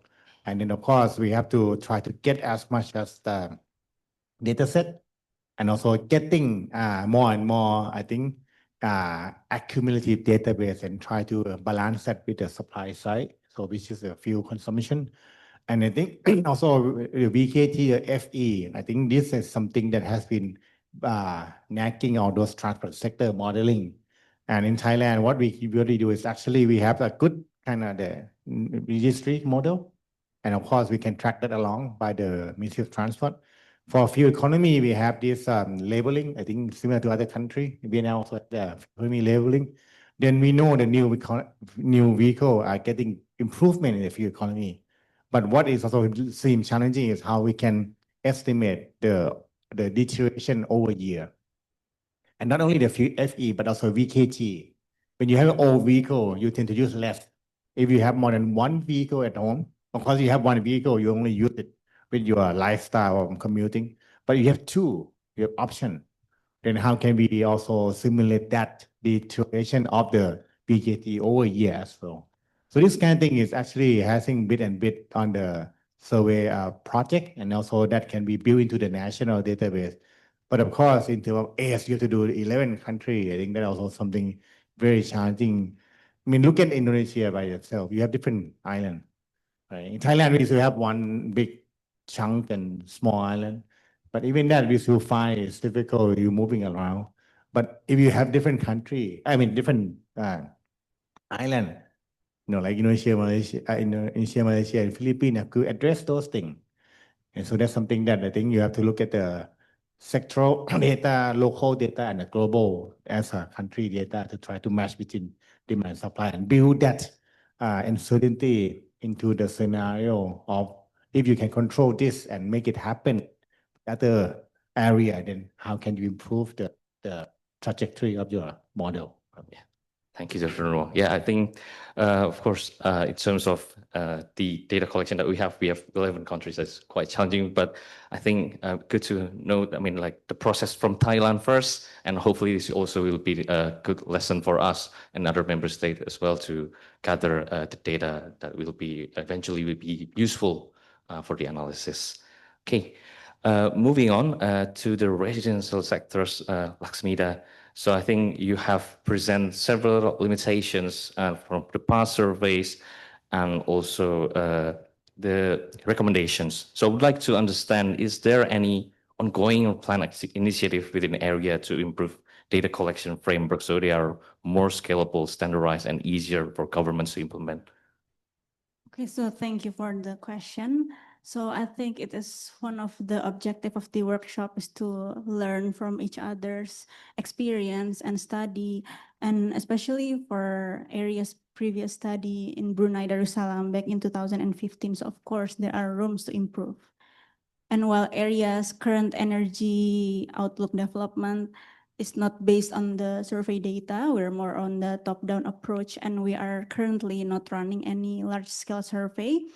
But our recommendation for future data collection framework would be the developing a more clearer structure and metadata structure so that the data collection will be more consistent, and also promoting alignment with the internationally used classification. So I think our colleague from Triple GI here use indicators such as EUI, EPI, or energy performance indicator, and also overall thermal transfer value. So I think it's good to know that there's a survey with more indicators other than just energy use intensity to enrich the study. Thank you so much. Thank you, Ms. Laxmita. I think the point that you made here is to refer to the international standard frameworks. I mean, there's still, I think, room for improvements and also maybe capacity buildings that will be needed to enhance the data structure. So I think moving on to Mr. Ambolas here. So just like to know from the perspective of your sector, because you are planning to do data collections I mean, it's very detailed. So what change in the way that data are structured and communicated would help ensure they are more effectively taken up by the policymakers from, I think, from your representation here?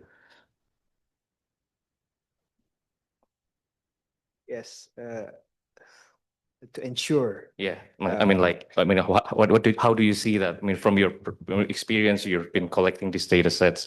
So how can be better communicated to the policymakers as well? It's not easy. I mean, because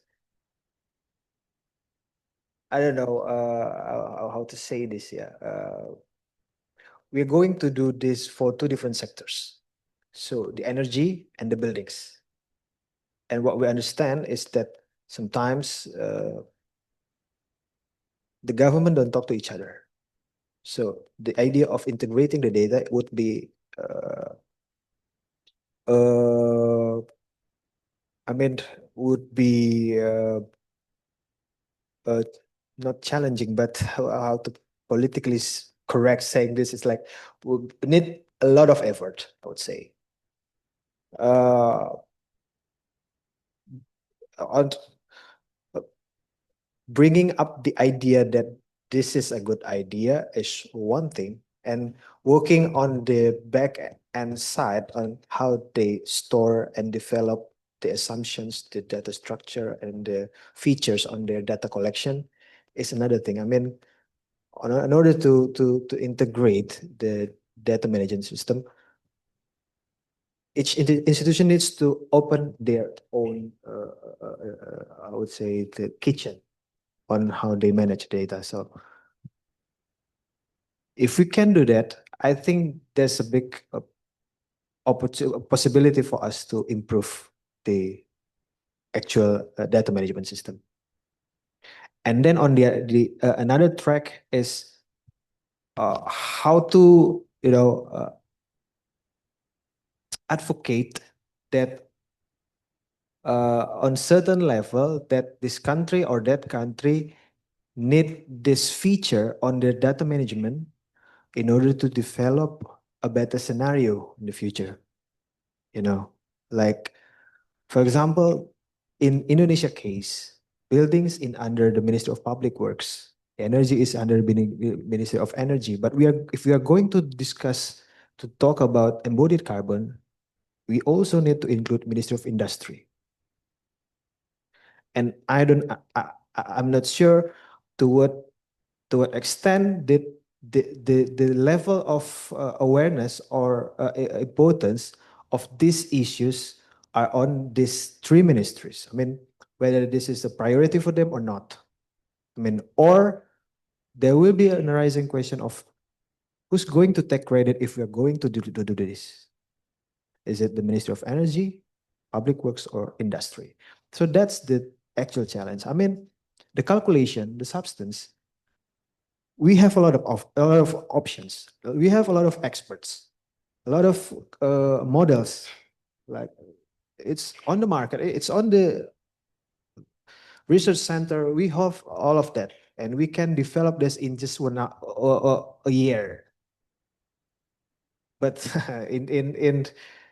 in policy level, I mean, in strategic level, that's the question that we need to address, and on the possibility of the idea, the calculation is adopted by the regulators, authorities, and so on. I think that would be the challenge. Thank you, Mr. Ramos. I think the key message here, I think the trend going forward, there's going to be a lot of multi-stakeholder coordination and more integration. Maybe, I mean, we're still currently, also you are also working on this. I mean, starting on beginning, I think it's always going to be need time, but I think it's something that, the way forward for that. Add one more thing is that ACE is developing the ASEAN energy outlook, and I cannot imagine the challenge on how to integrate the standard that you are going to adopt in your model from these 11 countries. That's more or less the same challenge.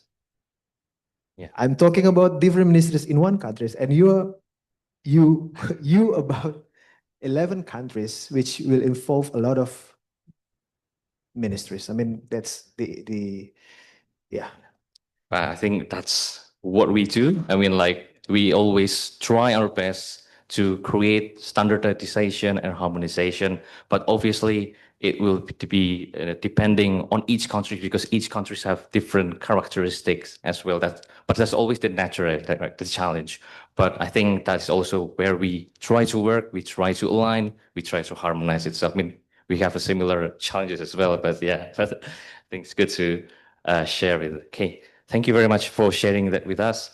And I think due to the limitation of time here, I would like maybe just a brief closing statements from each of the speakers, like what, I mean, in each of the respective sector, what will be like the low-hanging fruit way forward for data enhancement, and maybe in firstly, industry, I think there's a lot of works that has been done from the Australia, and maybe if you have any key message for us in ASEAN member states.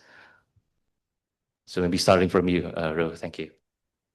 Sure. Actually, I think one of the most important things to enable our work and our modeling to be used more widely would be how we communicate it. And so we're actually most interested in how we might leverage new data visualization or AI technologies to build the capacity of more people to interrogate and understand the finer details of the insights and how it might relate to their work. So it's not just a select handful of modelers that understand the model, that can actually leverage all the insights that we're gaining. Thank you. I think the message here is more on inclusivity, because there's already AI, there's already data visualization. So how to get not only the modelers that can do this, but also the other people, maybe from policymakers, analysts who don't really have the skills. But I think it needs to be more inclusive, I would say. Thank you for the message. Okay, maybe continuing to Dr. Noor. I think for me, shortly, basically, I think no model is perfect. We can't predict the future. So what we do is start with simple model and you add on it bit by bit. And over time, I think you get a comprehensive model. Don't start trying to address everything at the same time. Then you won't get anywhere. As is done 9 version, right? Of course, it's better than 8, better than 7, better than 6. So with a lot of data and with the challenge from, let's say, building in, then I wish you the best. Thank you. So start simple and then do it later on, deeper later. Okay, continue.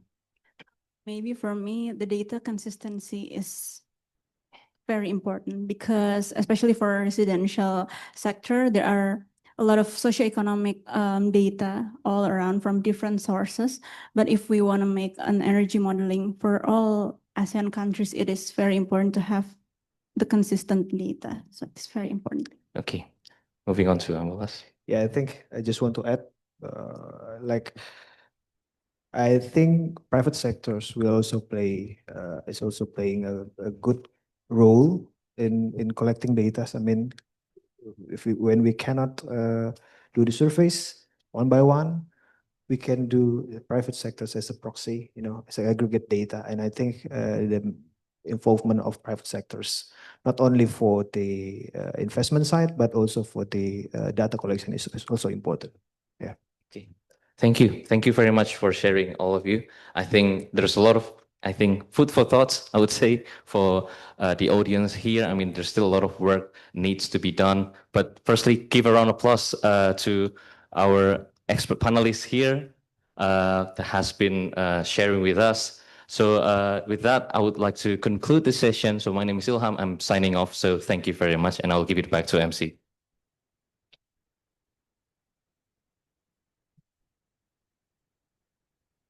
Thank you, Mr. Ilham, and our panelists for that engaging and detailed discussions. To keep our energy levels high, we will now take 10 minutes coffee break, and we will resume at 2:45 for our third panel discussions. Thank you.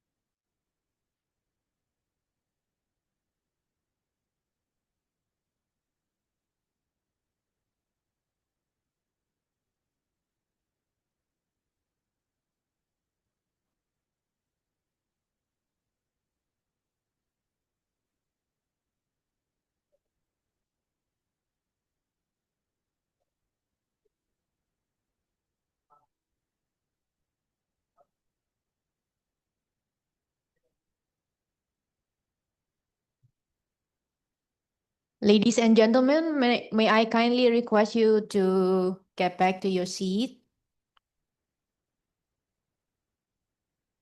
Since we are going to start the session 3.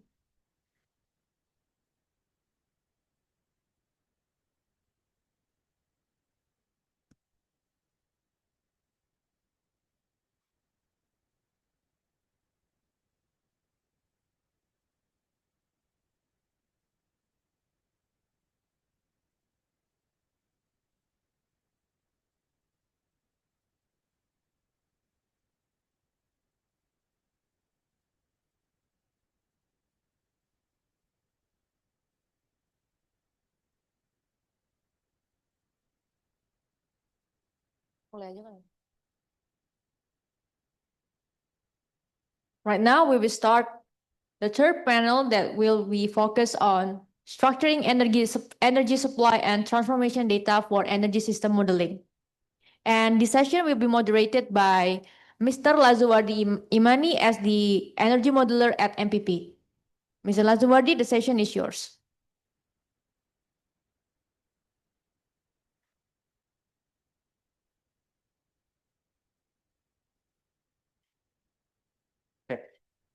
Thank you, Flavia, for the floors, and good afternoon, everyone. My name is Lazuardi Mani, and dear distinguished guests, Estimate College of ASEAN representative from the ASEAN member states. We are now moving to the third session, which is structuring energy supply and transformation data for energy modeling system.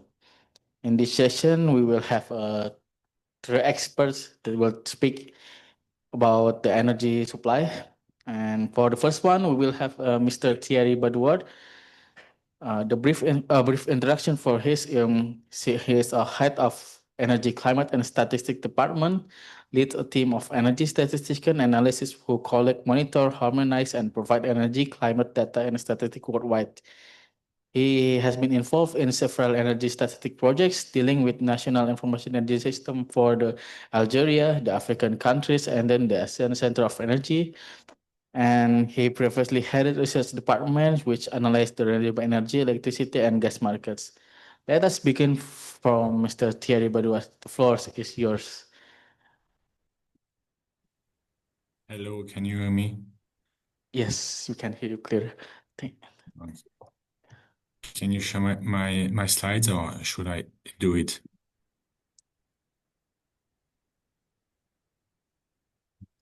Can you hear me?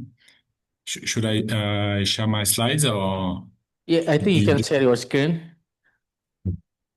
All right. Give me a minute.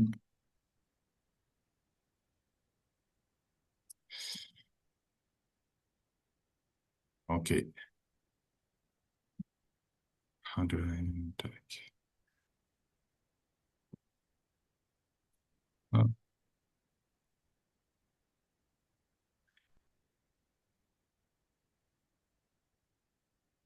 I'm sharing my slide.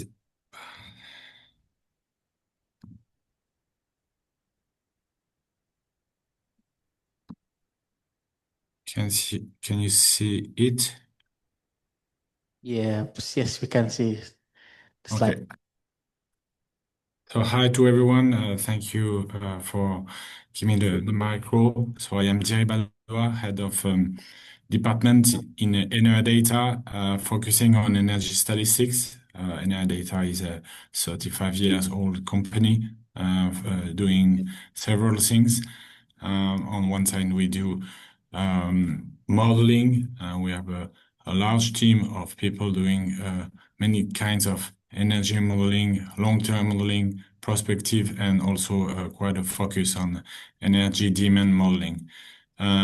On my team, with colleagues, we spend our days to collect, control, harmonize, and disseminate energy statistics, and many statistics linked to the energy balances of 186 countries throughout the world. So what we do is that we collect international and national data.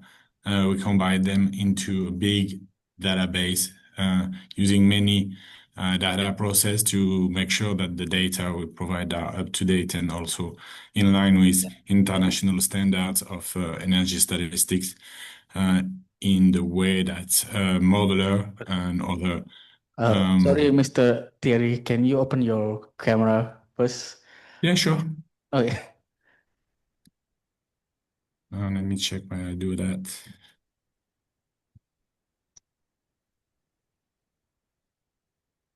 Give me a minute so I found a way to do that.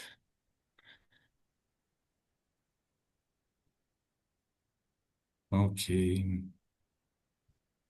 I cannot find them. Where is the camera? Tricky one. I cannot find, sorry. Do you mind if I carry on? Anyway. Sure, yeah, sure, you can carry on if you cannot. Yeah, sorry about that. I just can't find anyway. I was talking about how we deal with energy statistic data, and that we are collecting data from international and national sources, mixing everything up, and combining everything up to provide energy balances that covers all the commodities, which could be oil, gas, coal, electricity, heat, or even biomass. See the second slide, do you, on methodological foundation? That's fine. The second slide is presenting the foundation of our works, which are the international standards on energy statistics. Of course, the international recommendation on energy statistics, which is, let's say, the based on all the standard, how to that definitions, scopes, and how to manage energy statistics data, whatever the product is or the sector. So here you find the main documents that we use and the norms internationally recognized to address energy statistics and to make sure that they are comparable to one country to another. So this morning we'll focus on the steps on the supply and transformation data that we have in energy balances in every country in the world. So I'll go step by step, talking about a little bit about each of the steps that compose the top of the energy balances. So the first step, of course, is the energy production. When we talk about energy production, it is always good to keep in mind that to clearly distinguish between the primary production, which could be dealing with hard coal data, brown coal, natural gas, or crude oil, which are the primary energy. And on the other end, on secondary product, that will be, of course, coal product, refined product, many petroleum product, but also electricity and heat. The second thing to keep in mind is that what we put into the energy balances will be the commercial output only. And we need to keep in mind that which is not commercially put in the country shouldn't be in this section. Next step is the energy trade, so import export of any energy product in a country.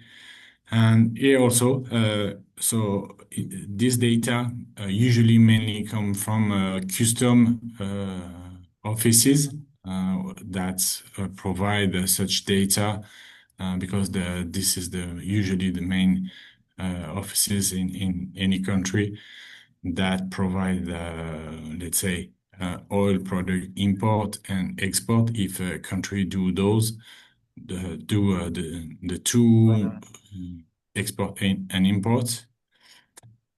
And in several energy statistic offices or statistical offices, we have sometimes annual and monthly data. For instance, I will give the example of Eurostat that we address, that we use in our day-to-day base work at Data. Eurostat is providing a lot of data, but there's still some discrepancies. And for instance, when we look at import-export data on natural gas, we see a discrepancies between monthly data and annual data. The annual data, Eurostat take off the transit data. So it means that the natural gas that come into a country and go out to the same country without being consumed.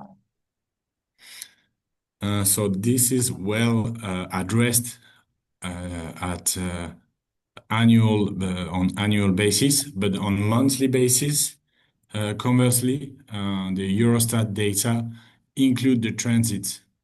So just the tips for everyone that addressing this kind of energy trade data, always double check the metadata and to see if the transit is it included or not, because you could have some variation, quite high variation, and then at the end of the day, it is pretty difficult to have a balance, energy balance because of that.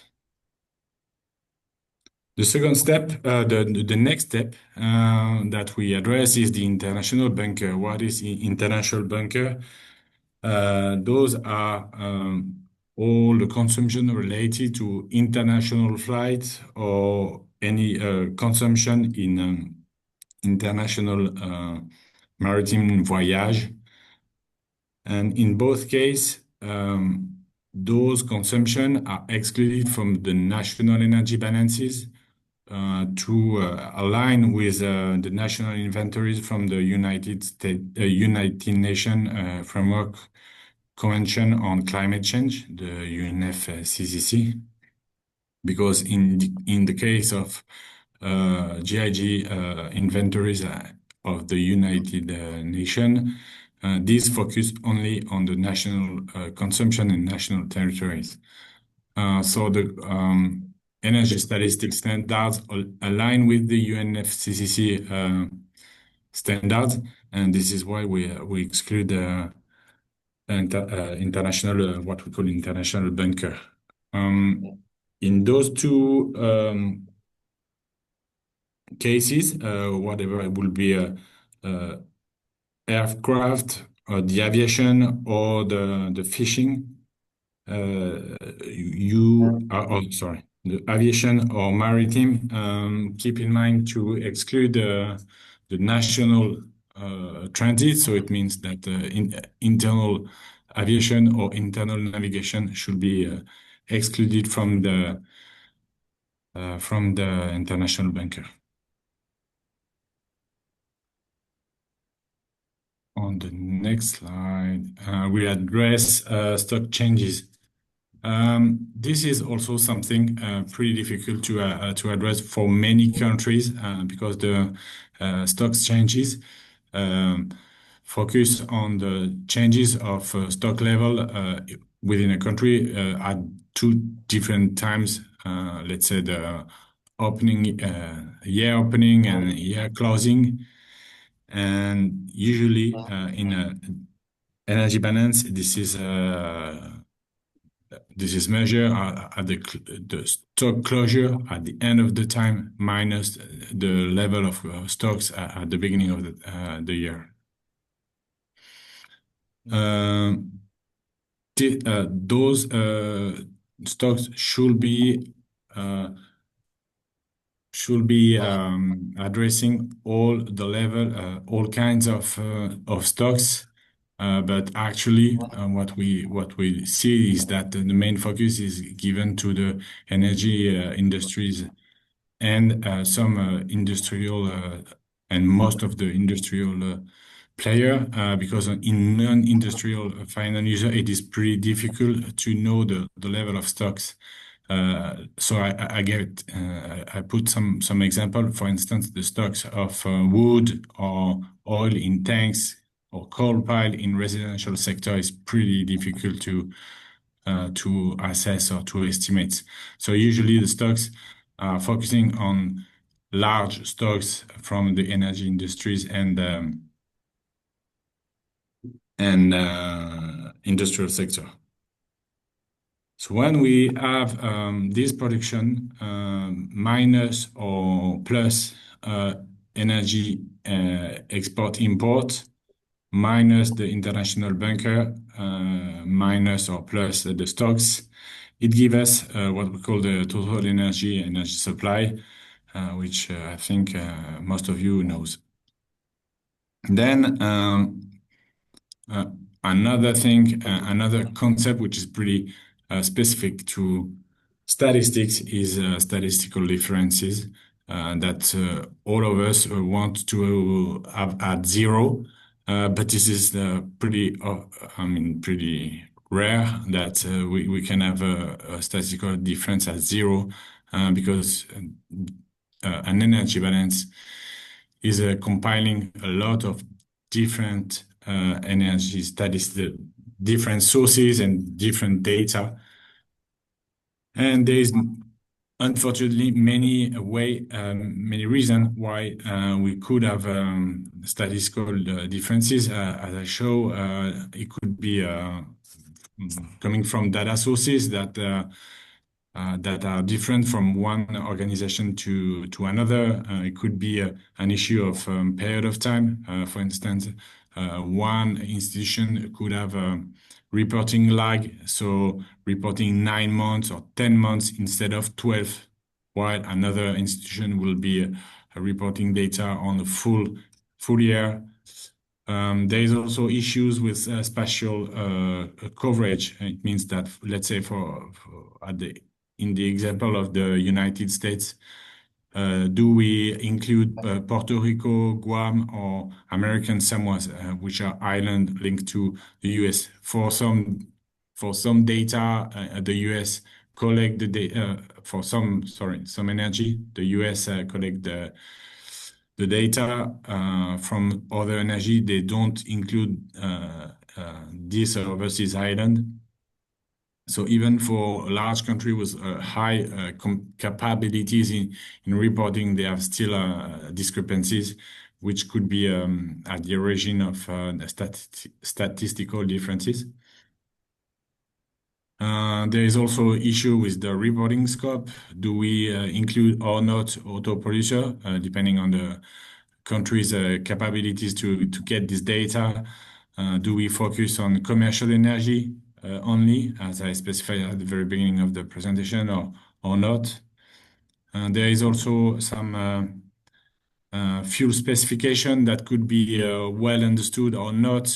For instance, we know that for the gasoline, there is many different octane content, which could be a source of confusion. There is also issues with conversion from volume to mass or mass to energy content, especially for countries which report one single coal product like China. So anyway, there is many ways, many reasons to have statistical differences. Let's say this is normal. We all want these differences to be at zero, but actually if you see an energy balance with statistical differences at zero, you can say this is pretty suspicious because, as I explained, there's so many data to be compiled and so many ways to have discrepancies that if we have statistical differences at zero, it is quite weird. But anyway, we try to have low statistical differences.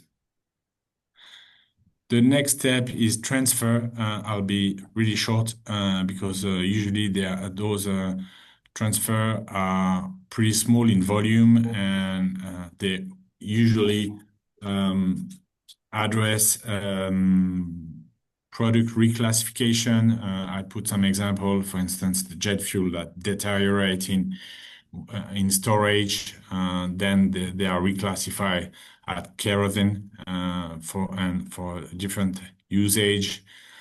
Kerosene, which is mixed sometimes with gas oil fuel to increase the product resistance to low temperature. Those are very small volume. Still, this is a line within the energy balance, but they are small volume, as I said.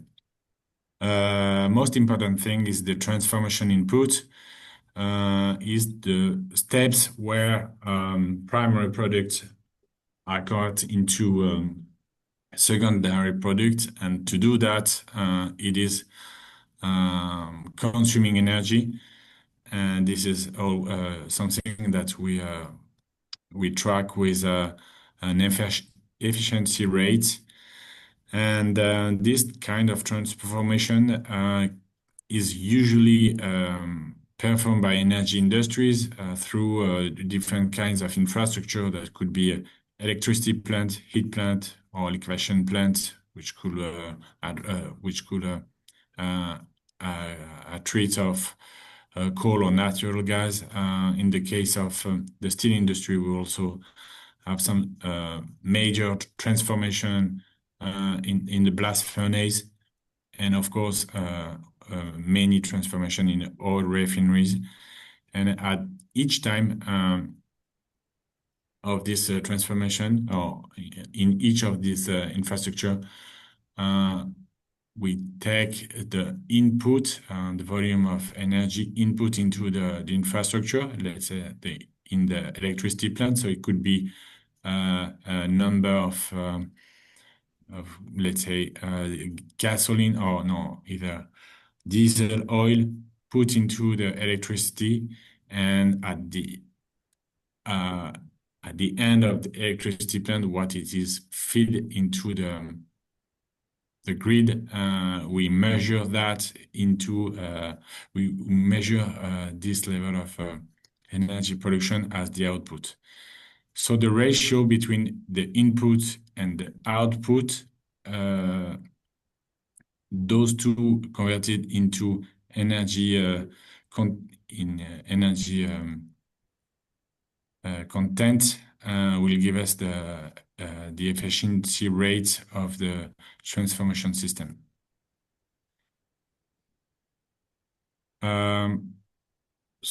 Another steps will be the energy industry own use. So this will focus on the energy infrastructure that I showed in the previous slide, for instance, refineries or electricity plants, that also consume energy just to running the energy infrastructure. So this is what we call an energy industry own use. And the last steps, it will be loss, mainly loss in the grid, which could be a transmission or distribution of fuel, grid, electricity, and heat. This includes also what we call the non-technical losses, which are still on the grid. So when we have all these steps, at the end, we end at the final energy consumption, which is something that it's usually an important step for modeling. Few tips keep in mind. This is easy to confuse NGL and LNG, which are not at all the same product, while because natural gas liquids are primary oil products, while the LNG is a liquefied natural gas, which is a natural gas which is cooled at very low or negative temperature. Same thing. LPG has two sources. It could be a product from refineries, and it could be also taken from the field of hydrocarbon extraction. And eventually, what we also notice in our daily basis work is that there is confusion usually between coking coal and coal coke, which are two things that in the same process, but two separate things. Sorry, I've been quite long, but thanks for your attention. If you have any question, please feel free to. Thank you, Thierry, for the presentation regarding the energy balance framework and how to read it. You're welcome. And distinguish between input and output and the primary and secondary. The question and answer will be handled in the end of the presentation. So Thierry, we will be moving to the second speaker now. Sure.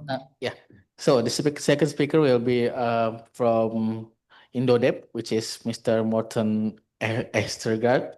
Or I'm sorry if I pronounced it wrong. So Mr. Morten is from the Indodep that will be presented about working with technology catalogs for the power generation and storage. He has more than 10 years of experience in energy system modeling and working in Europe and Indonesia as an advisor of Indonesian Energy Agency in Indonesia. So, Mr. Morten, let's welcome our speaker. And the floor is yours, Mr. Morten. You can use this. Yeah. Yeah. Oh, the clicker is here. Oh. The clicker is not here. Yeah. Okay. Yeah, thank you so much.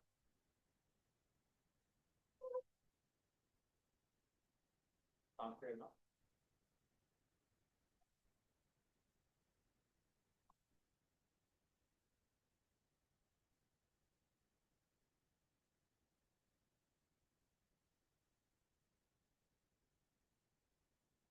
Okay, I think that's better. Okay, sorry. Okay, how's the sound now? I hope it's okay. It's a bit up. Sorry about that. Okay. Well, thank you for the invitation to come here and join the event. It's been really interesting for me, these first sessions, and I'm very happy to also be able to speak here and share some background and some experiences from where I come from. So I'm Morten, and as you mentioned, I'm from Indodep, Indonesia-Denmark Energy Partnership Program, a long name, but I'm also from the Danish Energy Agency. The Danish Energy Agency is the technical agency in Denmark under the Ministry of Energy that deals with energy planning from a technical point of view. That includes all the background studies for policymaking, energy statistics, and technical regulation of the TSO, etc., etc. And there's a bunch of divisions inside the DEA. There's around 700-800 people at the moment in total, and we also have the. Oh. Yeah, I apologize. I'm not sure about the sound. I think there's a bit of echo, yeah.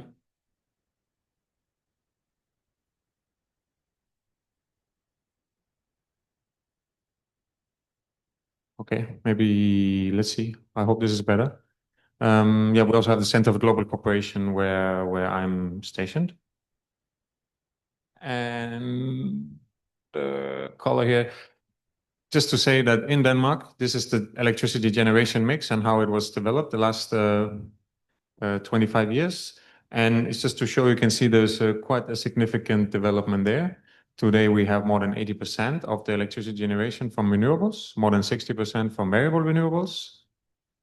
And you can also see there's been actually a decrease in the total generation, although there's been also, of course, economic growth and electrification. So there's also quite some energy efficiency there. And just one example here to show, like one of the key aspects of the development has been decentralization. You look here on the left, you see back in the 80s, we were very much based on central large coal-fired power plants. And today we have a very decentralized system with smaller now biomass-based plants and a lot of wind and solar PV plants, etc. It's not to talk too much about Denmark, but just to say that there's been a very significant development of the system the last 30 years. And that is very much backed up by quite comprehensive energy system planning. And we're lucky to have had strong support, I think, from our government and from the management of the agency to have a strong team working on these kind of things, to back up so that the policy making has a foundation of technical analysis behind it.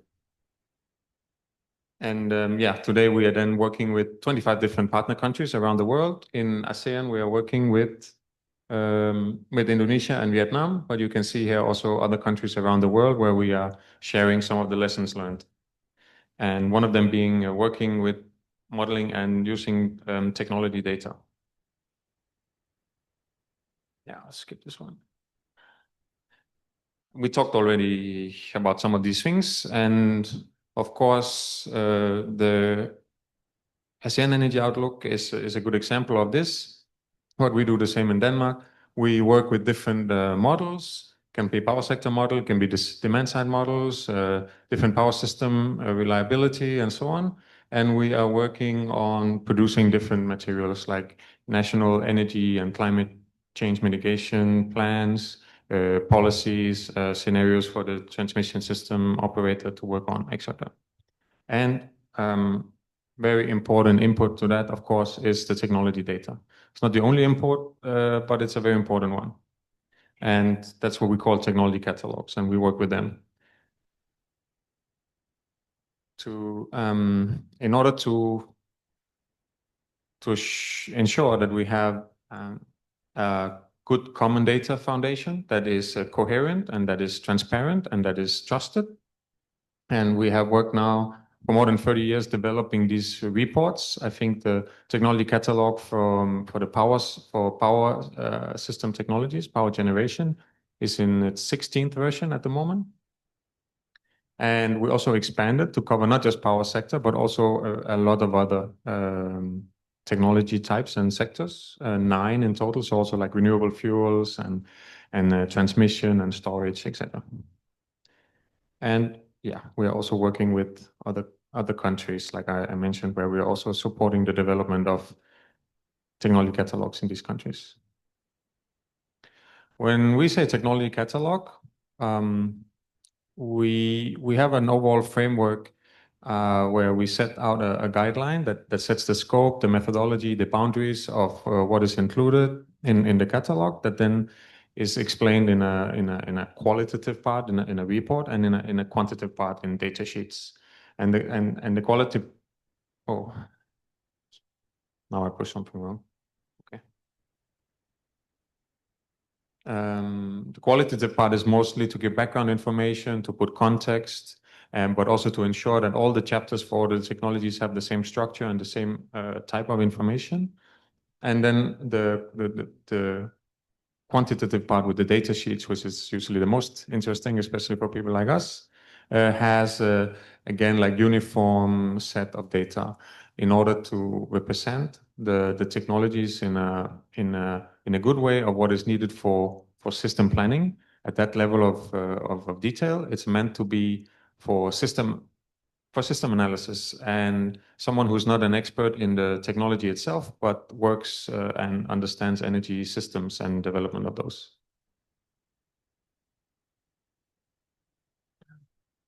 Let's just have a look. This is just quick example here. For example, the report itself with some of the basic information. Let's say this is wind, the basic technology, and how does it work, and some of this here, and especially also a key factor here is also the prediction of the performance and cost in the future. That is also explained there in the text.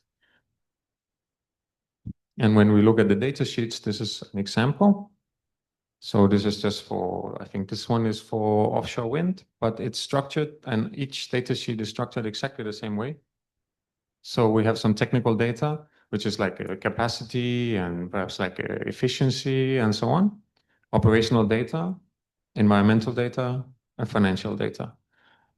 And in the bottom here, we also have technology-specific data, which is the space where we can put some of that technology data that is maybe very important for one specific technology, but doesn't fit into the standard format. So we keep the standard format fixed, and any other additional information can go into this last group of technology-specific data.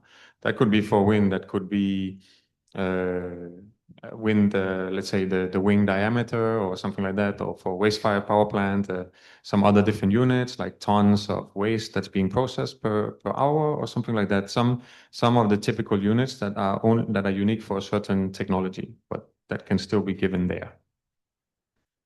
The data is given for the current situation and also future years. Currently, we're working up until 2050. So there are projected both performances and also the cost. We also provide like the uncertainty range because of course there's uncertainty for the future development. And so we're also trying to standardize that and provide a range here.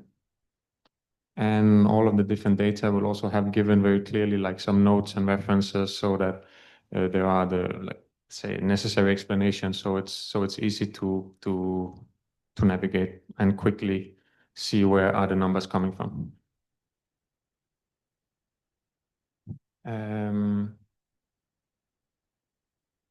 Yeah, I know we don't have so much time, so I will try to. This slide here is not very easy to read. I apologize for that, but you will also get the slides, I guess. Just to say that we work with the scope. I mean, there's a lot of details about which data to put, what's the format, and all of these things. But we try to clarify it as strictly as possible. And it's just to say, I think the system boundaries and what's included is not a given. It's just important that it's the same for all technologies, so that all the same technologies are being compared in a fair way. So, for example, for the costs, we work with we say it's the overnight investment cost, the EPC, like the engineering costs, and they include, let's say, the grid connection to the nearest substation, but not any further grid connection like that, for example. Or maybe it includes the land price, or it doesn't include the land price. It's just important that for each technology, it has the same what we can call like boundary of consideration. And the different technology catalogs in different countries, they sometimes have differences. We have a standard that we use from Denmark that we usually provide, and we try to use in other countries as well. But sometimes the local conditions and the local stakeholders just have different views of what is most relevant for them. So it might slightly differ.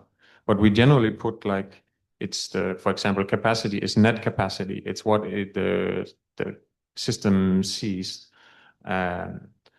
After own consumption and losses and so on. It's the performance, for example, in terms of efficiency and operation and maintenance is usually like the average across the year and across the lifetime. We know that it might be changing over the lifetime, but we're trying to then find the average across all the years because that's usually how we input the data in the models. And there are a lot of elements that, of course, are very important for analysis, but they are not included in the catalog. And that's also on purpose for many times because a lot of other factors that of course are relevant, they are very dependent on the analysis. So, for example, what is the cost of capital, for example? What are the fuel prices? We can have some guidebooks on the side with some standard values, but they will very much depend. And there are often some parameters that we tend to change depending on the analysis that we're doing, for example, different scenarios. So we want to have the technology data to be kind of like neutral and represent we can say the raw costs and other additions that will feed into all the different analysis, and additional costs will then or aspects will then come on top of it as part of the analysis. Yeah.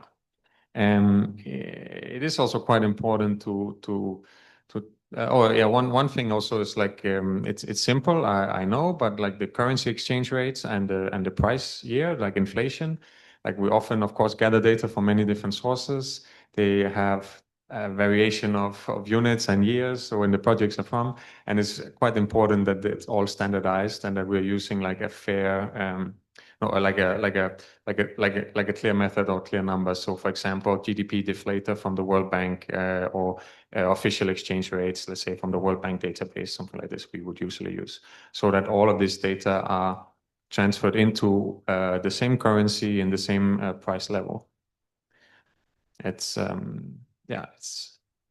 And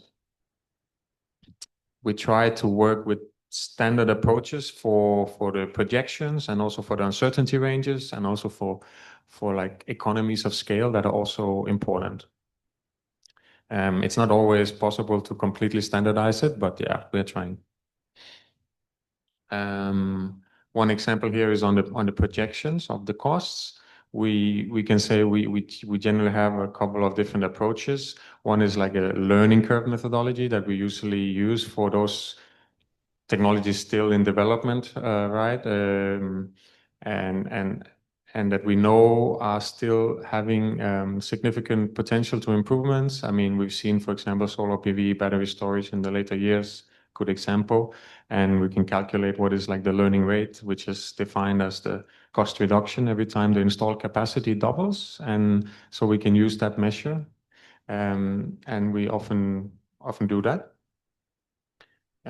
So we would take the learning rate and then base it on a certain scenario, for example, an IEA standard scenario or an ASEAN Energy Outlook scenario, and see what is the built out of capacity, and then apply a learning rate depending on the maturity of the technology. But sometimes we also just do like a more fixed small improvement for mature technologies. We can also have like a more bottom-up approach where we assess the individual components of the technologies, and sometimes we combine them, right? So some components of the technology will have a certain learning rate, and other components will have a lower one, for example, depending on the potential for improvements in the technology. And I also just want to mention that I think it's also something that is often forgotten a bit. We try to standardize and show what is the most relevant and most typically applicable technology size, for example, of a certain technology, but they will always vary. And there can be quite a lot of economy of scale. And so it is always advised for us to use to assess that, and so we just use a simple formula for the economy of scale with a scaling factor, and so the scaling factor is basically like if it was 1, it's like if the capacity of a power plant is double, then the cost will be double. But we know it's not exactly like that. So usually we have the scaling factor of 0.7 to 0.8, depending a little bit on the technologies. And that's something that we are using to also harmonize the collected data and then, for example, harmonize it into one standard size. It can also be used as a guide. So when you do analysis and for various reasons, you need to work with sizes that are different from the standard one given in the catalog. You can use these formulas and this estimated scaling factors that we also provide in the catalog.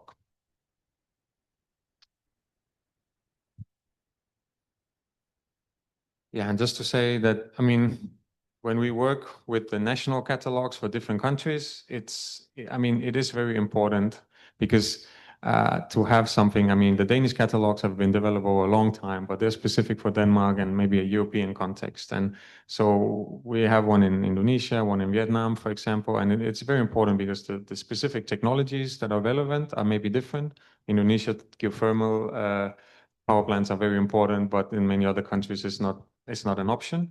So of course, it doesn't make sense to have it in other catalogs, but we need it in the Indonesian one. Certain type of technologies or certain sizes might be relevant. There might also just be very big differences between the countries, cost level, policies, like for example, local content requirements and the local industry's ability to produce a certain technology, or what type of technologies that they produce is also something that's quite important.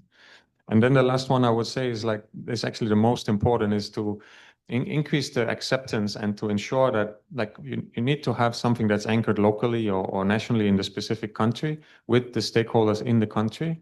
And so that even if a lot of the data is based on, let's say, on international data references, it's very important that it goes through that process of being discussed and revised by the relevant stakeholders in a given country. And I think I'm going to skip this one, to be honest, because we're a bit short here on the time. So just to say, this chart is a little bit, well, it's not too complicated, but this is just to show a little bit this importance of involving the stakeholders and how we would usually do it in Denmark. The Danish Energy Agency will be the owner. There will be an advisory group of experts, for example, from the DA, from let's say the TSO, from others that are using the catalogs a lot, for example, and have understanding of the development of the energy sector, will advise what kind of technology catalogs to develop, which technologies to include, etc. And then we will work with some consultants. In Denmark, it's usually a positive thing to work with a consultant that can work as an independent intermediary. But it can, of course, also just be a project lead from the ministry or the agency. We'll then consult with the different technology experts, let's say specifically from industry. It can be industry associations, it can be developers, can be manufacturers of the technologies, research institutions, to develop. Sorry about this microphone. So working together, developing the draft based on those experts. It can be through workshops, it can be one-on-one interviews, etc. To the draft, and then do a public stakeholder consultation. When I say public, it's for anyone who's interested. Of course, usually it will be people who have interest in the sector and know about the catalog, but a wider understanding and interest to gain feedback.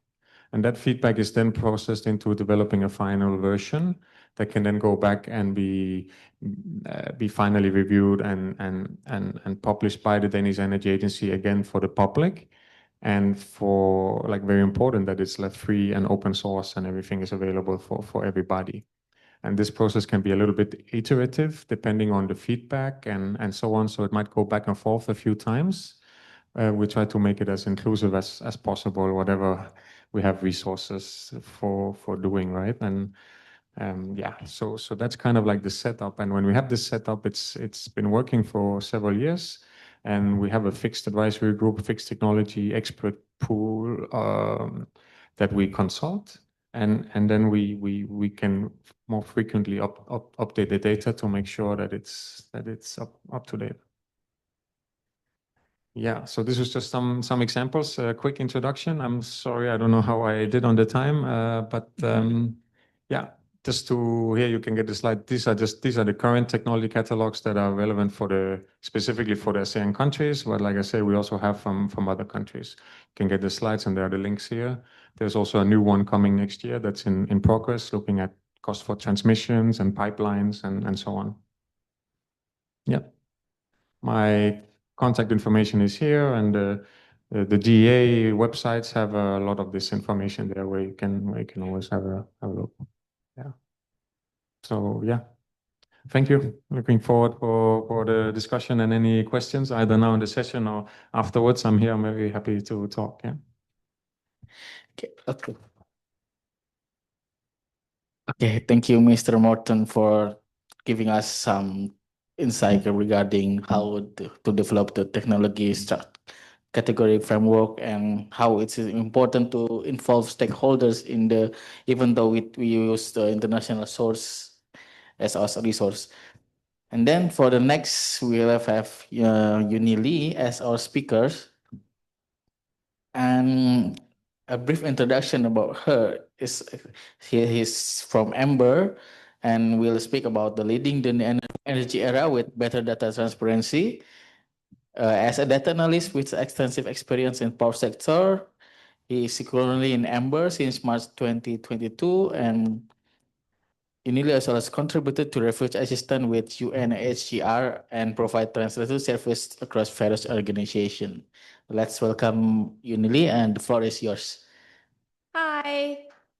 How are you doing? Feeling a little sleepy. Hope this doesn't get too long. I'm Uni. I'm from Ember. I'm senior analyst working on data interaction strategy, and I'm here to talk to you about how better data transparency can help ASEAN countries lead the new energy era. So for those who don't know us, we are Ember. We are an independent energy think tank, and we're working to shift the world to a clean and electrified energy future. And data is at the heart of everything that we do. We make it open, free, and easily downloadable. And that's because we believe in the power of data. It unlocks opportunities in the new energy economy. You're all modelers. I'm sure you all know the importance of having good data to produce good modeling results, which then can be used to inform policies so that we don't waste hundreds of millions of dollars in suboptimal results. And it can also catalyze new business opportunities and flexibility, group optimization, which are becoming ever more important. And now big tech companies who are often the off-taker of big renewable PPAs across Asia, they are now looking for ways to make their electricity consumption 24/7 carbon-free. And this requires very high resolution data. And so having good data means you'll attract more investment from these big off-takers.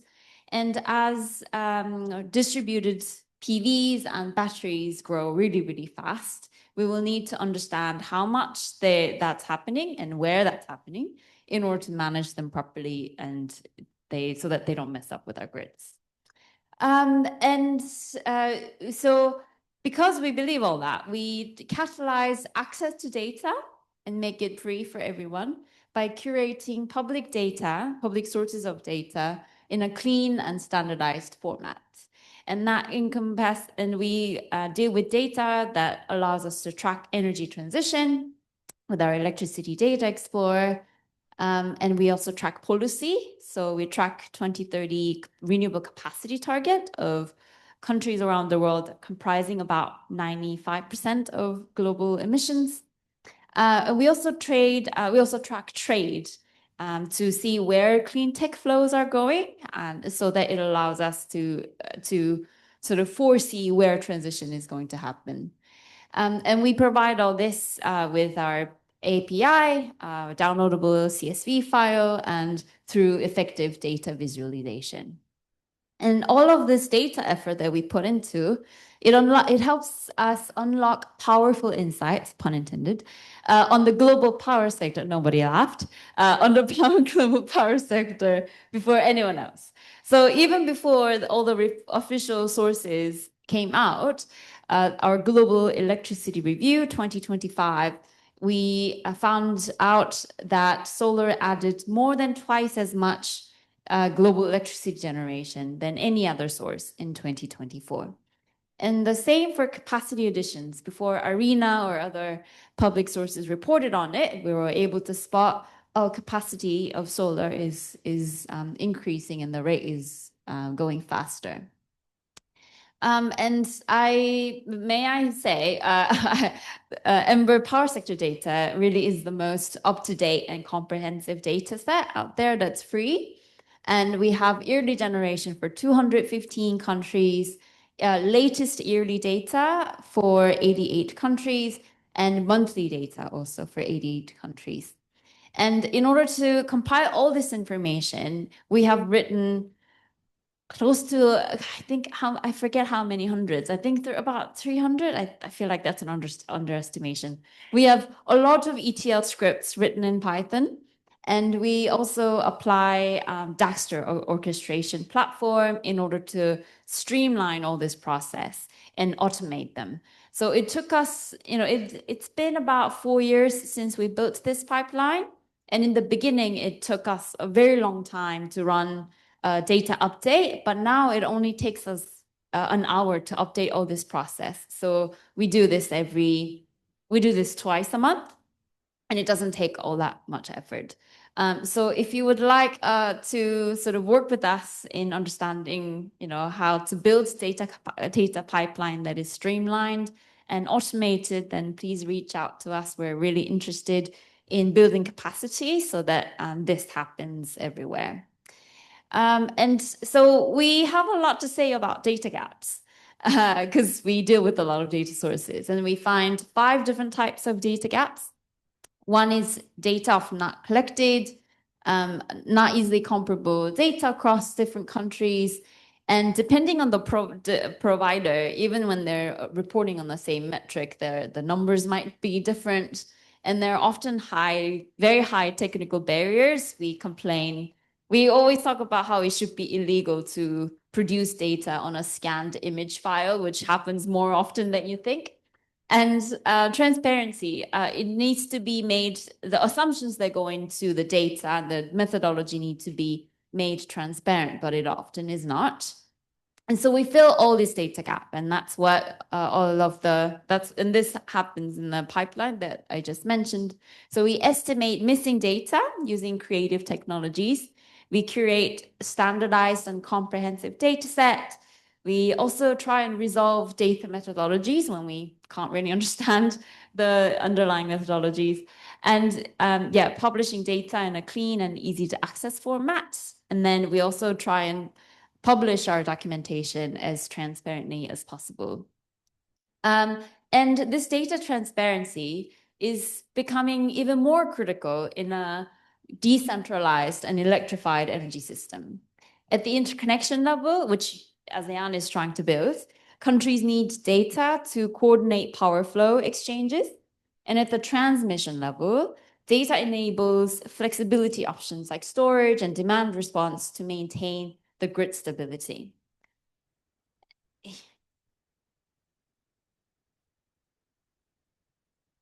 Thank you. But data transparency is lacking in Asia. In 2023, Ember conducted a study on availability of data, generation data sources across Asia, and we found that 24 out of 39 economies have inefficient or poor data transparency in their power sectors. And high time resolution especially is important because it enables better forecasting, which is critical for maintaining our grid. But only 2 countries report hourly generation across ASEAN countries.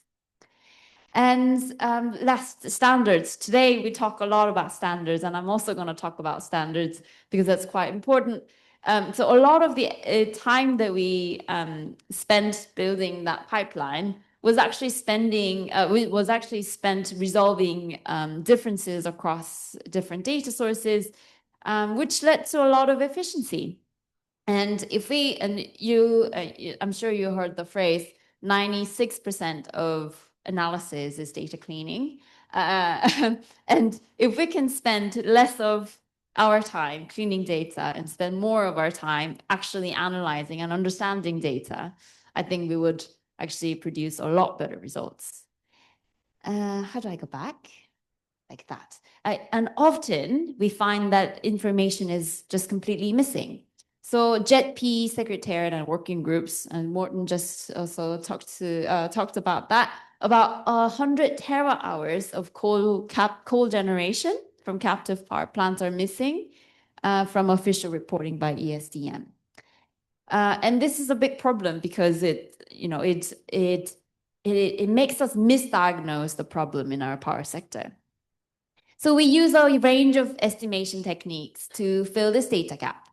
And we use many, and we've also worked with EV data as well to estimate the power demand coming from EV. And I have a question for you later.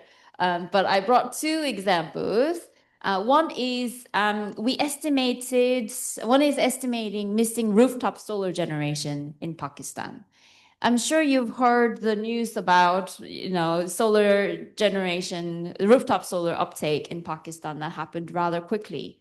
But we noticed that, we started noticing this even before any media reported on it, because we have been monitoring monthly solar exports from China, as the world depends on China for solar panel supply. And we noticed that the official reporting from Pakistan that we get from NEPRA wasn't reporting on it. So we decided to look into this. So we took USD exports total number and divided that by the unit price at the time from Chinese customs data. And then we applied very conservative assumptions that it'll take 6 months to go from being imported to deployed. And then 15% of those imported PVs will be either re-exported or go into stockpile. And we came up with these numbers through by consulting local stakeholders and local experts working in Pakistan. And then we modeled capacity factors to calculate solar generation. And for that, we used Holt PV model, and I had to write that down. A crystalline silicon panel facing south at 35-degree tilt. And then we calculated, and then we took weather data from ERA5 to use their global total irradiance. And then we applied 25 discount rate to account for less ideal conditions. And then we calculated capacity factors at the center of 1 degree grid squares of Pakistan, and then took population weighted average of that. And that we did that because we assumed that all these rooftop solar panels are going to be installed where people live. And in the end, we captured 2 terawatt hours of missing solar generation. That's huge. That's like twice as much as the missing coal generation from captive coal power plants in Indonesia. And we started reporting this, and it became a really, really big story. And if we hadn't done that, we would have totally missed the opportunity to strengthen the narrative that global energy transition is actually happening. And the second methodology that we use is estimating latest yearly electricity generation from monthly generation. So I just mentioned to you that we collect monthly generation data sources, monthly generation data from 88 countries. And so we gather all these data and we apply series of ARIMA models in order to project the missing monthly generation data that hasn't been reported until the end, until the year ends. And then we annualize that monthly data, and then we take year-on-year changes by fuel, and then apply that to historical yearly data to get the estimated latest yearly generation.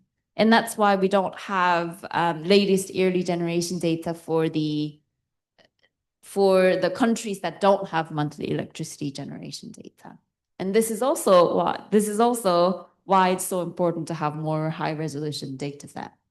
But we can apply a lot of creative methodologies to come up with missing data, but no estimate will be as good as verified public data. And we really need to keep up, we really need to speed up our reporting time cadence, because energy transition is happening so fast in different parts of the world that if we are not able to monitor it as quickly as it is happening, then any policy action that we make won't reflect the real local realities. And so I really think that with better data provision, ASEAN can lead the new energy era. Better data transparency unlocks opportunities in the new energy economy by facilitating business innovation. It increases confidence in power sector flexibility and grid optimization, and it also allows better energy system planning. And this is particularly important because the world is already moving to a renewables-based and electrified energy system. So in 2023, 40% of our power came from clean sources and about 20% of our final energy consumption from electricity. And in order to align with IEA net zero emissions scenario, renewables and nuclear, so clean power sources, they need to be more than double. And electricity, by 2050, it'll account for more than half of our final energy consumption. So in this new economy, in this new energy economy, national energy security really depends on making sure that our grid runs reliably, that we're predicting variable renewable outputs accurately, so that, and also to enable demand side flexibility options and storage flexibility in order to make sure that we're matching the supply and demand in the power system. And that's why data transparency directly relates to strengthening national energy security. It improves forecasting, it's crucial for dispatch optimization and grid stability. It enables early warning systems for blackouts and grid congestion. And imagine what happened in Iberia earlier in this year, everyone panicked.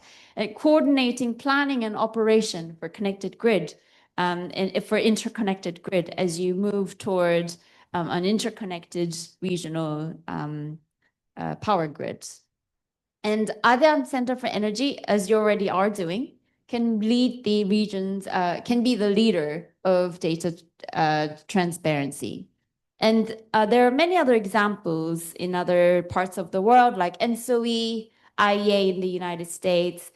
They all provide shared and standardized regional open data framework. And I think that from the presentation from earlier this morning, it's clear that you're already playing this role. But to make the data available, that the data that you're collecting, to make sure that this data framework is has high time resolution and timely, I think it would be really important. And other member states historically have been very afraid to share data and open data because of geopolitical risks. And I understand that completely.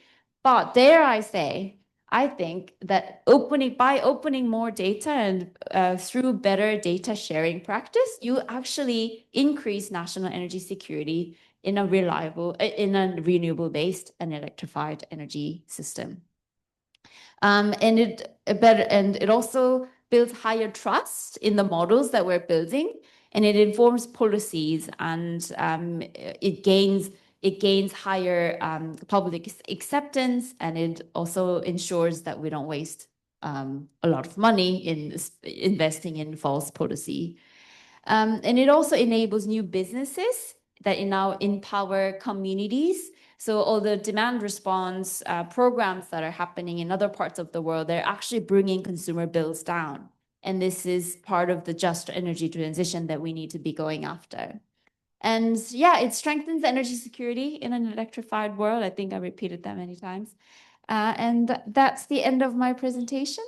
Please feel free to get in touch with me with this email address. And thank you so much for your attention.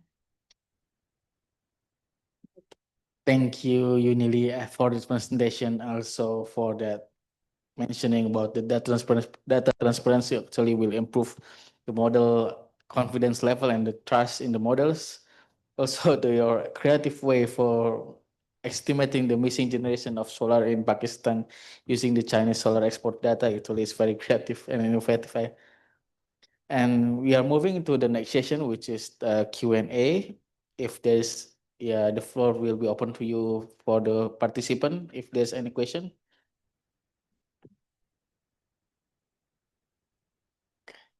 Okay, if there's no any yet, I will move the question to Thierry first, I think. So Thierry, you mentioned about how the points to keep in mind, the high confusion in the NGL or liquid natural gas. And do you think by having the technology catalogs that using the strict boundaries, like Morten said before, will improve the fundamental of the quality of the energy balance structure later on, and how can ASEAN have better structure by using that? Sorry, I didn't get your question. Can you repeat, please? Oh, yes, no, never mind. So, how can ASEAN have a better structure regarding the energy balance table, and how, like developing the technology catalog will improve that?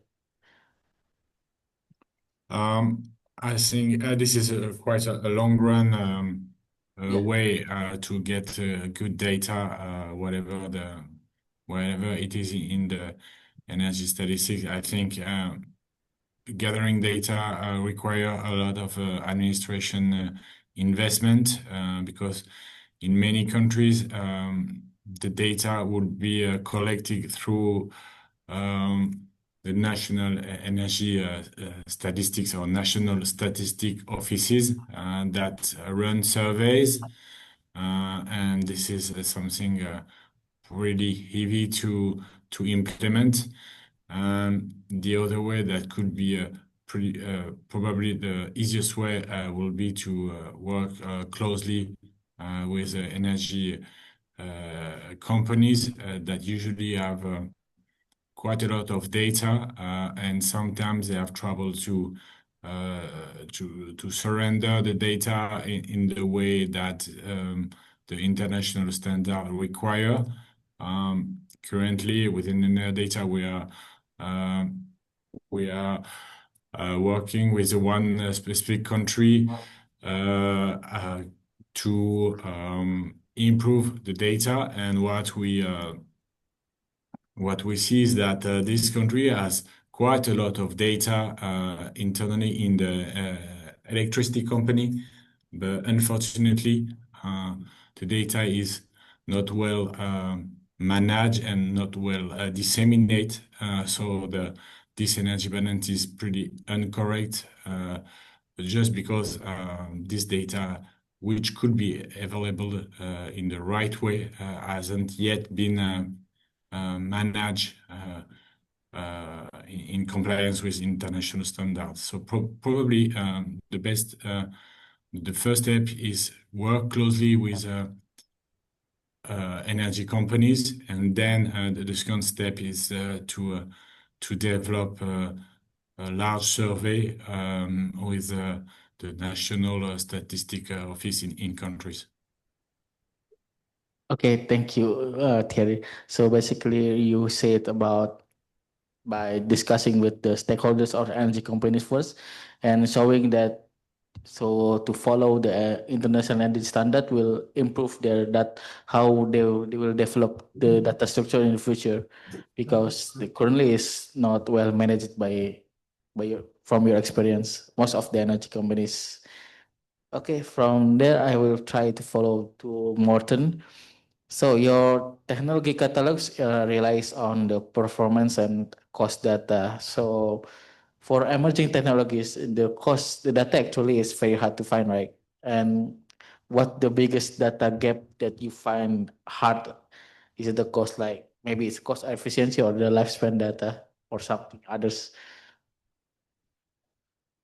Yeah, so where are the biggest gaps? I I would say there are two.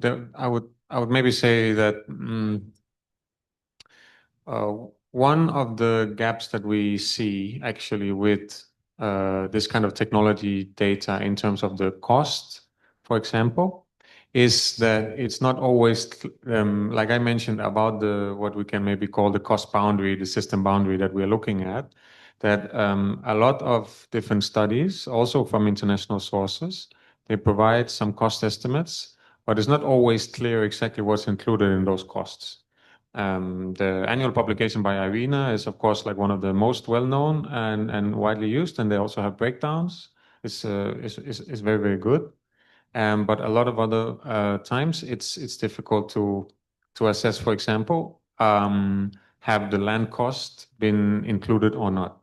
And that's actually where I would say when we're doing a technology catalog, it's probably the majority of the time is this like detailed discussions with the providers of the data or experts in the field to understand some of the different components and some of those cost elements that sometimes are maybe included and sometimes are not, and figuring out like how to try to standardize it and how to then make some assumptions, for example, to clean it up so that it's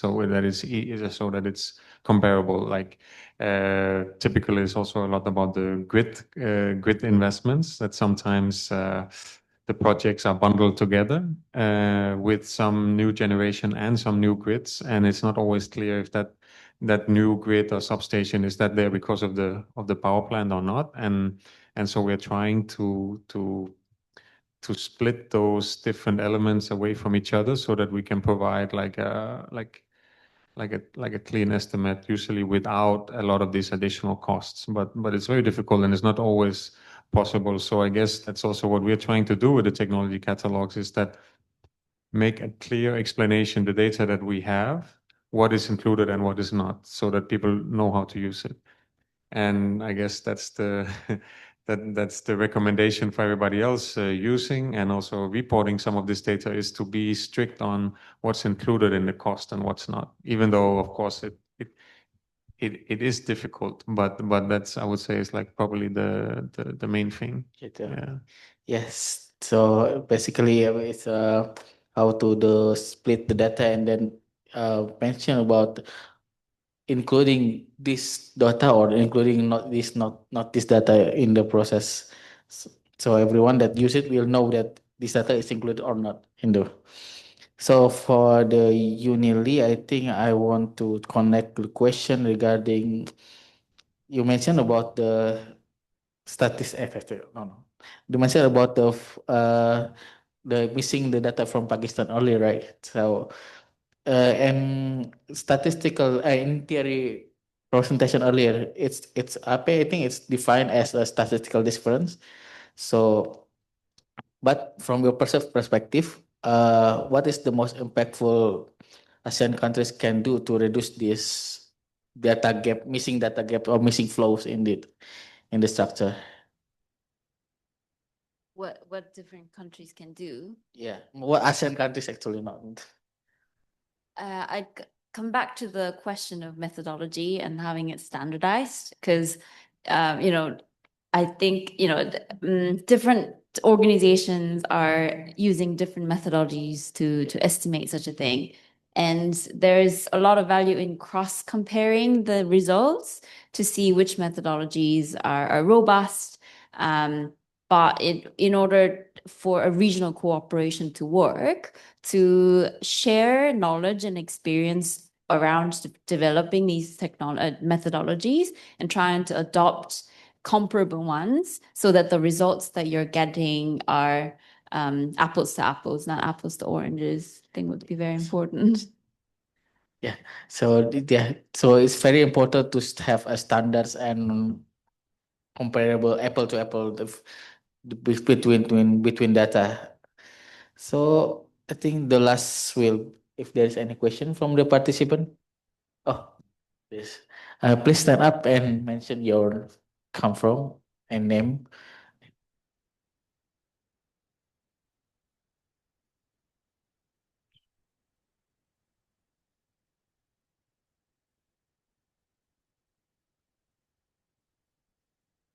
Okay, thank you. My question is directly to Mr. Morten.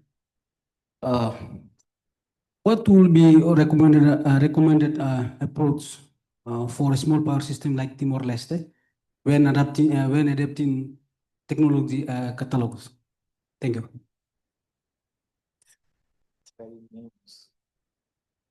Yeah, thank you. That's a very good question. I think developing a technology catalog is a bigger project. I think, and there are different elements. So there is not like one fixed recipe like how to do it and how to get started. But I think I think early on there was also this comment that we have to be careful not to try to do everything at once, and do the perfect version first. So the most important thing is basically to get started. It's also what we have seen in Denmark, in other countries we work with, is that it usually takes several iterations for these technology catalogs to be fully developed and be of a good quality. And because the quality also comes from the users and from the process of developing it, so that when the first catalog is out, then you start to spread the knowledge about it. People are starting to use it, and then they give the feedback, and then the next time you update it, you get a more inclusive process, etc. And so on, so that it can be improved. I think some of the first steps is to gather the most important stakeholders. Who is it that is working with energy planning in Timor-Leste? Who is it that have benefit and knowledge of working with technology catalogs, and set up a process around that? So meet with the stakeholders, make some kind of working group, and to get all the inputs from these stakeholders. What is it that they're missing? What is it that they can provide?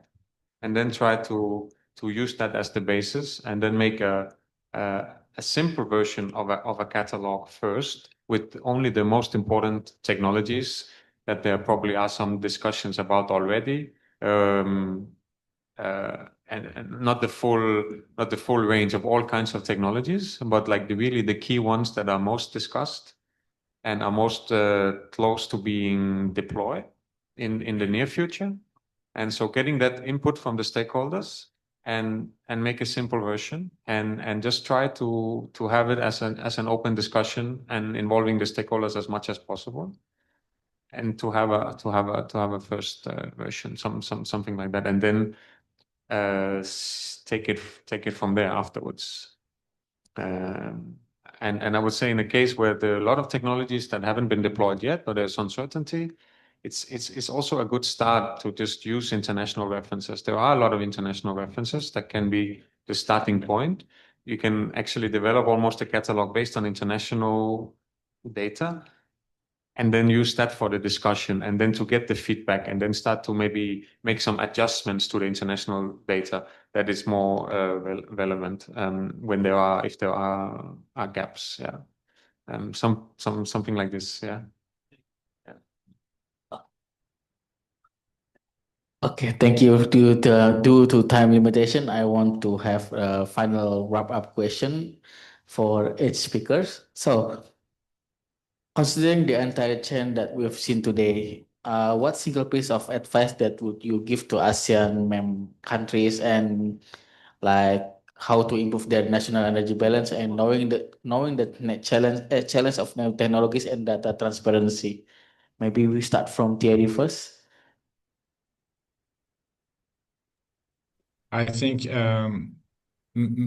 as my previous colleagues said that previously, going step by step, focusing on main important things, and involve stakeholders. So I think it will be important, let's say, for instance, if any country has a large share of oil consumption, then to get closer and closer to the oil company or the customs or a distribution company, to better understand where the oil products are consumed, for instance. In another country, if the electricity is the main energy source, then focus on the electricity, and get closer to the electricity company, and make sure that this company is able to provide clear statistics and align with the international standards. So completely agree with my previous colleague. Go step by step, and trying to deliver most important things first, and then widen the scope to smaller things. Okay, thank you, Thierry. Moving to Morten. Yeah, what to do with the transparency? I'm not sure I have too much to add. I would say that a lot of the good things have been. I really agree with everything that Uni and Terry have been saying. It is pretty basic, but I just like what I see here, especially that what ACE is facilitating and what is happening in ASEAN under the action plan and the energy outlook. I mean, I think it's really great. So I just want to encourage to continue. That's basically because I feel like that is just the way. And we see these few things. I think we have some great examples that then when somebody starts to see the real value of the data, when it's well curated and well managed, like how much easier it makes their lives in the ministries and compiling the statistics, and somebody gets to use it, and that's usually then it helps to build the momentum. So just continue with this and try and not everything is completely perfect, but as long as there's like some improvements there, it's okay. Yeah. Thank you, Morton, and then moving to Miss Lee. I think there needs to be a narrative shift around data. So data reporting has been seen as a burden, but it's not a burden. It's an investment that reduces inefficiency, that increases national security. And I guess there's work to do for us to sort of keep demonstrating the value of data by communicating to our like home ministries and agencies and so on. Okay, thank you for the question answer. We are now at the end of the session. So let's give round of applause for the speakers in here. Now, I'll back to MC Lazuwardi Mani signing off.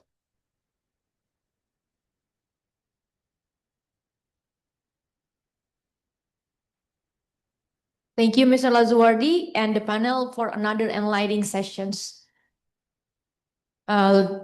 Distinguished guests, ladies and gentlemen, we will now transition to our final panel of the day, which will explore socioeconomic and environmental data for extended energy analysis. And this session will be moderated by Mr. Yudiandra Yuwono, Senior Energy Modeler at MPP, to moderate these discussions. Mr. Yudiandra, the floor is yours.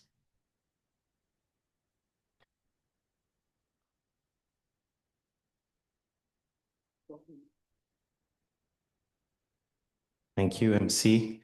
Good afternoon, everyone. My name is Yudiandra, parts of MPP in ACE, and I think we should kickstart our sessions, socioeconomic and environmental data related to energy analysis, which is also very important parts of the analysis and our effort in transitioning. I think we'll open the sessions with two speakers from International Institute for Advanced System Analysis, IASA. First, Dr. Peter Ravache, Senior Research Scholar from Policy Management Group, do a lot of development in GHG and air pollution, international synergies or gains, and have expertise in decompositions analysis of emission trends and contributing in multiple mitigation policy analysis globally. And also Dr. Shuihua Zhang, also in Policy Management Group, research scholar with interest in gains and AMs, energy integrated assessment models, MESH-IX, and technology policy assessment in context of climate change, led several impactful research projects, and also lead author of China Lancet Countdown reports, including also a lot of great achievements. So for both speakers, we give the floors to you, please. Thank you. First, I would like to check if my screen is shared. If you see the presentation, please.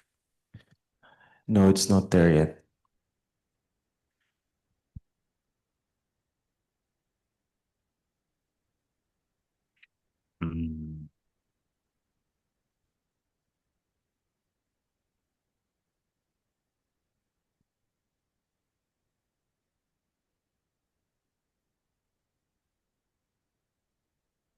I think now it's coming. Yes, it's there now.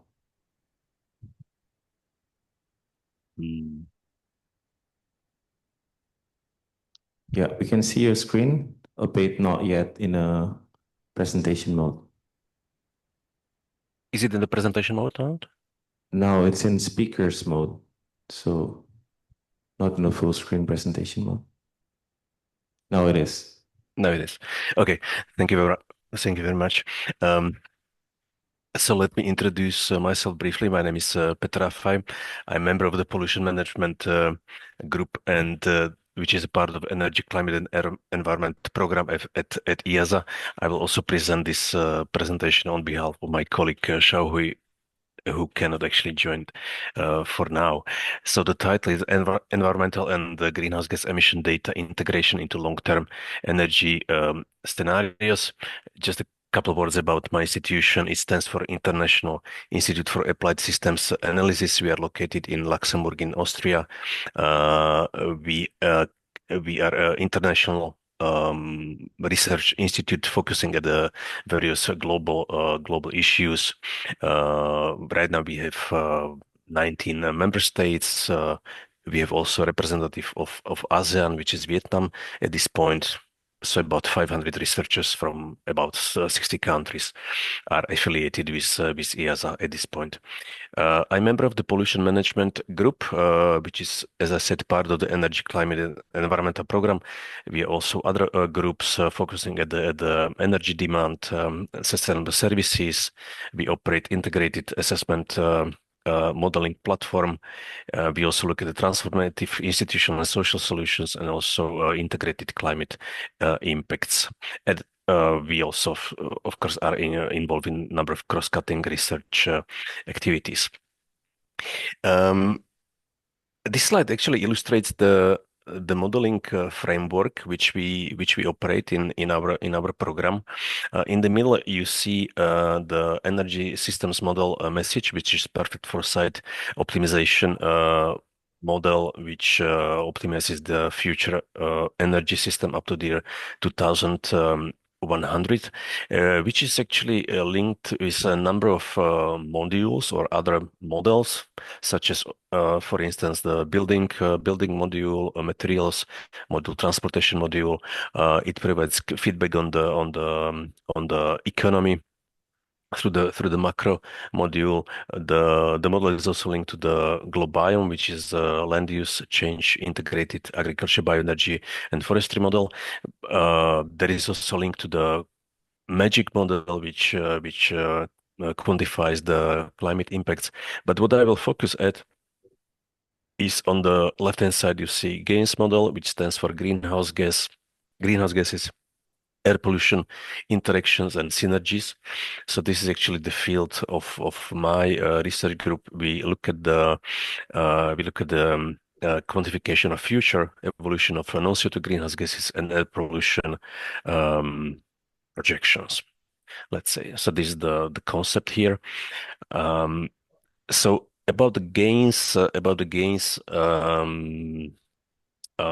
framework.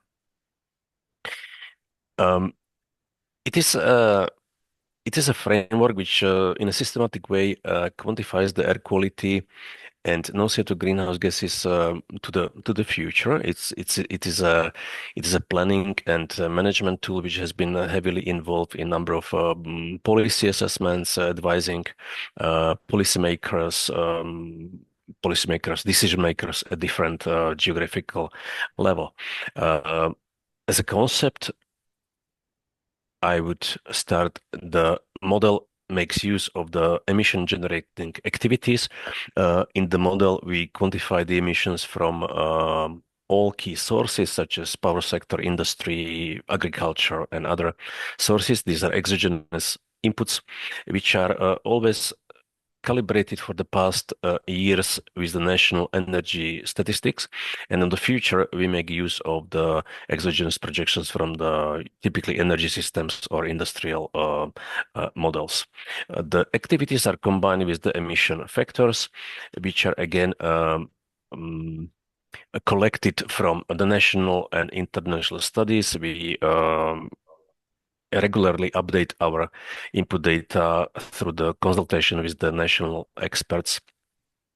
And The next parameter are the emission control measures. Typically, these are end-of-pipe measures, which are simulated in the model to see if the emissions or if the, let's say, the sectors comply with the existing regulations, which is again consulted with the national policy documents, sometimes with also international information sources. So the model quantifies the emissions. Emissions in the past years are compared with the official emission inventory, so that we see that the model is well calibrated. The next phase in the assessment usually is the atmospheric chemistry, let's say the calculation. What we want to see the emissions, how they are translated to the changes in the concentrations. We focus at the concentration of the fine particulate matter. The calculation of the atmospheric, let's say the dispersion is the underlying meteorological data are provided with from the exogenous sources. The calculations of the PM concentration is we try to also see how the model perform against the ambient PM 2.5 monitoring and measurements. So this is when we have an assessment in specific countries. We also compare what the measuring stations showed, such that we see how the model perform. The population statistics and projections are used to quantify the population exposure to the fine particulate matter, and in the end, the health impacts are computed. The model is also used for the cost effectiveness analysis. For instance, if the governments or regions have policy targets, for instance, a reduction in the emissions or reductions in the concentrations or the exposure, or the policy target in the reduction of the health impacts, the model is able to quantify in a cost effective way what should be the configuration of the abatement technologies such that the policy target is achieved. So what does it mean to construct emission scenario in gains? It's actually a combination of three key components. One is the activity data, which is, for instance, the future use of fuels in the power sector, the transportation activities, agriculture activities, combustion or the consumption of fuels in the domestic sector, in the households, and which is then combined with the counter strategies. The counter strategies are defined as let's say which end of pipe measures, like for instance, emission standards in the transportation should be applied in a specific sector to comply with a given legislation. And the last parameter, these are emission factors. Emission factors for each sector fuel combination is defined in the gains database. This emission factor, of course, is changing over time such that if we see the impact of the end of pipe measure, the emission factor changes to the future such that actually it's in compliance with the prescribed legislation. Now, when we speak about the data requirements or how this, let's say, air pollution or non-CO2 greenhouse gas data, which are underlying the calculation of the future quantification of the impacts of the emissions, we need to somehow link the typically energy systems models with the gains. And we have three options how this can be done. First option is that the parameters computed in gains are transferred into the energy models or into EAMs. What that means typically is that the actual set of implied emission factors are transferred into the EAMs. Those emission factors, as I said before, are in this case not static, but they are actually changing over time, such that the change in the emission factors simulate the stringency of the control policy.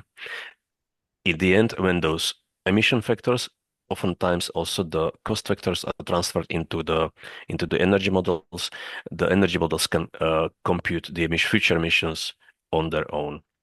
Another option which we often use is that actually we use the outputs from the EAMs, from the energy models, projections of the energy use, for instance, and we convert those activity projections into gains. For that, we use, for instance, proportional downscaling method, which by what we mean, sometimes the energy models have different geographical resolution. GAINS operates at the level of 183 regions. So sometimes we represent individual countries, sometimes we go deeper, so we have a subnational split of the regions, so subregions, for instance, provinces or states or different administrative units. And when the energy model doesn't provide all necessary parameters, those parameters are derived such that the GAINS is able to quantify fully the air quality impacts. And the final option which we utilize, the GAINS has an online interface, and the user can input the parameters such as the consumption of energy through the use of dedicated templates, and the user can produce his own activity projections, can define the control strategies, the application level of technologies, and the online model quantifies the resulting emissions or air quality impacts. I will start with the option one, which is the illustration of what we do here at EASA with our framework, which is the linkage of message, global and GAINS framework. So this framework provides us with the activity data for the energy, material use, transportation activities, and also agricultural system for various set of future scenarios. This is an example of different SSP storylines. Now the question is how we propagate the GAINS emission factors into the future. As said, this option assumes that the GAINS calculates the implied emission factors, and those factors are then implemented into the message model such that the emissions can be quantified. The GAINS model operates up to the year 2050 with the 5 years step interval. Beyond that year, the emission factors are quantified or calculated based on different storylines. For instance, the SSP 1, 2, 3. So the emission factors, they start from the, let's say, the assumption about the current legislation for the individual regions. Over time, they can change proportionally to the philosophy of the storyline. And we have a range of emission factors which start from the current legislation. They can be different for different storyline specific ranges, and the lower end is defined as this MTFR, a set of emission factors which relates to the maximum technically feasible reduction set of technologies. What this also implies, in the middle you see this table. So each time we link GAINS model with the energy system model, we need to make a mapping matrix between the variables and technologies which are defined in the energy system, and against we somehow link them with the variable sector field combinations which you represent in GAINS. So each time we have to define a mapping matrix. Another mapping is the regional mapping matrix. There are different variants of the message model. Typically, it's run for the 12 macro regions, which is then split geographically into 183 regions in GAINS. So we have a sectorial mapping, and we have also regional mapping, as well as the definition of these parameters are then applied in this mapping concept. Here is an example of the integration of the GAINS data into message for the methane emissions.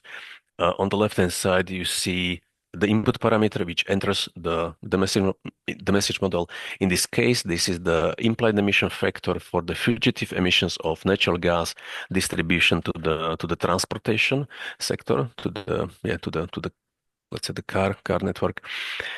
And there are two parameters which enter the message system, and these are the two abatement technologies selected here as an example. So this is the gains abatement technology as a leak detection and repair programs, technology number one, or replacing the material which is used for the construction of the pipelines. So it can polyethylene or PVC pipes and the monitoring of the leakages. What enters from the gains into the message is the message technology, which is the gas transportation, which is combined with the implied emission factor.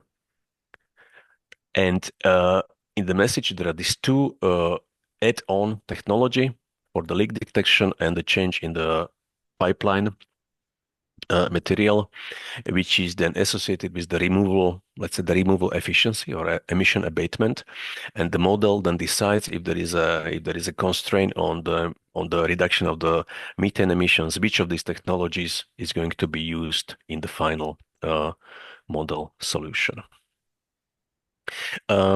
Just to add to that concept, there are additional parameters which are needed if you want to quantify let's say the full implications of the let's say the energy system for the air quality. So I have mentioned the set of emission factors. Those emission factors can be related to the current legislation or continuation of the current legislation. So there's legislation which is now, let's say, approved by the governments or the local authorities.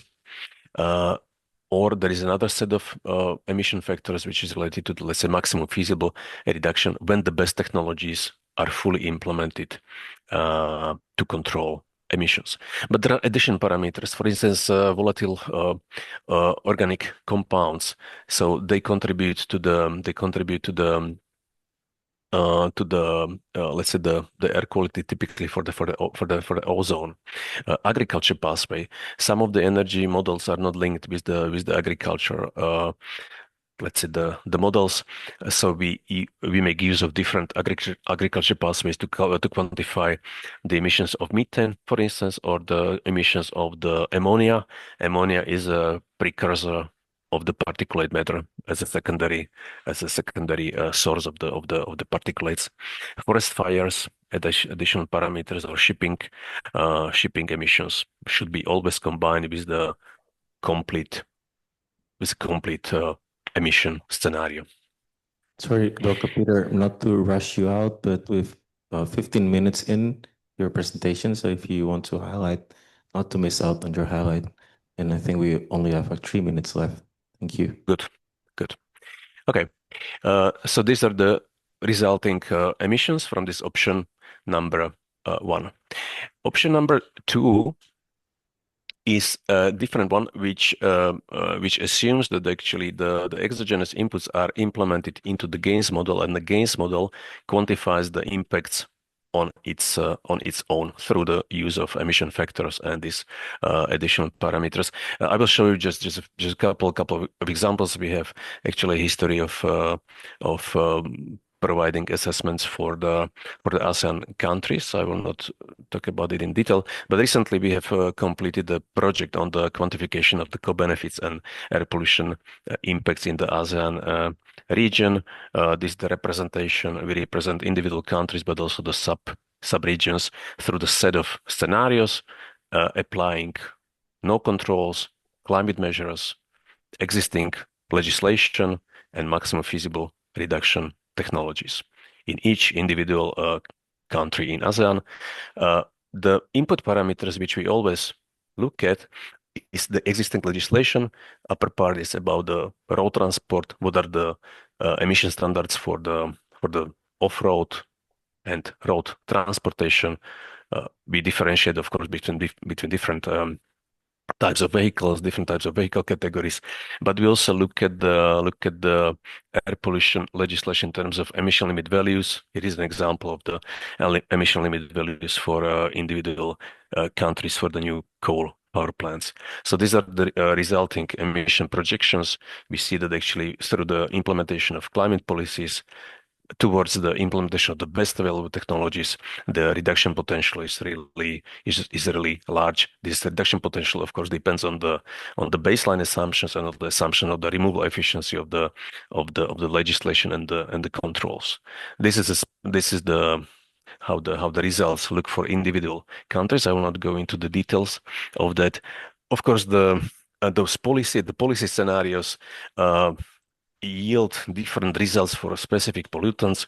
For instance, we see that under our scenarios, the SO2 emissions are the sector which contributes most to the reduction. Is the power generation sector. For NOx, this is typically the transportation sector.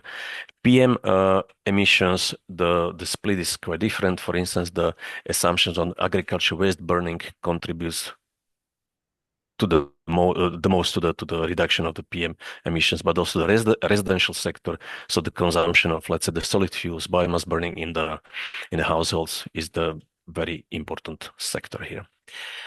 The model also quantifies the change in the concentration, the ambient concentration of the PM 2.5. We see that actually we have some spots or regions, especially industrialized urban areas, where the concentration is very high, exceeding the targets or the air quality standards provided by the WHO or the national air quality standards. But through the application of those air pollution mitigation technologies, we can achieve the situation where the most of the population actually lives in the areas where the air quality standards are met. So these are the changes in the annual mean concentrations over time. We see that actually from the average 15 micrograms per cubic meter, the average concentration can be reduced to around 5 micrograms per cubic meter. We see that actually the urban areas are more affected by the air pollution compared to the rural areas. This is the exposure distribution in the ASEAN region. Over time, with the more stringent scenarios, the share of population which live in the areas with clean air increases over time. Final couple slides. Premature deaths. The model also estimates the number of we quantify the premature mortality due to the air pollution. We calculate the mortality impacts for both ambient air pollution and also household air pollution. This is for the total ASEAN region of 10 countries. We see that in 2020, this distribution is approximately equal. So almost the same amount of people died prematurely nowadays due to the ambient air pollution as compared to the household air pollution. So it's about 400,000 people die prematurely.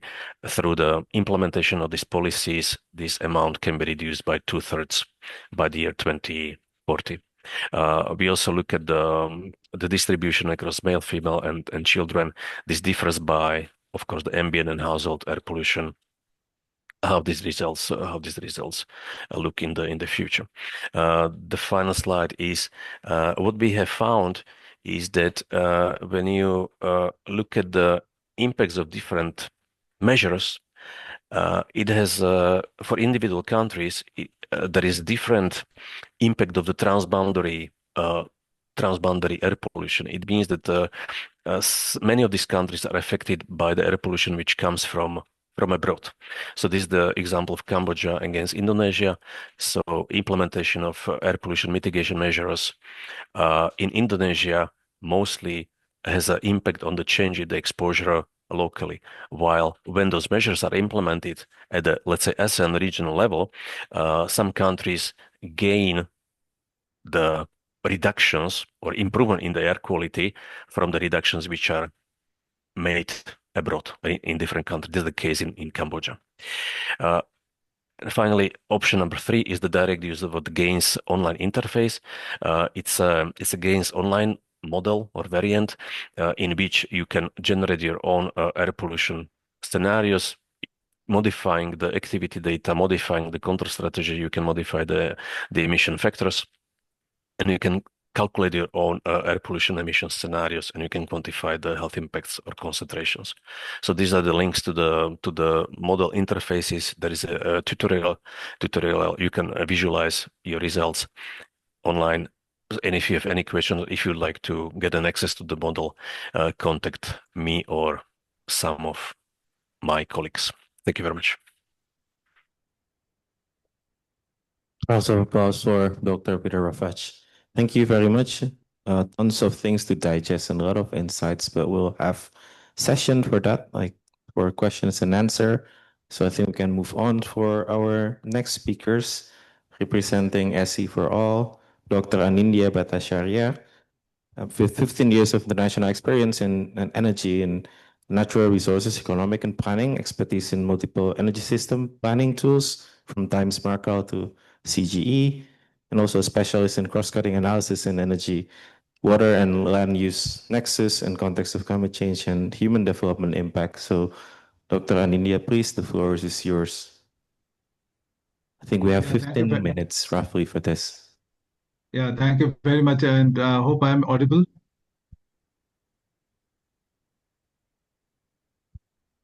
Can Yes, you confirm can if see your screen? Not yet in presentation mode. Okay. No, it's not there. Yes, now we can see your screen again.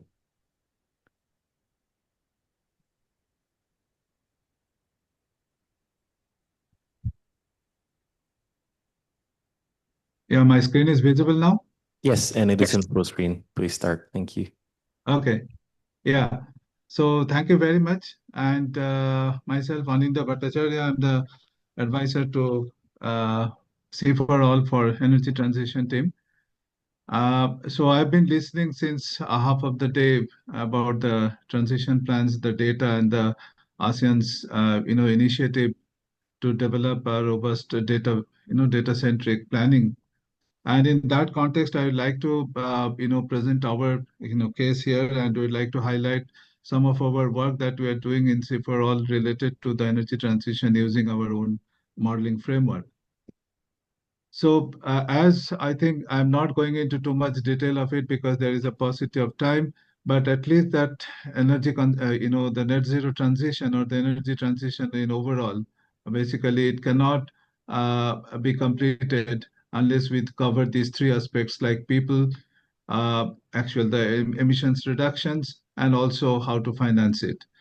So in our analysis and the approach, it is always a preference that we try to give these three pillars the equal importance and to see that how these three can be covered and it can be integrated in the whole analysis. I think perhaps that can be a way forward for the countries like ASEAN countries, or even in the broader context to the developing countries, how all these three can be integrated into a similar, in the same line, so that the overall objective of transition or net zero can be achieved. Now, if you see the basic components of this analysis, there are 5 components that is quite crucial, and it has been covered in this assessment. Number 1, environmental sustainability, energy systems cost, economic impact, social impacts, and the security of supply. I think none of them can be ignored while developing the overall transition path and net zero. Equally important. So it is the purpose of this work is to integrate these in a seamless manner so that the interdependency of these impacts can be observed through a proper modeling framework. Now, I'm not going into too much nitty-gritty of this. Let me directly go to the framework that we are using. Basically, it has got a comprehensive, there are 3, 4. I also have another slide showing that how the models are integrated, but it has got a clear 2 sides of it. One side is that the positive emission side, and the other side is the negative emissions or the absorption side. Given the ASEAN or the developing country context, when you are talking about net zero or even the energy transition, we cannot or we should not ignore that what the God has given to us, that how the nature can absorb certain amount of emissions that were already there in the atmosphere. And that is basically the natural sequestration, either forest or the wetlands or basically the blue carbon.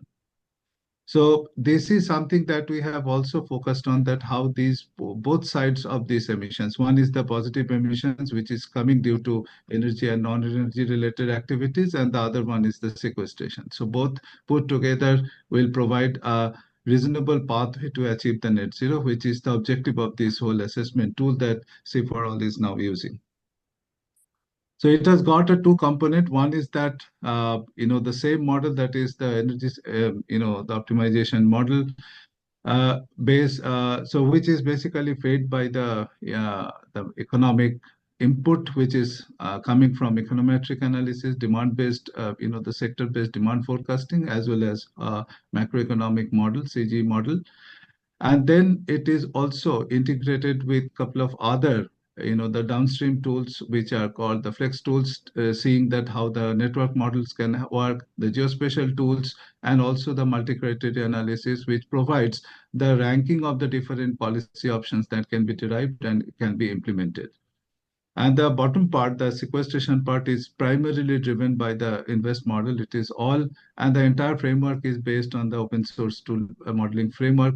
I think that is one of the purposes of developing this kind of modeling framework. Now, if I go back, I'll quickly take you through what is the benefit of CG. I don't think it is something to be, elaborately discussed, but it is providing the interlinkages of the different sectors to the energy demands and the emissions in the future. So it is important, especially for the ASEAN context, when the countries are close-knit and having an interdependency on the export and import of different energy commodities, as well as the commercial goods and services. It is always important that to see that how the economy is going to be impacted in the future based on certain growth prospects. So it is important to use that CG-based or the macroeconomic analysis-based input to the model for energy transition. So that is one of the purpose. So this is something, kind of a linear integration that we are using, primarily, we are using the database for the macroeconomic assessment, which is providing the sectoral outputs by different sectors by country. And from there, we are deriving the sectoral energy demands, which is directly feeding into the same model. It has also got impacts on the income and jobs, which is very crucial. That is the social aspect of this whole transition pathway. And also it is also taking care of the trade issue. So we can also observe that how the different inter-country trades are getting impacted. Here you can see that another component, which is the planning model, which is the electricity planning model, is also in the process of being integrated, which is basically to see that how the distribution level analysis, that it is not only over, say, as an energy system, but also as a power sector, which is very, very crucial for the countries, developing countries like us, where the distribution network is the last mile connectivity for any renewable energy. When you are talking about net zero, when you are talking about emissions reduction, it is important that the renewable energy sector is equally grown in the sector. And for that, it is important that the last mile connectivity is important, and for that, the distribution network is crucial. So this is something that is the overall network that we are working on. Now, this is the socioeconomic aspect, like as I mentioned, that the CG model and also the macroeconomic demands sector that is working on is also providing us the inputs for the job impacts assessment and the gross value addition impacts, which are basically the sector level inputs that are going into the model to provide that what is the final energy demand that is going to happen in the system. And that is the exogenous input that goes into the same model to see that how under different economic growth path, the country can decide its growth pattern. Like if the country wants to become 6%, 7%, 8% real GDP growth rate, what is the expected future energy demand in the country to achieve that growth path? And that can be fed into the same model to see that how the future energy demands are going to be by sector, and that provides that what is the expected emissions profile that is coming up under BJU scenario, and how under that growth pattern, how the net zero emissions or even the deep decarbonization can be achieved. So this is the purpose. Now, I'm not going into the detail because these are certain examples that we have shown here, like how the different sector-wise, the job and the employment assessment that has been done in this model.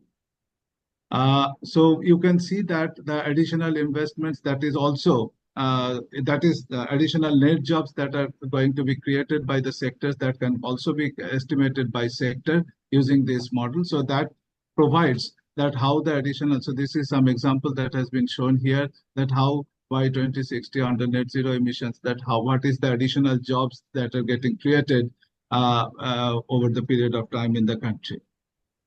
Now, this is another important aspect. So I'm just trying to give you the glimpse of the tools that are getting used here. So that gives the idea that how the overall model working. So not on a specific results, the purpose of not showing the results, but to show that how the different tools and models are getting utilized here. So another important tool that we're using is the geospatial electrification. So this is the onset model, which is also a geospatial tool which provides the network map on the particular, the geographical location. So it provides the population, energy resources, and combines it to the techno-economic modeling to identify basically the centralized grid location, what is the potential of the mini grids, or what is the potential of solar home systems. So like this. So these are, I think it is easy to understand that these are the critical inputs for actual implementation of renewable energy on the ground. Because unless you know the location of these potentials, unless you know the locations where the solar potentials can be installed, and if you don't know that whether those potential, the solar installations, whether they have the adequate network to evacuate that power that is getting generated in the solar rooftops, or maybe those ground mounted solar, or in any localized renewable energy units, it will be very difficult to achieve the overall target. The installations might happen, but actual energy generation may not happen because there might be a lack of the infrastructure that is required to evacuate that power that may not be there. So that is exactly the purpose of creating these tools, so that it gives you, suppose the country, assessment says that to achieve the net zero, suppose a country, Indonesia, just for example, requires 1,000 gigawatt of solar. Now, you really don't know that where that 1,000 gigawatt can be installed, or whether that 1,000 gigawatt installation will be really see the day of the light, given the existing network and the distribution, not only the transmission, but as the distribution network is also available. Because setting up the 1,000 gigawatt is not a big deal. The question is that whether you will be able to evacuate that amount of energy that is going to be produced by that installations to the last mile points, which are the consumers. So that is where the criticality is that, and that is where a lot of, the input, lot of data that is required, and that is where the impetus and the attention is required to see that how my capacity installations can be finally evacuating the power that is getting generated by that capacity to the last mile consumers. So this is where the contribution is coming here. So this is another, the same spatial, that is also a AI/ML integrated geospatial tool for the distribution network. As I was mentioning, it has got quite a bit of capacity to understand that what is the local level distribution network where the solar installations or any other renewable installations can have. It can actually assess the local network analysis to see that what is the headroom that is available with the local distribution network to absorb the solar or wind capacity, the wind generation or any other renewable generation. Because the moment it starts generating, suppose in a small area in Indonesia, in Jakarta, in small part, there is a potential of suppose 1 megawatt solar rooftop. Now, that solar rooftop, 1 megawatt solar rooftop capacity cannot evacuate power if the local distribution transformer does not have that amount of headroom to absorb that evacuation. Otherwise, it will, snap the whole network. So this type of tool is basically going to help to understand at that level that where the demands are, where the capacities are in the location, and whether that capacity has the adequate infrastructure in that local area to evacuate that power. And also it can help to identify the locations of EV charging stations, locations of other, the renewable identification based on other, not only the geographical, not only the technological capacity like the electrical network capacity, but also with the information of what is the the other infrastructure that is available, like whether there is adequate road network. Suppose you are talking about electric vehicle charging station planning. Now, question is that setting up those panels, the charging stations, you obviously need the adequate road network available in that area, along with the other infrastructures. So, considering all these layers in a geospatial manner, this tool provides that where exactly in a the multi-criteria analysis, basically the weighted factor-based assessment, it provides that where exactly the suitable locations are, where you can put the solar rooftops, ground-mounted solars, or EV charging stations. So this is something very important, and they started working on this and integrating that with the same model, so which provides a much more granular or policy-level information for any country to become net zero. And this is something quite a data-driven part, because there are a lot of data that is required, not only the solar potential or the renewable energy potential, but it needs the location-specific information, it needs the distribution network, and this is somewhere basically most of the developing countries. I am right now sitting in India, so I have seen that how even the India has one of the largest renewable energy program in the world. But still, how the country is struggling for the last mile connectivity, just because the lack of data and information regarding the distribution network, because that is where everything gets end. So this is something that needs to be taken care of, and I appreciate if ASEAN ACE can take care of it in the future, and C4All is always there to help you.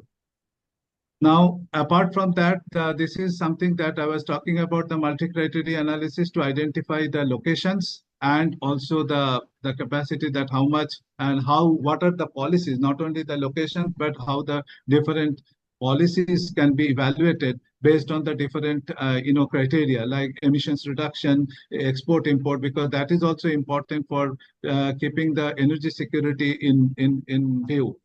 The cost of energy supply and the annual capacity, and there are several other criteria. Based on that, I think this is something that the formulation that we are using here to identify the multi-criteria numbers, which provides these are in the right box. You can see that what are the weighting factors like the scenario cost, water use, land use, the climate resilience, job creation. So based on all these factors, the whole analysis is done to see that what is the best possible solution for this country for decarbonization or net zero, and what will be the cost, the combination of activities that are required.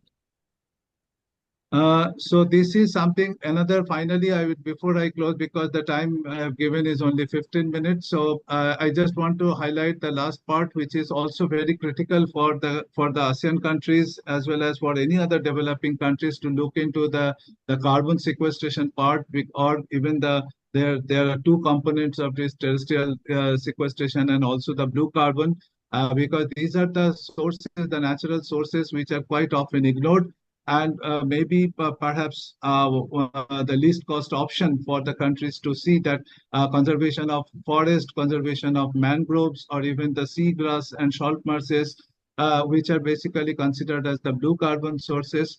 So conserving that can also contribute in a bigger way, in a cost-effective way, to the overall objective of emissions, overall objective of net zero.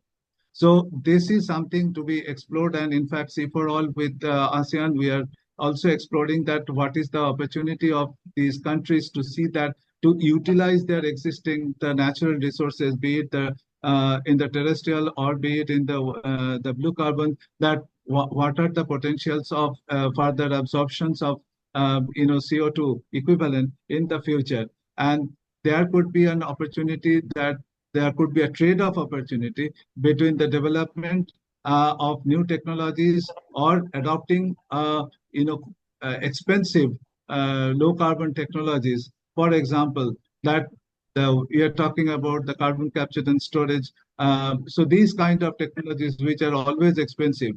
So how those expensive technologies can be traded through promoting this natural process of carbon absorptions, like vis-a-vis managing more, mangroves. Can this managing more or providing or densification, redensification of forest, can this process be, compared with technological adoption like CCS and other green hydrogens and something like that, which are expensive, and trade-off means that you can reduce some of the expenditures in that particular technology front through promoting or conserving mangroves or maybe the forest. So this is something that needs to be explored in the overall perspective of net zero for the countries, the developing countries, including ASEAN. So that is one of the purposes of the modeling tool as well. So this is some example that we are doing here. This is a preliminary assessment that we have done. Dr. Anindya, I think we. Yeah, I'm done. Okay. So thank you.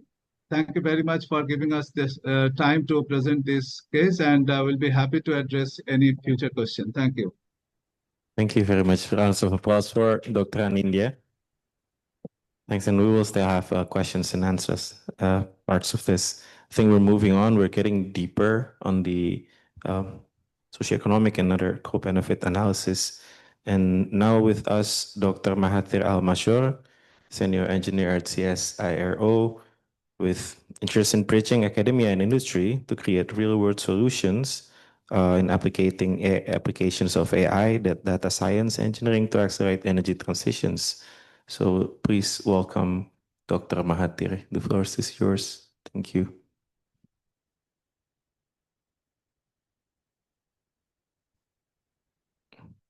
We can see your screen. You can see me. Yeah. Okay. Can everybody see my screen now? Let me just close this. Testing. We're not yet seeing your presentations. We can see your Zoom screen. That's right. That's right. I'm far away in Australia, so the bits might take some time.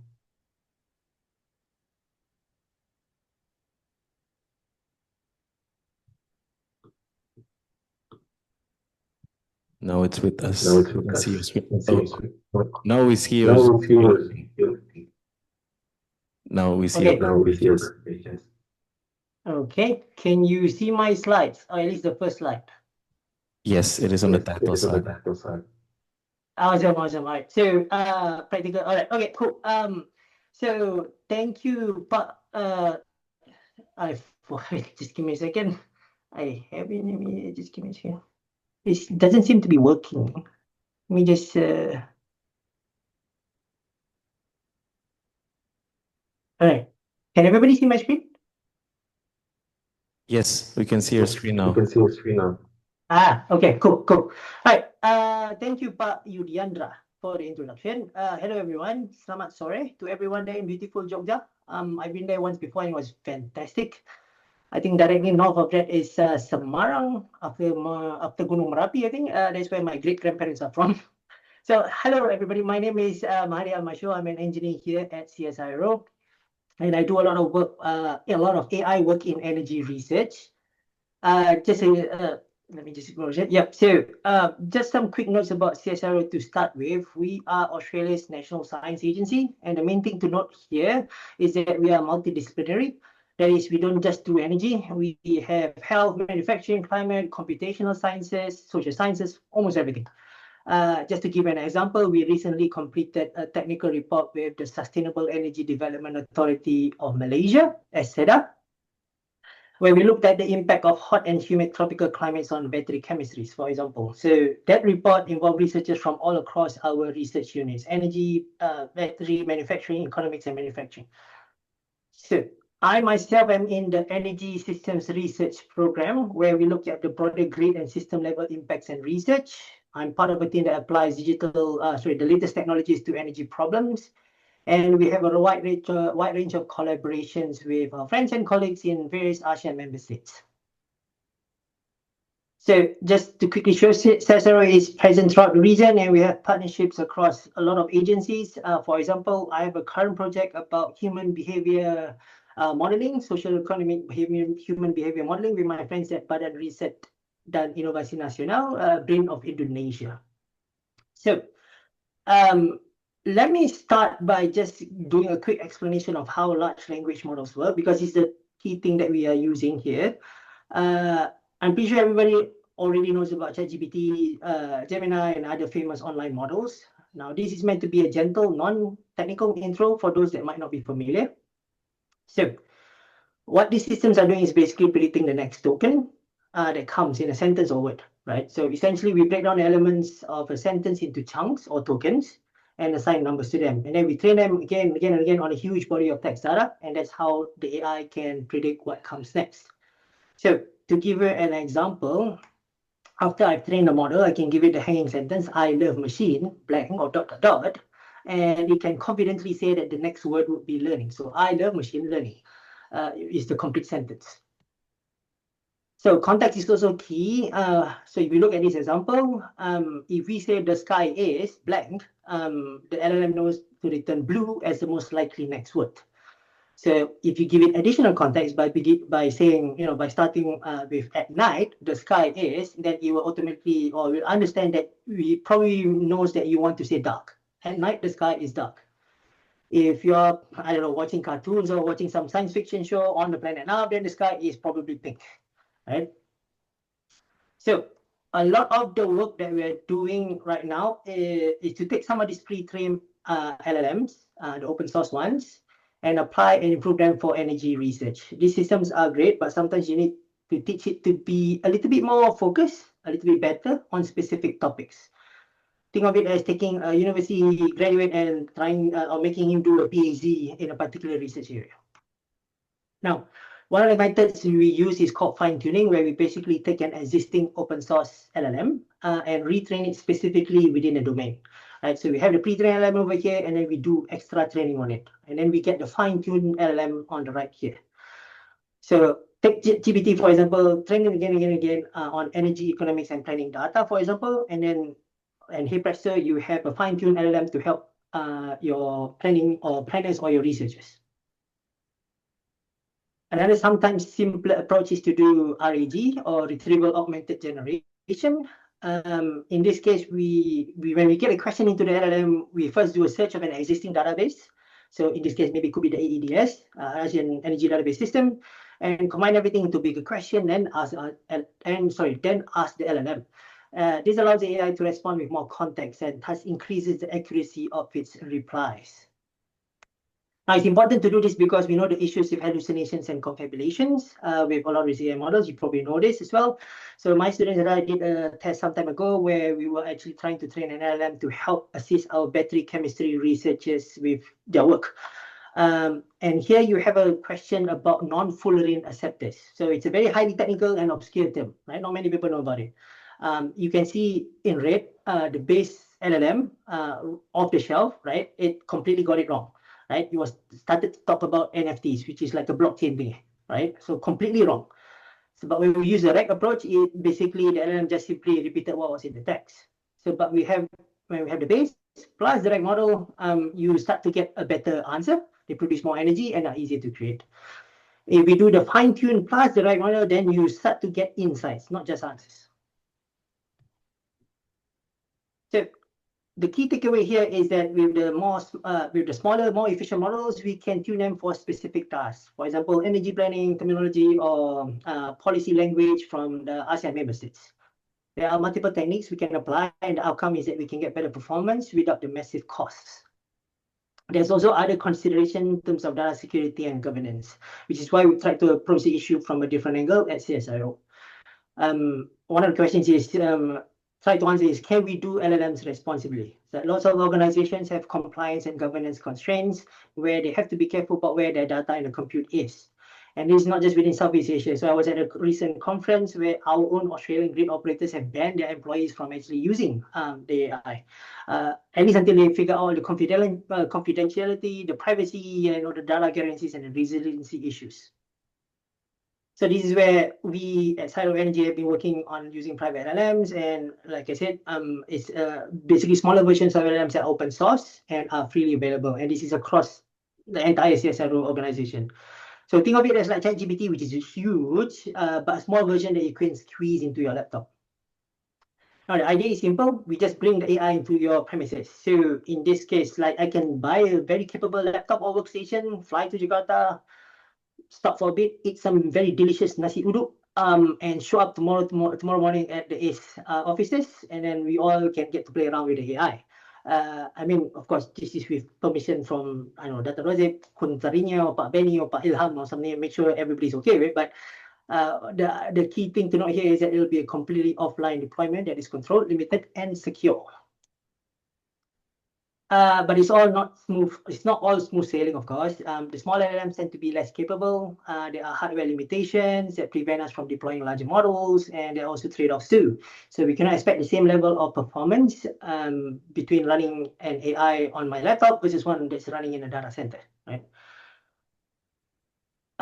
So I think I caught the tail end of the previous session as well. So this is where, and arguably my presentation here should be in the early section, but we all heard about the important issue where we throughout the day where, you know, it's the quality, the consistency, the consistency and the transparency of the data is very important, and we need to assist the ACE team as much as we can with all the various challenges that they face. So one of the interesting challenges within ASEAN, or at least my own limited knowledge, is the diversity of cultures and languages in the region. So it's a bit similar to the European Union or Europe. Lots of languages there too, but at least there they mostly stick to the same script or alphabet, the Roman alphabet. In Southeast Asia, we have widely varying languages and scripts that are used to write text. And then you have plus all the dialects that you have in between all the regions, and it becomes, it's a very big challenge. So now, this is the part where I do the live demo. Should do a short live demo for you. The idea is to show you what you can do with a small AI model running locally on my laptop. Firstly, I picked out this on the language translation and accession case because it's something that I imagine might be something useful for the team at ACE. I've not had any in-depth discussions with the ACE team or any of the other agencies. But this is something that I thought might be useful in the normal workflow for maybe Pak Ilham and his colleagues. So I don't know, maybe Pak Ilham will, after this, he will WhatsApp me and he will tell me that I'm completely wrong, that he does everything in Japanese because that's his favorite language, you know, or he has his own private LM or something, right? So please take this with this as just an example, right? Also, this is also a live demo on my machine, so something might and probably will go wrong. So sorry in advance if that happens. Right, so yes, so all the apologies is on there, and it's all I use the AI to generate that and check. Right, so if I go over here, so what we have over here is something called LM Studio. So I've set up a session over here, and what I have is actually a locally running, a local model. So think of it as ChatGPT, but the free open version, right? That I've downloaded before. Right, it's called GPT-OSS-120B.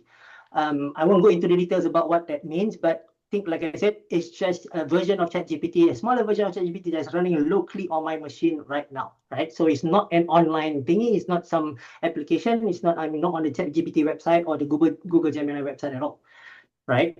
So what I can do is, let me attach a file to this. So I will just, this is something that I downloaded. To the right over here is, I think it's a presidential declaration in Indonesia that's freely available online. This was from 2017. So what I can do is I actually attach it to the chat itself, and then let me just copy and paste the previous prompt that I had before. And so all I'm saying is, can you translate this from Indonesian to English for me, please? Please provide something so that I understand. Right, so, and then I click on it. So now, again, this is all running locally on my machine, right? So let me just expand that. Now, what's happening is that this LLM is running on my laptop only, and it's actually taking my prompt and it's actually ingesting the document itself that I gave. So all the content can fit into the context, and it's actually working through my request, it's working through the documents, and it's trying to pass it through. So now it's starting to generate the actual summary, or it's trying to understand it in a sense, or trying to tune it so that it answers my actual prompt, right? So you will notice that it might be, depending on which, if you are familiar with ChatGPT, it might seem a little bit slower, or it might be a little bit faster, depending on whether you're on the free version or the paid version and all that. Again, I have to stress that this is running on my local machine at the moment, right? I would have loved to be able to just shut off the internet, but then if I shut off the internet, then I won't be able to do this presentation, so it's not possible. So you have to take my word for it. Right. So what this is, you can see that it's giving me a summary. So this document is actually in Indonesian, right? I know a little bit of Indonesian, but I am probably not the best person to help translate it. But what's happening is that I'm using my local machine to actually just give me this, right? So it gives me a declaration. It gives me a summary in English that I can understand, right? Or somebody from Australia can understand. Now let's do something a little bit not weird, but something extra. So I have another problem over here. Okay, can you now translate it to Vietnamese, please? Just a summary, not the whole document. So if I'm clicking on it, right? So it's processing the prompt, and it's trying to digest what I'm asking. So let me just open it up again. So you can see that it's giving it a good go, right? Again, this is all running on my machine. It's not connecting to OpenAI or Google or Grok or whatever. And if you, I don't know whether if you can hear it, but my laptop's fan is actually running pretty high right now because it's trying to work through all of this, right? So okay, so what it's doing is now it's actually translating into Vietnamese. Let's produce a well-structured translation. So it's starting to produce the Vietnamese translation of this. I do not speak Vietnamese. I do not understand Vietnamese. So apologies to my Vietnamese friends. I could not run this well, but it's actually trying to do a deep reasoning approach. So if I click on this button over here, so I'm basically asking my model to actually do a high level of reasoning. So if I click low in this case, what it will do is it will actually try to speed up and answer as fast as it can. So no thinking, just reply. Right, but what I've done is actually, okay, take your time, do simulated thinking in a sense, and then actually do high level of reasoning over here, and that's where it's finally is finished the translation here, right? So again, I have not checked this. I'm from my brief glance of it in terms of at least the numbers. I'm actually I'm looking at this and I say, okay, it looks like it's a pretty good, solid interpretation of it, right? So, but this is just an example about how you can use some of these local models to actually start, or at least do make some of the work that we do at, some of the work that you do at is a little bit easier.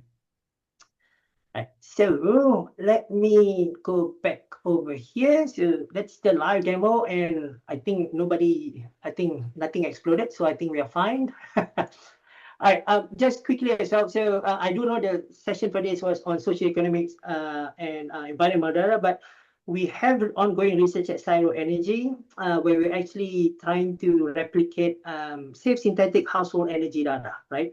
So we are using tools, all these private large language models, not the big ones and all that, but we're trying to use these models to actually generate synthetic but realistic household energy data, along with all the human behaviors and the socioeconomic circumstances and human behaviors, right? So a lot of this can be used to stimulate incentives for household batteries, EV uptake, and do some grid level analysis or modeling like dynamic operating envelopes and demand response, like speaker before was talking about distribution level work and all that, right? So it's ongoing research at Cyro Energy. We had 2 Vietnamese students before in 2024, just about to start with 2 new Indonesian students in 2025. And this is something, like I mentioned just now, was with our friends in Britain. Finally, as well, we're also looking at the social aspects as well. So again, we're using all these private LLMs to actually do, this is called multilingual social science AI. We are trying to understand the sentiment of the community or the public within a certain country. on electric vehicles, right? So we need to understand, are the people in Bangkok or in Kuala Lumpur or in Hanoi or whatever, what are they thinking about batteries? EVs. Do they want to buy EVs or do they hate EVs? Are they worried about the range and all that kind of stuff? So it's an ongoing project with Samedi, until it just finished. But we had one Thai student that was actually assisting us with this as well. So I think I'm not too sure about the time because I forgot to start my timer stopwatch, but I think I'm within 15 minutes, I assume. And thank you so much, everybody. Terima kasih banyak-banyak. Rounds of applause. Thank you very much, Dr. Mahathir. I think we're really pushing our time. Thank you for all speakers.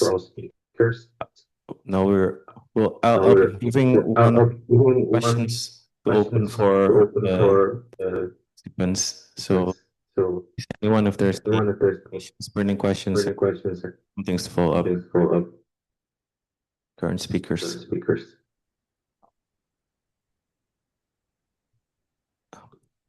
If no, I think there's a question. I think we need to have the speakers on mute.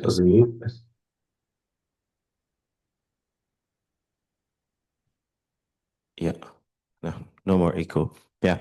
If there's any questions from the room just before we end the sessions.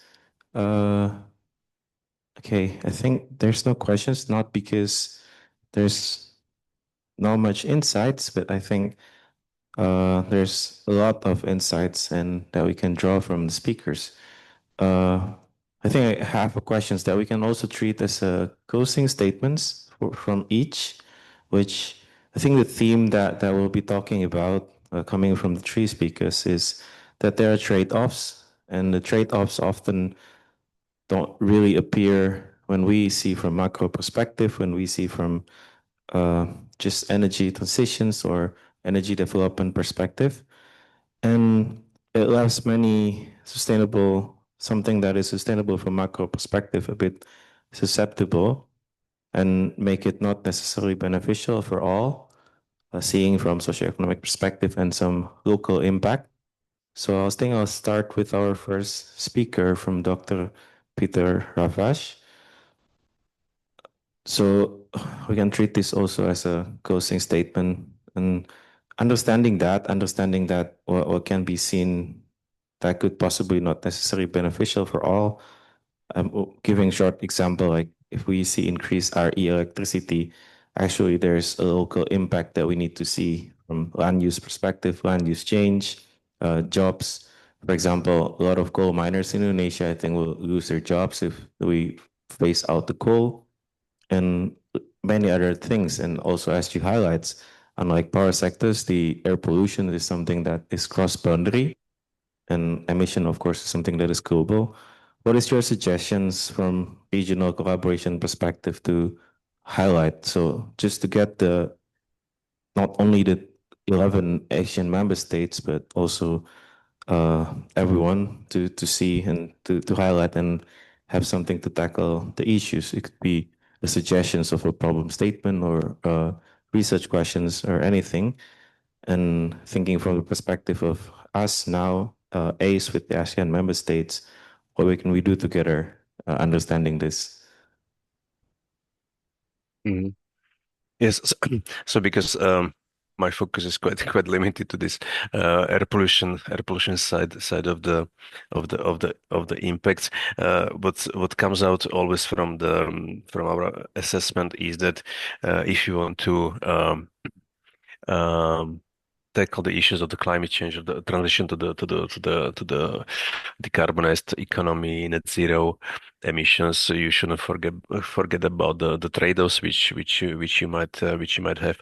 So I think the policies which actually look at both sides of the issue, so the appropriate air quality policies to which are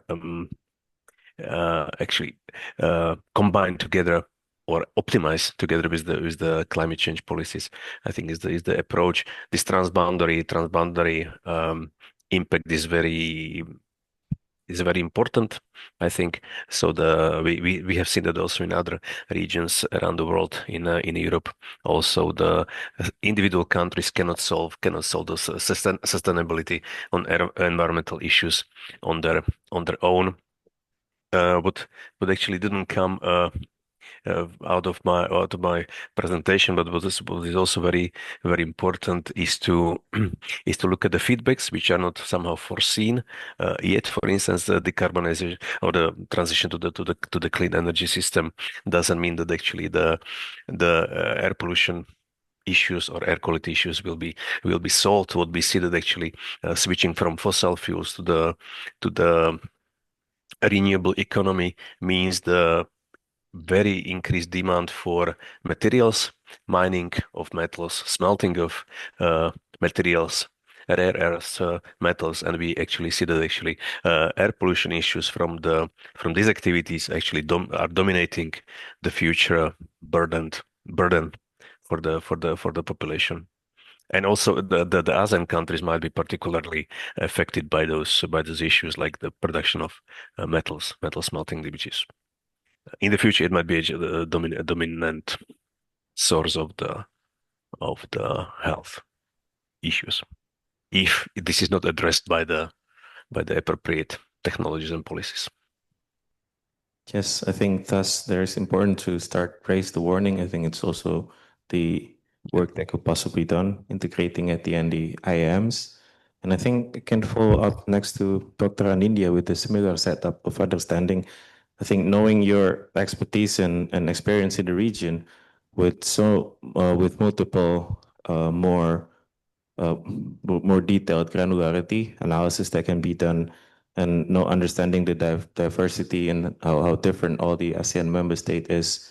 Again, similarly, what are your suggestions? How can we draw a parallel from multiple ASEAN member states to highlight certain problems or something that could be a problems in the coming future, knowing our ambitions in increasing renewable energy and transitioning to a more cleaner and sustainable future?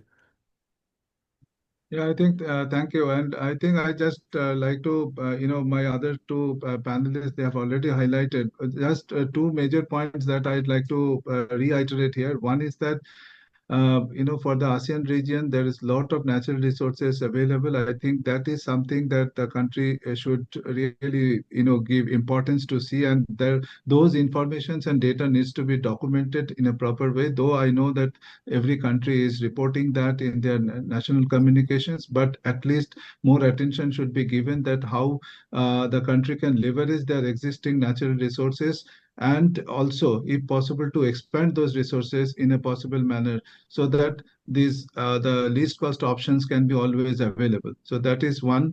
And the second point is the last mile connectivity, which I was also mentioning about, that having renewable energy target at the national level is a good thing to have, but question is that whether the country can deliver that power to the people or to the consumer level. That is a different thing, and that is where the most of the challenges are coming.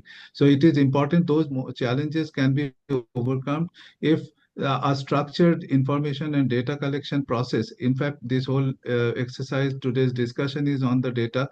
So I'm focusing from that point of view, that how those level of data, the granular level of data, like the demands, how the demand profiles are at the distribution level.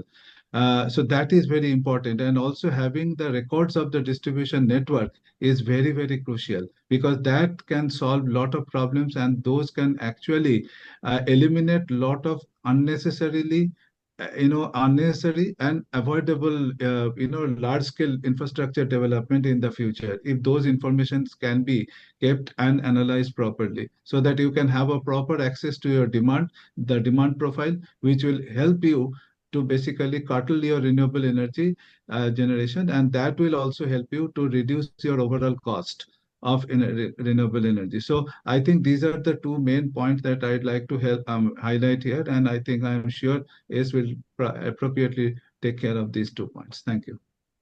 Thank you. Thank you for the words. And again, I think it all culminates at the end how the data will be robust, should be robust and available. And it was also highlighted by speakers' previous sessions on the only way for us to get there is to highlight the meaning of the data itself. But yeah, it is still has to be start somewhere. And I think this getting also closing to Dr. Mahathir, well, understanding the input given by other speakers and also what leads us here, and knowing again, despite we can try to give meaning to the data, from your ends, what do you think and what could really be established, thinking of the private LLMs and locally hosted, what could be a good start? What context, what challenge that you think can be tackled from establishing that and utilizing that method? Again, outside of the great research on households and the EVs, you can also get there. Thank you. Yeah, so I guess my take for that on that is we have to start from a position of understanding first. And that gets harder when you're working across borders, boundaries, and regions. So trying to at least level that, not playing field, but level that level of understanding. And this is where something where we can use some of these AI tools. Again, these are tools. They are tools. They are not replacement. They don't automate everything, right? But that is an important first step to just get to the point where you start making it a little bit easier to understand one another. I think that's where you probably need to start first.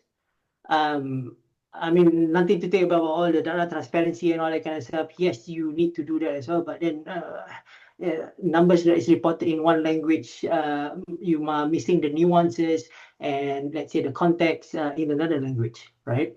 So I think that's one area that a small first step that you can that we can start tackling at this stage with the current AI tools. And then coming back to what Dr. Anindya was mentioning just now, so a lot of these a lot of these AI tools are actually very good at generating synthetic data. I'm not saying that synthetic data is the solution for everything, but it can be a good way to augment existing data sets and fill in the gaps, right? And this is where, like for example, demand response or the demand level or the load level at individual, you can dig it down all the way down to the actual suburbs, for example, right? If you can start modeling that, if you have that data, even though you know it's synthetic, once you have that data, you can start to build up from there. And I think that is important. That also goes to Dr. Peter's point as well. Like a lot of the energy profiles, load, pollution, environmental statistics, they're all actually derived from us humans, right? Now you can start to spy on every single human in, let's say, Indonesia, and try to estimate their pollution or their demand profiles from there. But maybe a better way would be to try to take the angle of synthetic data first and see whether we can actually match it up. Thank you, Dr. Mahathir. I think that concludes our sessions from understanding mutual challenges and also getting to understand where the parallel problems that we face together as an ASEAN member state, and at the end, finding ways to start. I think we'll be in touch in the coming months from this session. And I think that will be a perfect closing for our sessions this afternoon. I'll be giving it back to the MC. Thank you very much. Thank you.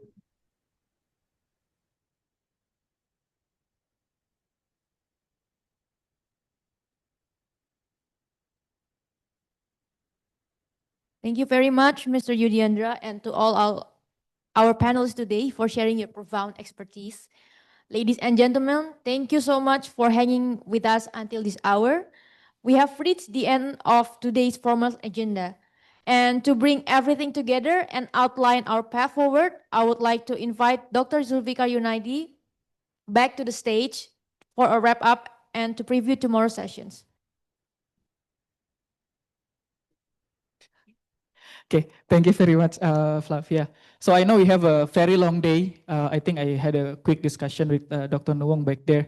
The only regret that I have is that we cannot spread the whole discussion into 2 days, so we can have a very in-depth discussions.